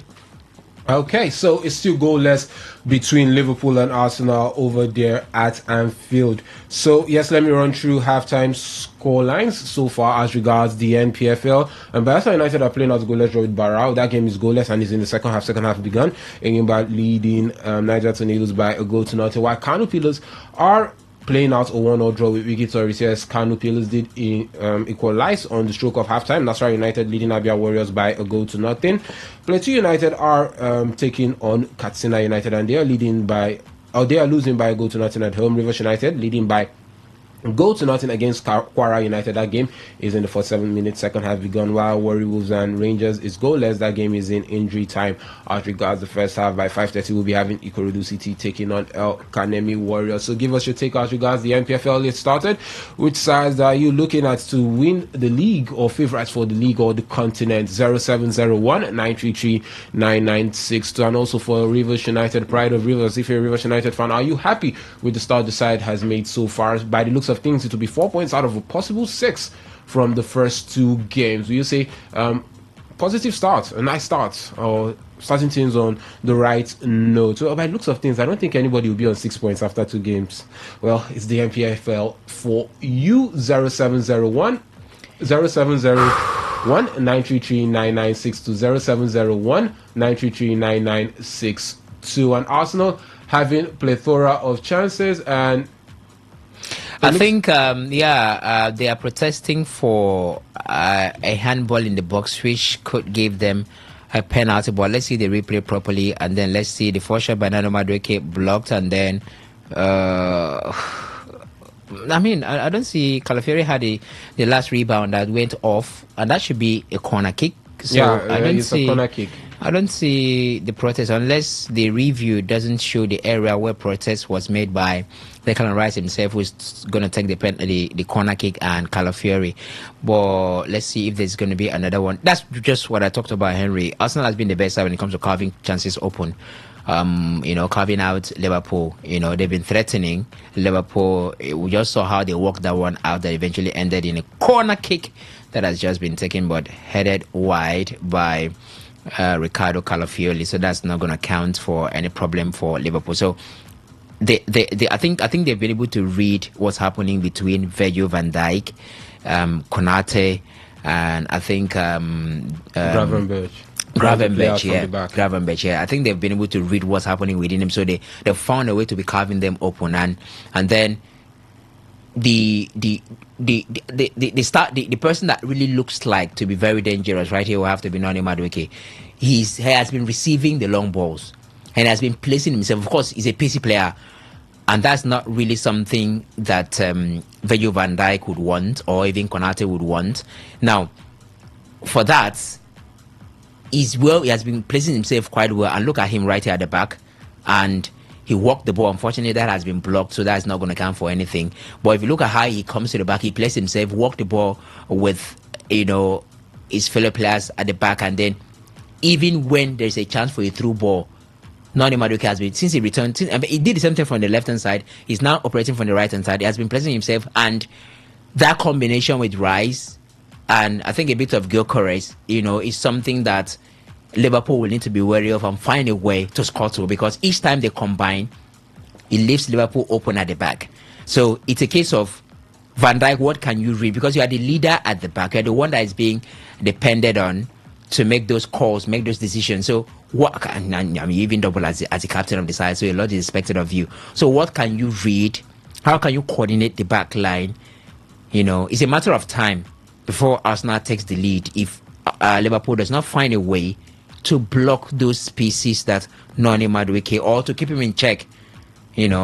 Else you could just see Arsenal taking the lead at any time, because it's not every time that Liverpool will be that should I say lucky, even though I don't believe in much luck in football, but it's not every time that they will find themselves having to score to whatever attacking threat, or each time they have the ball and find those spaces and they are unable to put the ball at the back of the net, one of those will go in. So they have to act quickly, Liverpool at the back line. So it is still goalless between Arsenal and Liverpool. But if you're coming over to you, do you think the fact that the man started Rice, Zubimendi, and what's his name now in midfield, and Merino is sort of helping to stifle Liverpool's attack, creating that steal that is required for Arsenal to choke up the Liverpool midfield and stop them from playing? Maybe Martin Odegaard's injury is sort of like a blessing in disguise here at this point in time. He just has to do what he can do. We already saw Eberechi Eze walking, coming in, so maybe he's looking to get more creativity into that middle. We know that most of them they are just ball stoppers. They don't really have that much creativity to be Mendy, Rice, Merino. So maybe he's looked at it that maybe I need that creativity and Eberechi Eze to come in. But I've seen some creativity from that. You shouldn't try. I've seen that creativity from Liverpool's mid, and you see Florian Wirtz, but you saw it has not just been clicking. The man has the ball, does some magic, lays it out, but it either does not get to the man he wants, or it's either stopped by one of the names you've mentioned, and then they hit on the counter. You see, Liverpool just do not have that creativity right there in the middle. That's why when they try to go for the counter, it just does not work out, and they have to rely on those long passes or those overhead passes. So for now, I think it has actually worked out in Arteta's favor, being able to choke up that middle with all three defensive-minded players that you will say. Although the man has been able to turn Mikel Merino into a striker, but so far so good. It has worked out for Arteta, but if he wants that creativity in the middle, you have to bring Eze. If he doesn't, as you've already said, as I said, it's Arsenal. They will keep on attacking from the wing. With the wing plays what they do, and Madueke has been able to show so far so good. He has that speed, he has that pace, and he has really tried to walk his way into the box. But he's not as creative minded as what Saka will give you. If Saka is there, we know Saka can create and Saka can score, but Madueke is not really that. He's not really that prolific in scoring. Not really that prolific when it comes to creating chances. So you can really see that they are really missing that lethal attack at that right side, and Milo Kekes has been able to keep him in check so far so good. Maybe Vito Saka might have been something different. Over on the left side, Szoboszlai is doing an amazing work for Liverpool. It's almost as if they didn't miss Frimpong. It's almost as if they didn't miss Robertson or Bradley or the rest. So and slot turning Szoboszlai into a right back has really worked well, but they'll have to find something more than just that defensive output on the right back and left back. For the defense, Relax has already said it about Virgil van Dijk. What can he do? The man is still shaky. The man is still sloppy. Konate too. The man is still shaky. We can already see that they've been trying to keep not much from Gyökeres, but it's Arsenal's play style. You won't really see much from Gyökeres until they start feeding the man the ball, which I have not really seen much of it from Arsenal. So so far so good. It's still Arsenal that are still pushing, still Arsenal that are still pressing, and they are still the team that might actually get the first goal. But as you said, it's whoever wins the press goes on the attack. As Liverpool win the press, they hit on the quick counter attack. Arsenal win the press or win the ball immediately. They start building up from the back, and they keep on pushing. So far so good. The first half will soon be done. Let's see how it will be in the second half. Is it two things here, Henry? Okay. Has Kekes really been, first half is done, has Kekes really been keeping Madueke quiet? I mean, 1v1 in when a wing that has acres of space, don't you think he's managed the situation decently? He has kept him in check. I won't say kept him in check, but from keeping him quiet is two different things. Has he really kept him in check? Yes, he has kept him. To me, he has kept him in check. I don't think he has. Has Madueke actually, apart from the scenario where it was a rebound from the corner, has he actually done anything? We saw another one. Yes, I think it was Keke that blocked. Yes, I think it was Keke. But observe. If you take your mind through, reflect through that first half, many of the times that Liverpool Arsenal are opening up, it's either Madueke is receiving a through ball, or he's been involved in a 1-2 and he runs back, he runs into the box. Yeah. So with that's why I said it's only a matter of time before one of those gets converted. And don't forget, they have a prolific centre forward in Gyökeres. So if any openings and Madueke decides not to and lay a pass to Gyökeres, that ends it. I think the work could be, maybe he has been able to manage that situation probably better than, probably more a lesser headache than having a Saka, right? But keeping him in check, Arsenal have been able to carve Liverpool open from Noni Madueke many times. That's one. Second, it's not far-fetched, Henry. And that's why I said you shouldn't try it. Zubimendi, Merino, and Rice, they've been doing fantastic job in checking that midfield, like in blocking almost everything that comes. Many of the 1-2 involving Florian V's where they want to open up, and then they block them. We saw one that happened on the edge of the box. Yeah, like and then they block them. Anytime that happened, what would have made Florian V's creativity to show? Those guys would just come out from nowhere and then compress, and then before they get the ball. And then another thing I think Liverpool should start thinking of doing is there's so much understanding with Arsenal at the back line. See, Liverpool would have benefited from a misplaced pass. They would have scored and they press. They've had better chances pressing than Arsenal have had. They've been able to manage themselves at the back each time they want to pass from the back. And Arsenal press, but they eventually will not get it. But for Arsenal, they've been better off cutting off, intercepting from the middle. I mean, thanks to the trial that we just talked about. But for Arsenal, they've made mistakes about twice, and Liverpool have had the ball. We saw one. I think who was that? Just before the halftime. I think that was Van Dijk. The one Van Dijk failed, didn't shoot. We saw that one. There was another one that happened. Yeah. That somebody chose to pass, and I think it was Timbers who was already there to block, to take the pass, and then Arsenal launched a very calm attack. When you have those kind of chances, you don't allow your opponent to be so comfortable to receive the ball and then start thinking, I won't give. They should be under pressure. Like something should be heating up. Even if you misplace a pass, hit them up immediately. Don't give them the chance to be settled in, and then start thinking of let's regroup and then let's start circulating passes and launch attack again. So I think you start thinking of first Van Dijk should have taken a shot. He chose to pass. He was blocked. I think I can't recall whether it was Salah or Kodigapo. The one that happened just a couple of minutes before halftime. Chose to pass and then somebody blocked it again and took the ball and launched attack from there. Maybe she should start thinking of shooting, because there's that understanding between that Arsenal back line. Although they also need to be ready, because it's only a matter of time before one mistake happens and Liverpool will go ahead. But for Liverpool, I think you should start thinking of shooting. You don't get close to the edge, and you've seen that these guys have been able to have this level of understanding within themselves. Please start unleashing. Is either a deflection happens, or you beat the goalkeeper, or a rebound happens, and you are there to, put it at the back of the net. Because if you want to keep circulating inside somebody's box, it might be difficult with Arsenal defensive prowess that we've seen last season, in which they are still continuing this season.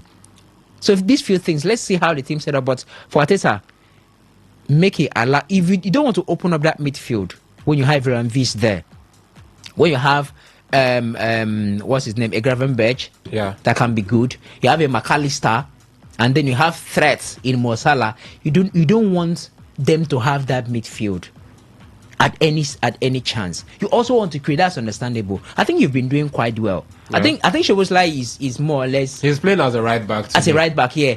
But I think he's more or less having a little bit of freedom, because it's just Martinelli that's there. So Szoboszlai can take care of Martinelli.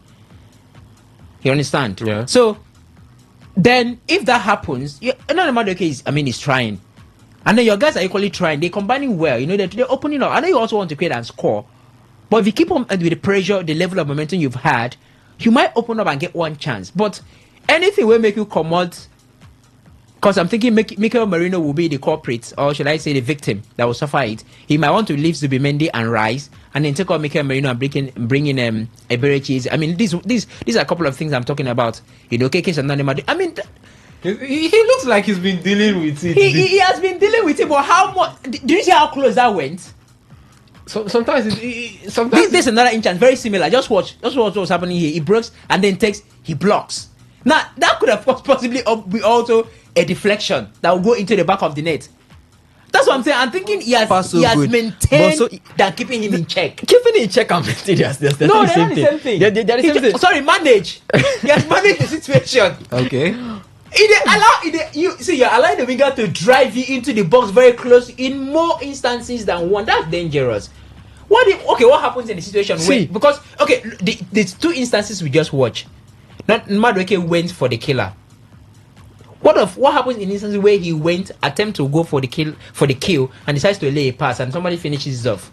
See, I believe if it was Bukayo Saka, it might have been different, because if it was Saka would have caught back again. I don't think Saka would have shot that first time. Saka would have caught back again and then looked for the pass or found a way to make that shot. So it's even better that it's even Madueke that Midokeke even has to deal with. For me, I still believe he's keeping it. He's keeping the man in check for now.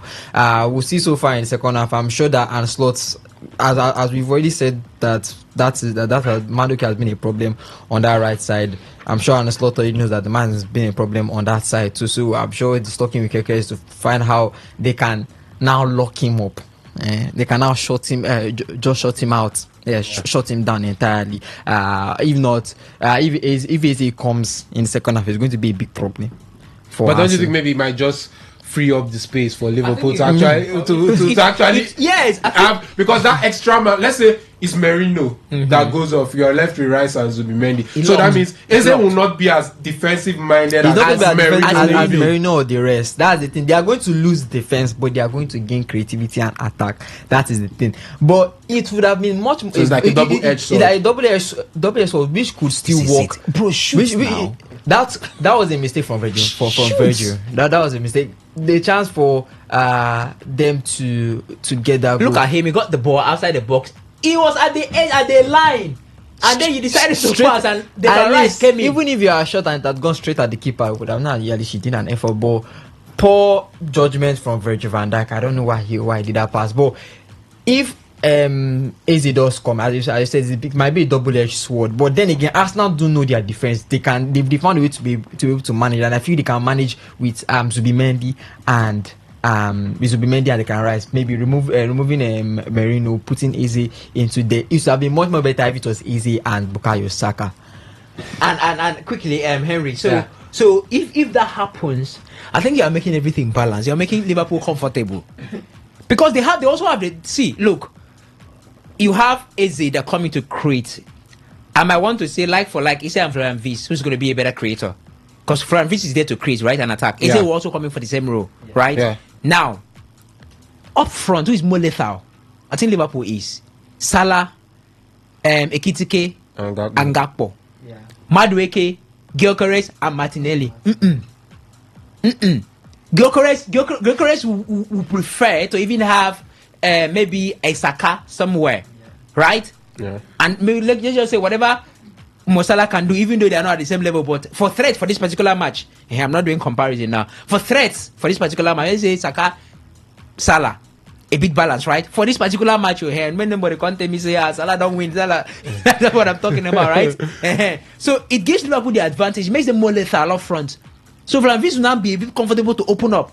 Yes, he also open up with Eze, but who finishes better?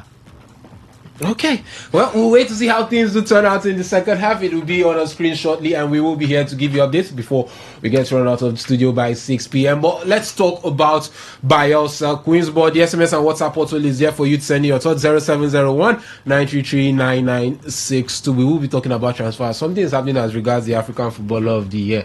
A lot is happening around that man at this point in time. Hopefully, Payne, with resounding 4-1 victory over Samson Nelly on Saturday evening. Now the Nigerian champions showed their superiority from blast of the whistle, dominating possession and creating chances at will. The relentless pressure paid off as they took the lead midway through the first half through a well-taken goal from Janet Akeromowe and Shakirat Moshood. Now Samson Nelly briefly threatened a comeback, pulling a goal back to level matters via Kalu favor, but Bielsa Queens quickly regained control, restoring their advantage before the break. In the second half, the Prosperity girls stepped up the tempo, scoring twice via Janet and Alaba to seal an emphatic win and send a strong message to their rivals in the regional qualifiers. Now that victory means that they did finish top of the group with maximum 9 points, and they will be facing USFA of Burkina Faso in the semi-final of the WAFUB Women's Champions League qualifier. And in the other semi-final, we'll be having ASEC. That should be ASEC ladies playing Police Ladies of Ghana. Ovie, Bielsa Queens, one foot in the finals at this stage, because it's been emphatic from 3-0. They won the first game 5-0, if I'm not mistaken, against Police Ladies. They won 3-0, now 4-1. Yeah, 4-1 against Samnelli, yeah. And definitely they will be playing USFA of Burkina Faso. Maybe not really much of a threat. It's more about we have our eyes on the final. It's just one game at a time, and let's try and see how we can get to the continent. So for Bielsa Queens, they've, as you said, one foot in the finals, and they've done extremely well. All maximum points from a group that we expected them to get all maximum points from. Police Ladies, their first time in the CAF competition.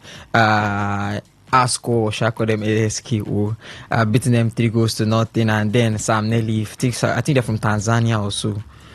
Yeah. No, I will actually confirm where they are from, but it's WAFU, so it's a West African country. So it's a West African team actually that they are going.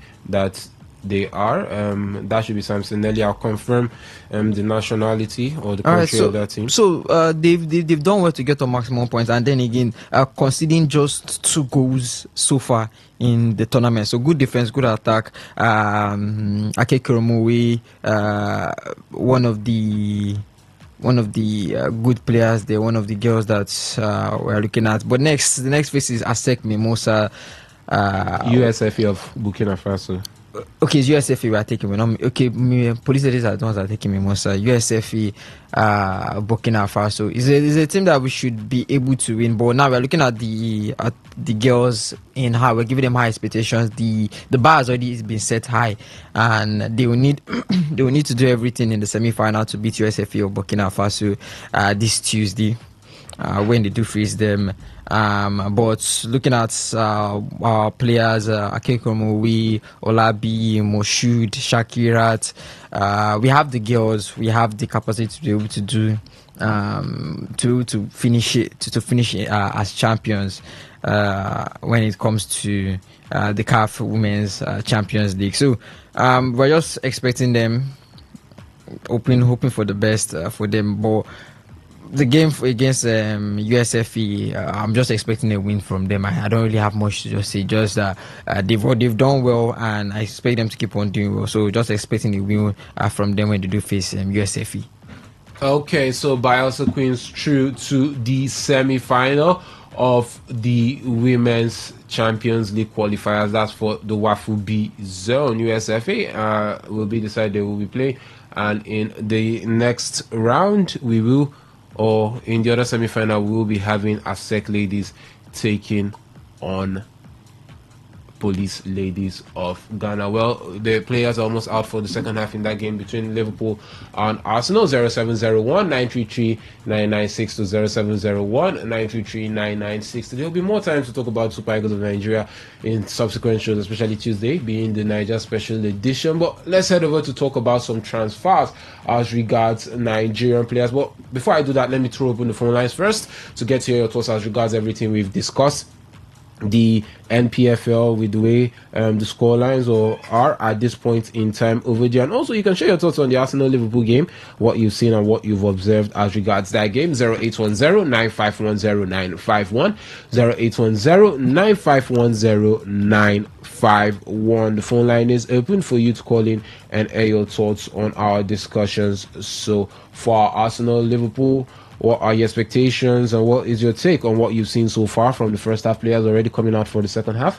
And also NPFL, well, games are ongoing at this point in time. What are you looking out for? How are you impressed enough with your favorite side? Let me run through some of the scorelines from games at this point in time. Bayelsa United have just made it 2-0 against Barao. Enyimba leading by a 1-0. Canopilas playing out a goalless draw still with Wiki Tourists. Playing out 1-0 draw, beg your pardon, with Wiki Tourists, while Nassau United are defeating Abia Warriors by a 0-0. Plateau United are still losing at home to Katsina United by a 0-0. Rivers United still 1 goal up against Kwara United, while Warrior Wolves are still playing goalless against Rangers International. Ikorodu City and El Kanemi Warriors just started, and that game is in the first minute, and it is goalless. Okay, well, let's head over to talk about some transfers as it regards Nigerian players. But like I said, the phone line is open for you to call in and air your thoughts. 0810-9510-951, 0810-9510-951, while for the SMS and WhatsApp also, number is 0701-933-9962, 0701-933-9962. And Reliance, I'm coming over to you. Let's start off with the CAF African Footballer of the Year or Player of the Year, and that's Ademola Lookman. Now, according to reports, Atalanta are looking to offload him for about 35 to 40 million pounds. They are not talking about 60 million euros again. Now, The Athletic is reporting that Bayern Munich have registered or tabled an offer of a loan with an option to buy for the man. Reports have it is in London, and Tottenham have also inquired about the man or expressed an interest about the man towards Atalanta. But reports just coming in from Fabrizio Romano about an hour ago have it that Atalanta are not open to a loan with option to buy. It's either a straight up permanent sale or a loan with an obligation to buy. Are we seeing a situation whereby Ademola finally gets this move, or you feel maybe, just maybe, we might still be seeing him in an Atalanta colour come 12 midnight, 1st of September? I think they will find a compromise, both Atalanta and Ademola Lookman, to let him go. For one, Bayern Munich, if you want him, buy him, or let there be that obligation for buy. I think I understand from the part of Atalanta in that area, because again, this is a player you don't want in your books anymore. So buy him, or let there be an obligation. We don't want to close our eyes and say this guy's gone. I think the relationship has deteriorated to that level. So they have to find a compromise eventually. And then the links with Tottenham as well. So we just have about a couple of hours before this deal gets done. And I think eventually it's going to be done because, look, nobody want each other anymore. Atalanta do not want Ademola Lookman. Ademola Lookman do not want Atalanta. So they want him off his books. In the end, they have to be compromised. The transfer window ends in just over 30 hours from now. And so that compromise must come. Bayern Munich are in it. Tottenham reportedly in it as well. Bayern Munich is the one that is so concrete right now. They've already tabled an offer, like you mentioned, a loan move with an option to buy. But what they are asking for Atalanta is, it has to be, if you want him on loan, it has to be an obligation to buy.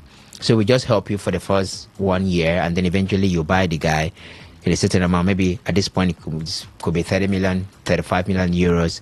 and then he becomes your player, because you're also in a situation where you need a player.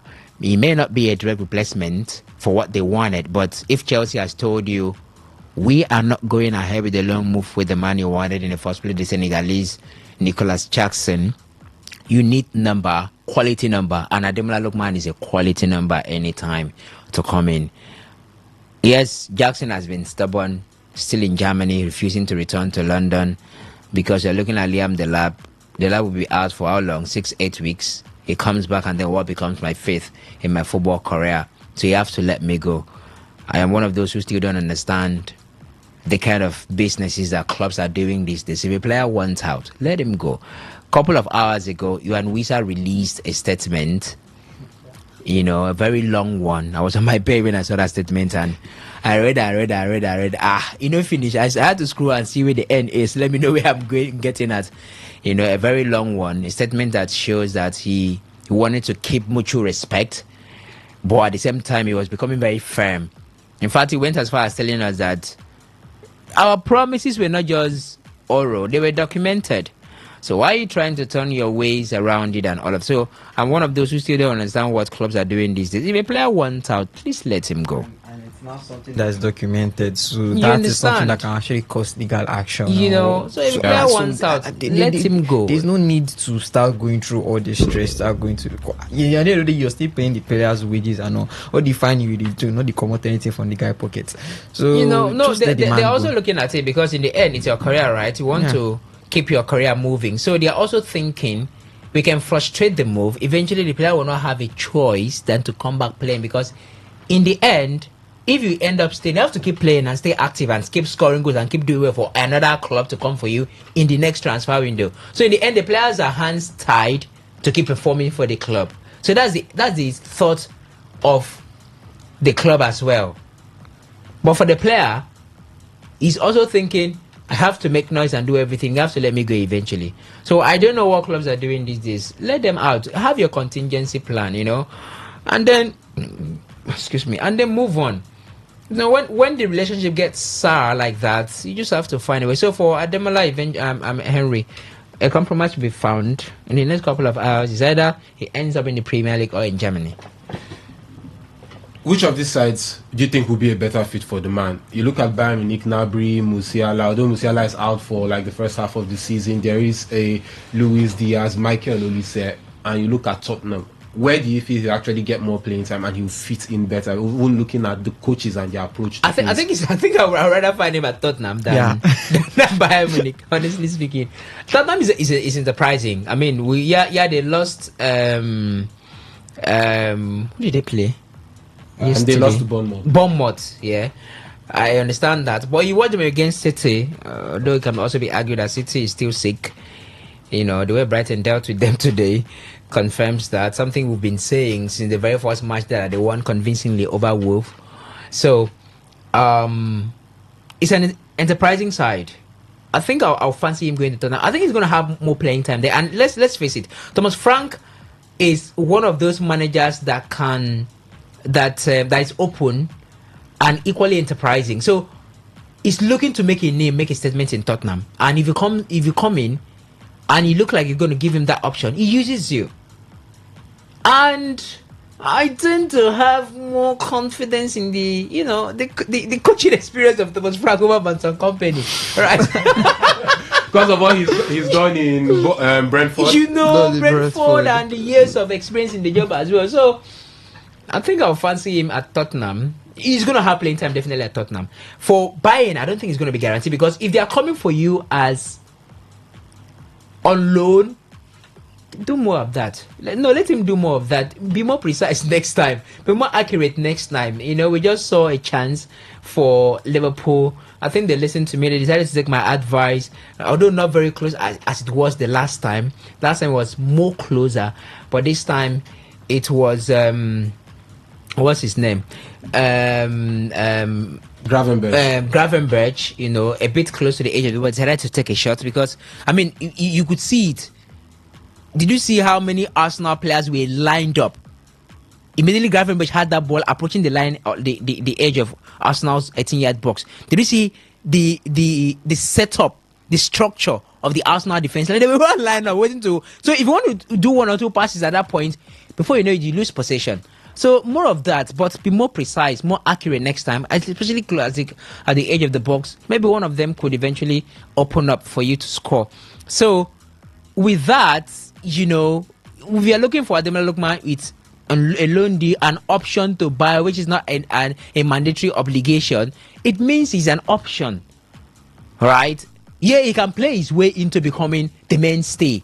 That Arsenal want that Bayern Munich want to, like, let's get this man, let's get this deal done and make him our permanent player. I know that can happen, yeah, but for starters, it means you are an option. So Tottenham, I think is gonna have more playing time there, make more mark there, and let's see how Tottenham progresses this season with Thomas Frank.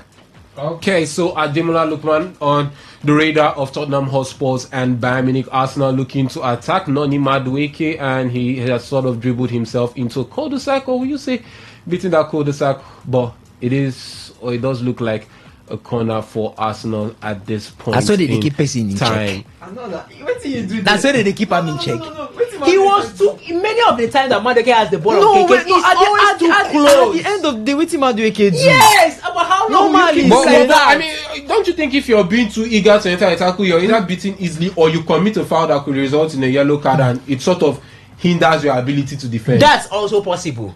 But the point here is, you are many of the times you are allowing him too close to the goalpost. All he needs to do is lay one pass that will beat you. See, but Madueke cannot lay that pass because Madueke does not have that. Watch now. Because normally okay, don't worry. Let's wait and see now. Okay, so a corner for Arsenal there, but it is headed and cleared by Liverpool. I don't want to jinx it or commentators cause, but it just feels like Liverpool have been dealing with the guys that can't defend the set pieces have been dealing with the guys that can actually use the set pieces to score so well this time around. Yeah, they've been dealing with all Arsenal set pieces quite well.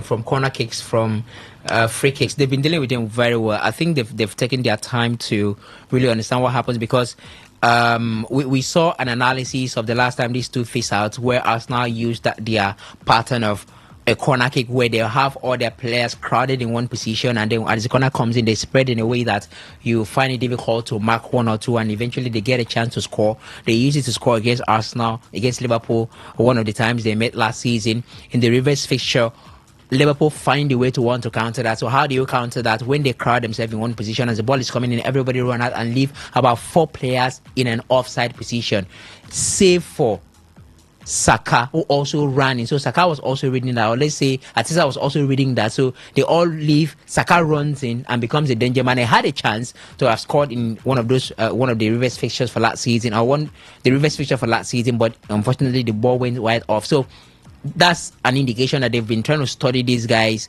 and how to deal with them from set pieces. We see how they group themselves each time Arsenal have set pieces, because Arsenal can be very dangerous from set pieces. They've used it to score this season against Manchester United. That was the only reason they went back to North London with 3 maximum points. And I think which other match? I think they scored from set piece from one other match that I can't really. They scored 2 against Leeds in their second game, and I think one of those, I think from set pieces as well. 2, I think they scored. Timbers scored twice. You know, so they are very dangerous from set pieces. But so far, Liverpool have had the structure to deal with it. They've been dealing with the error threat. Of course, I mean, it can't have Virgil van Dijk and Ibrahima Konate, and even Kekesh is equally, good when it comes to, or has a height aerial advantage, so you can't. That's how to keep somebody in check. That's how to keep somebody in check. Did you see it?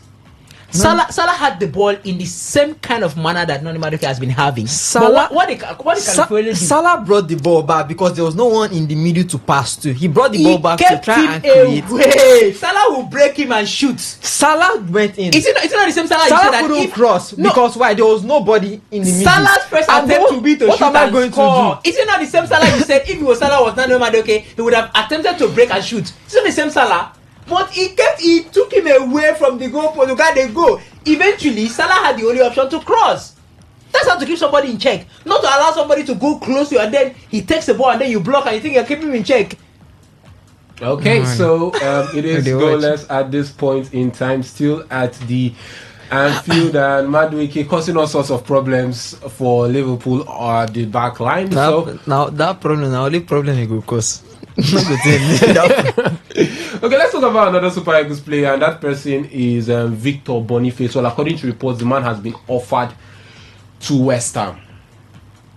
Go. Yeah, go. Just go. Go. The West Ham haven't looked like they're in the best place. And Bayer Leverkusen look like they're in a good place. Exactly. I can you just feel like Bayer Leverkusen will not get relegated, but if West Ham are not careful in the Premier League, they could get relegated. Or do you think it's just Boniface? Find a new lease of life, find somewhere new. It's about that now.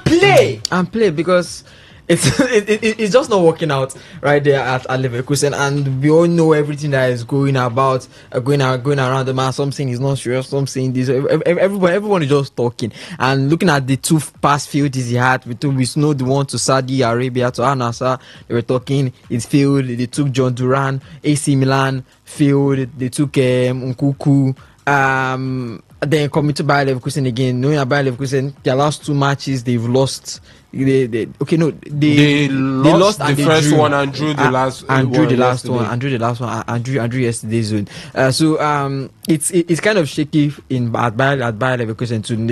They've ransacked them of all their players. Hincapié too just got a loan deal to Arsenal. Xhaka has gone, Frimpong has gone, Rita has gone, and you know that you finished their last two seasons as one of their top strikers in Bayer Leverkusen. So you are still he's still one of the most sought out strikers in football. He just needs to go and find that form. And if he's to do it in West Ham, it's still early seasons for West Ham. It's still early season. They just beat Nottingham Forest.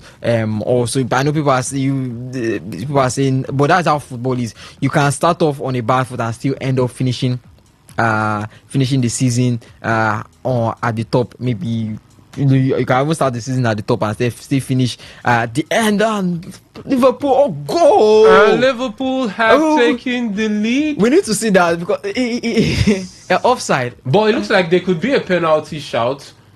Or we will wait to see what actually happened there. But it just looked like chaos in the box, and they scrambled for the ball, and before you knew, the ball was into the net. So referee said on offside. We'll try to see. Well, let's see what happened. Offside. Yeah, it's offside. Yeah. Offside. Who's called it? But if he went, the fact that he went for the ball has already cancelled was I think the one who was offside was Gakpo. After the Ekitike was offside. It looked like it was Gakpo that was actually offside. Dispute save from Raya.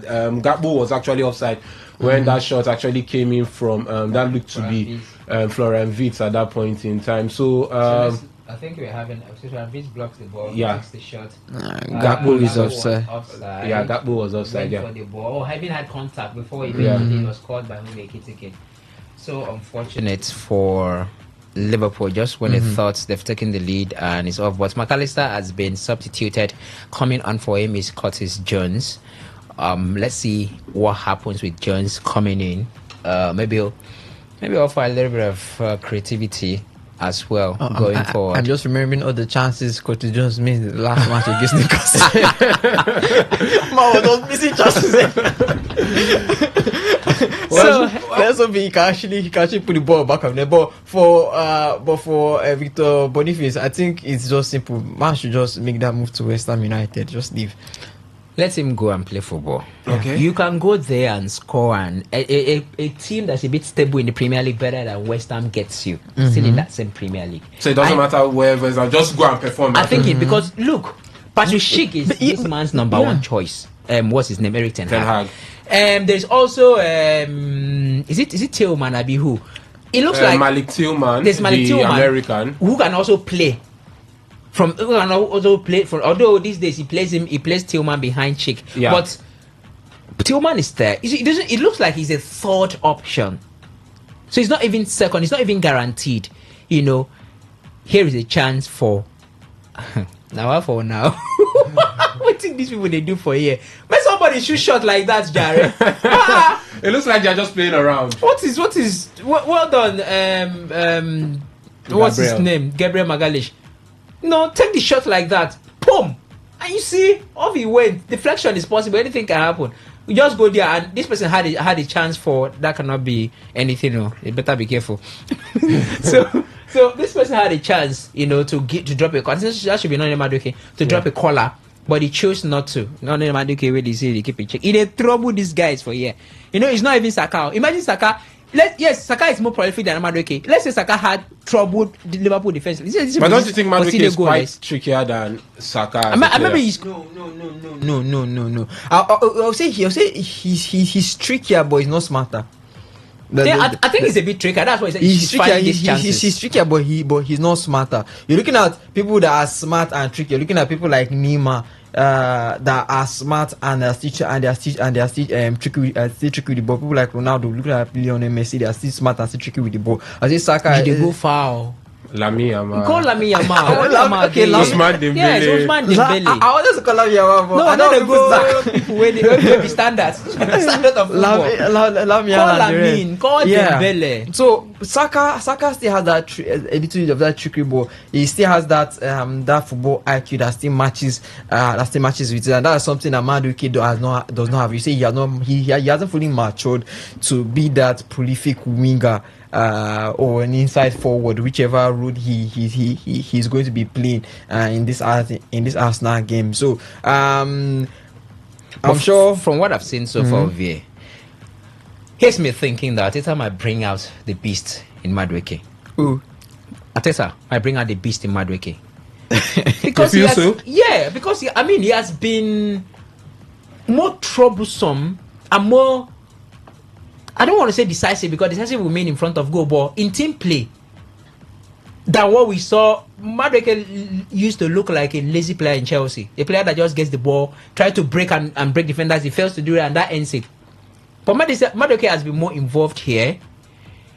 Has been the teamwork rate has increased.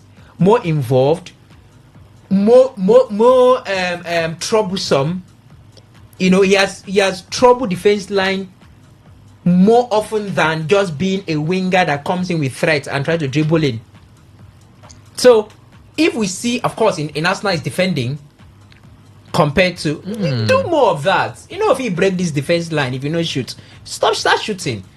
Imagine there was a rebound there, a shot from Cody Gakpo, from the left hand side, he breaks in inside the box and then takes a shot. Imagine who is the Mosquera put leg in that ball. You say that deflection. You say I go be that. So I'm seeing Madueke in a different light. Salah with a heavy touch there, and he couldn't get the control, and Calafiori was there. So Saliba, Van Dijk. Saliba was substituted, a centre back injury. Van Dijk looks troubled. It looks like it's a yellow card for Gyökeres. Yeah, let's see what happened there. Gyökeres went for the ball. Okay, so there was a stepping on Virgil van Dijk, and that's enough. That's not enough to cause touchable by fire by force. It's just he's been quiet there. You don't question that because of who he's playing against, right? He's been quiet. No. I'll question it. I will question. No, you can't question. No. See.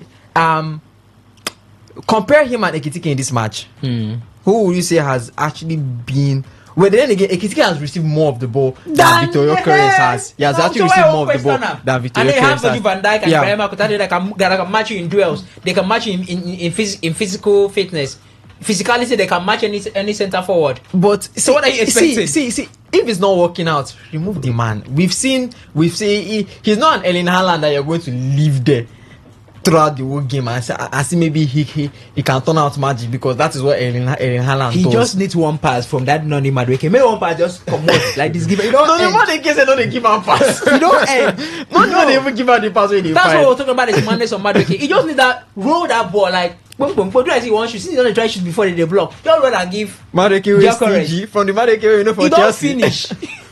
Okay, well, it's still goalless over there at Anfield, and Mohamed Salah.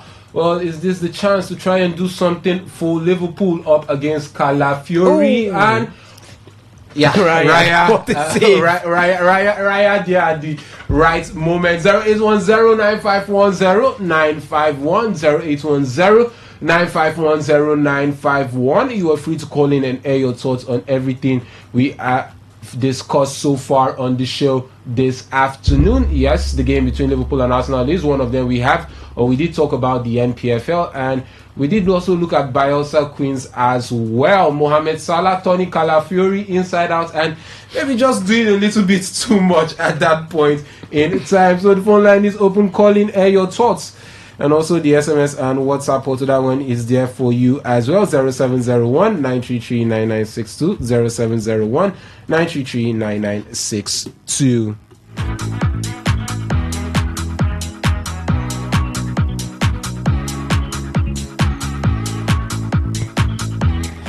Okay, let's hear from this caller right now. Hello, caller. Good evening. Good evening. Good evening. Name and location. Kabolobari. Okay, Kabolobari, please go ahead. Guys in the house, I'm not liking what I'm seeing in my match. I thought by now I would have taken the lead. But what do you think? What do you think is the major reason? I mean, have you been impressed a little bit, at least, with the shape or setup of Arne Slot and this Liverpool side, or if he didn't do enough in the setup, or Arteta has been fantastic? Like today's setup from my coach, I see that he's tried. He tried, but the match is a strong match. Arteta doesn't want to lose, and also Arne Slot doesn't want to lose. But I still keep with the hope, as a Liverpool as I be. We never give up until 90 minutes, so I still hope for something. I hope Arsenal will go empty from Anfield this evening. Okay, thank you so much. Is that all, Kabolobari? Okay, thank you so much for your thoughts there, Kabolobari. Do well to keep the calls coming in. The phone line is open. A record? The man is going for it. He's going for it. You don't blame him. It's 3 points at stake. What better way to win the title or show that you are actually up for the title this season than winning your main rivals in their home? But this is the thing about Arsenal. You say Merino, it doesn't get. But do you think this will actually leave more space? Because we're seeing Liverpool pick up spaces now. So if Liverpool are picking up spaces and becoming threatening, you're not able to hold that defense, that shape again, right? They are trying to beginning to open you up. So the only wise thing to do right now is find a way to open them up as well. Okay, you understand? Hello, caller. Good afternoon. Good evening. Good evening. Good evening. Name and location. It's about Man City. My contribution is about Man City. Go ahead, please. You're free. It's as if they are so reluctant. Okay. And the present match, I think Liverpool and Arsenal. Yes. It's so possible that Liverpool might carry the game. Okay. Okay. They are shoulder to shoulder. Okay. Thank you so much. And all the things. Okay. Thank you so much. Thank you so much for your thoughts there. Let's run through what's happening in the NPFL before we get to run out of the studio. Game between Bielsa United and Barrow, it's over. Bielsa United winning that one by 2-0 in Aimba. RC leading Niger Tornadoes by 1-0. Wakano Pillars playing out to 1-0 draw with Nassau United leading Abia Warriors by 1-0. Katsina United leading Plateau United by 2-1 away from home. Rivers United have won against Kwara United by 1-0. And the game between Warriors and Rangers is goalless. It looks like that game has been abandoned as things stand, while Ikorodu City are still playing out a goalless draw with El Kanemi Warrior as well. Ladies and gentlemen, my name is Henry Gugu. I did the show Reliable Reliance and Ovie Wallace. We'll be back tomorrow by 6:30 a.m. for Sports Attack. But until then, stay safe, stay blessed, and enjoy the rest of your evening. Bye-bye.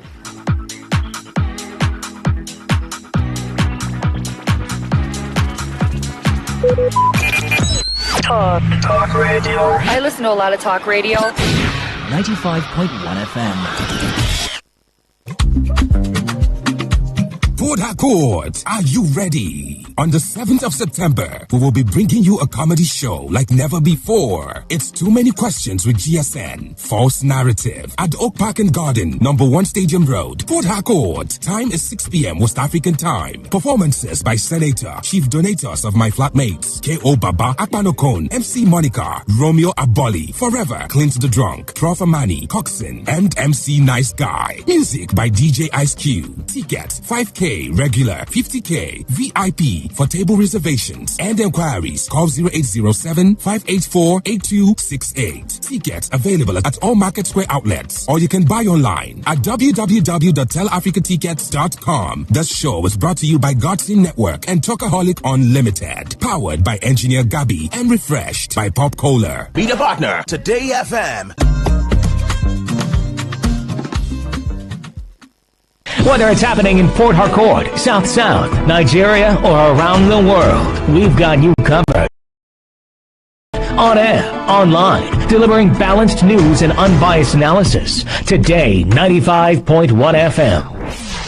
Today, 95.1 FM, Port Harcourt. News update.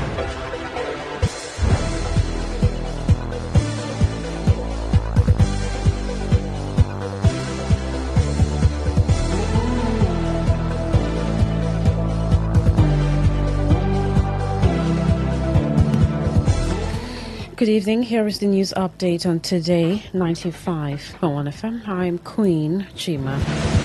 The Rivers State Independent Electoral Commission (RISEC) has declared winners of the chairmanship and councillorship election for the August 30th, 2025.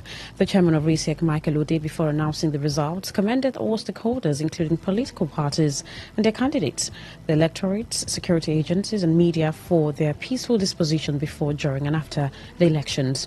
Ode narrated how Rivers people came out in their numbers to exercise their franchise on Saturday. Michael Ode further declared the winners of the chairmanship election and their parties, including 20 LGA chairman-elect of the All Progressive Congress, APC, and their vice chairman, and 3 chairman-elect and their vice chairman of the People's Democratic Party, PDP, totaling 23 local government areas. Today, FM Uchinde Joe reports that the 319 councillors-elect were declared by the RISEC commissioners in charge of the local government areas, which were dominated by APC and PDP. Meanwhile, the River State Independent Electoral Commission (RISEC) has scheduled Monday, 1st September 2025 for formal presentation of certificates of return to winners of the August 30th Local Government Council elections. The Chairman, Chief Electoral Commissioner of the Commission, Michael Ekbaliude, in a statement, said the schedule followed the successful and peaceful conduct of the council elections across the 23 local government areas and 319 wards across the state. Ekbaliude, while acknowledging the declaration of the results, extended invitation to the Chairman, Vice Chairman, and councillors-elects to RISEC headquarters for formal presentation of certificates of return at 8 a.m. As moving on, where suspected thugs have disrupted the inauguration of the transition committee members of the coalition of opposition parties under the African Democratic Congress (ADC) in Kaduna State. Attacking participants and vandalizing property, the committee brought together members of the All Progressives Congress (APC) faction opposed to the state leadership alongside the People's Democratic Party (PDP), Social Democratic Party (SDP), the New Nigeria People's Party (NNPP), Labour Party, and the ADC. Reports said the inauguration held in Kaduna descended into violence when hoodlums armed with cutlasses, clubs, and stones disrupted the proceedings. Former Kaduna State Governor Nasir El-Rufai, who attended the event, condemned the attack, calling it a dangerous descent into lawlessness. He expressed outrage at the reported inaction of policemen deployed to the scene, accusing them of complicity in the mayhem. He warned that political thuggery in the state must be stopped, alleging that senior police officers at the scene, including an assistant commissioner of police, stood by and watched as the violence unfolded. He also vowed to escalate the matter to the Police Service Commission, claiming that the police had violated regulations by failing to intervene.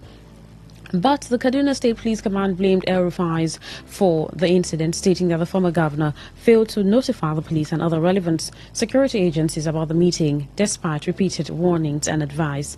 In a statement, the command's public relations officer, DSP Mansir Hassan, said it had commenced an extensive investigation into the alleged political violence meeting hosted by El-Rufai and the shooting incident by political thugs and other sundry. The Socio-Economic Rights and Accountability Project, SERAP, has urged the federal government to urgently reverse the new passport fees announced by the Nigeria Immigration Service, NIS. In a statement by its Deputy Director, Kolawole Oluwadari, SERAP described the increase as arbitrary, unlawful and discriminatory against poor Nigerians. The group said the decision would amount to a denial of access to passports for millions of socially and economically vulnerable Nigerians. SERAP explained that Nigerians who cannot afford to pay the excessive fees will be denied the effective enjoyment of their citizenship rights conferred by the Nigerian Constitution 1999 as amended and human rights treaties to which the country is a state party.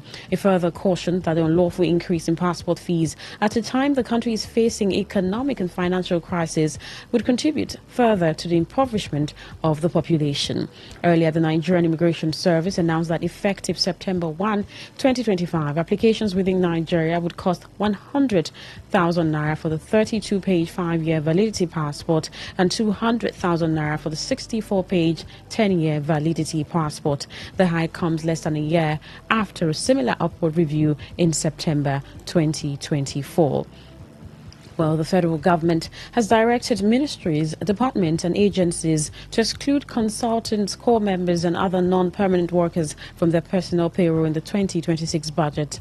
This directive was contained in the 2026 Personnel Cost Budget Call Circular issued by the Budget Office of the Federation.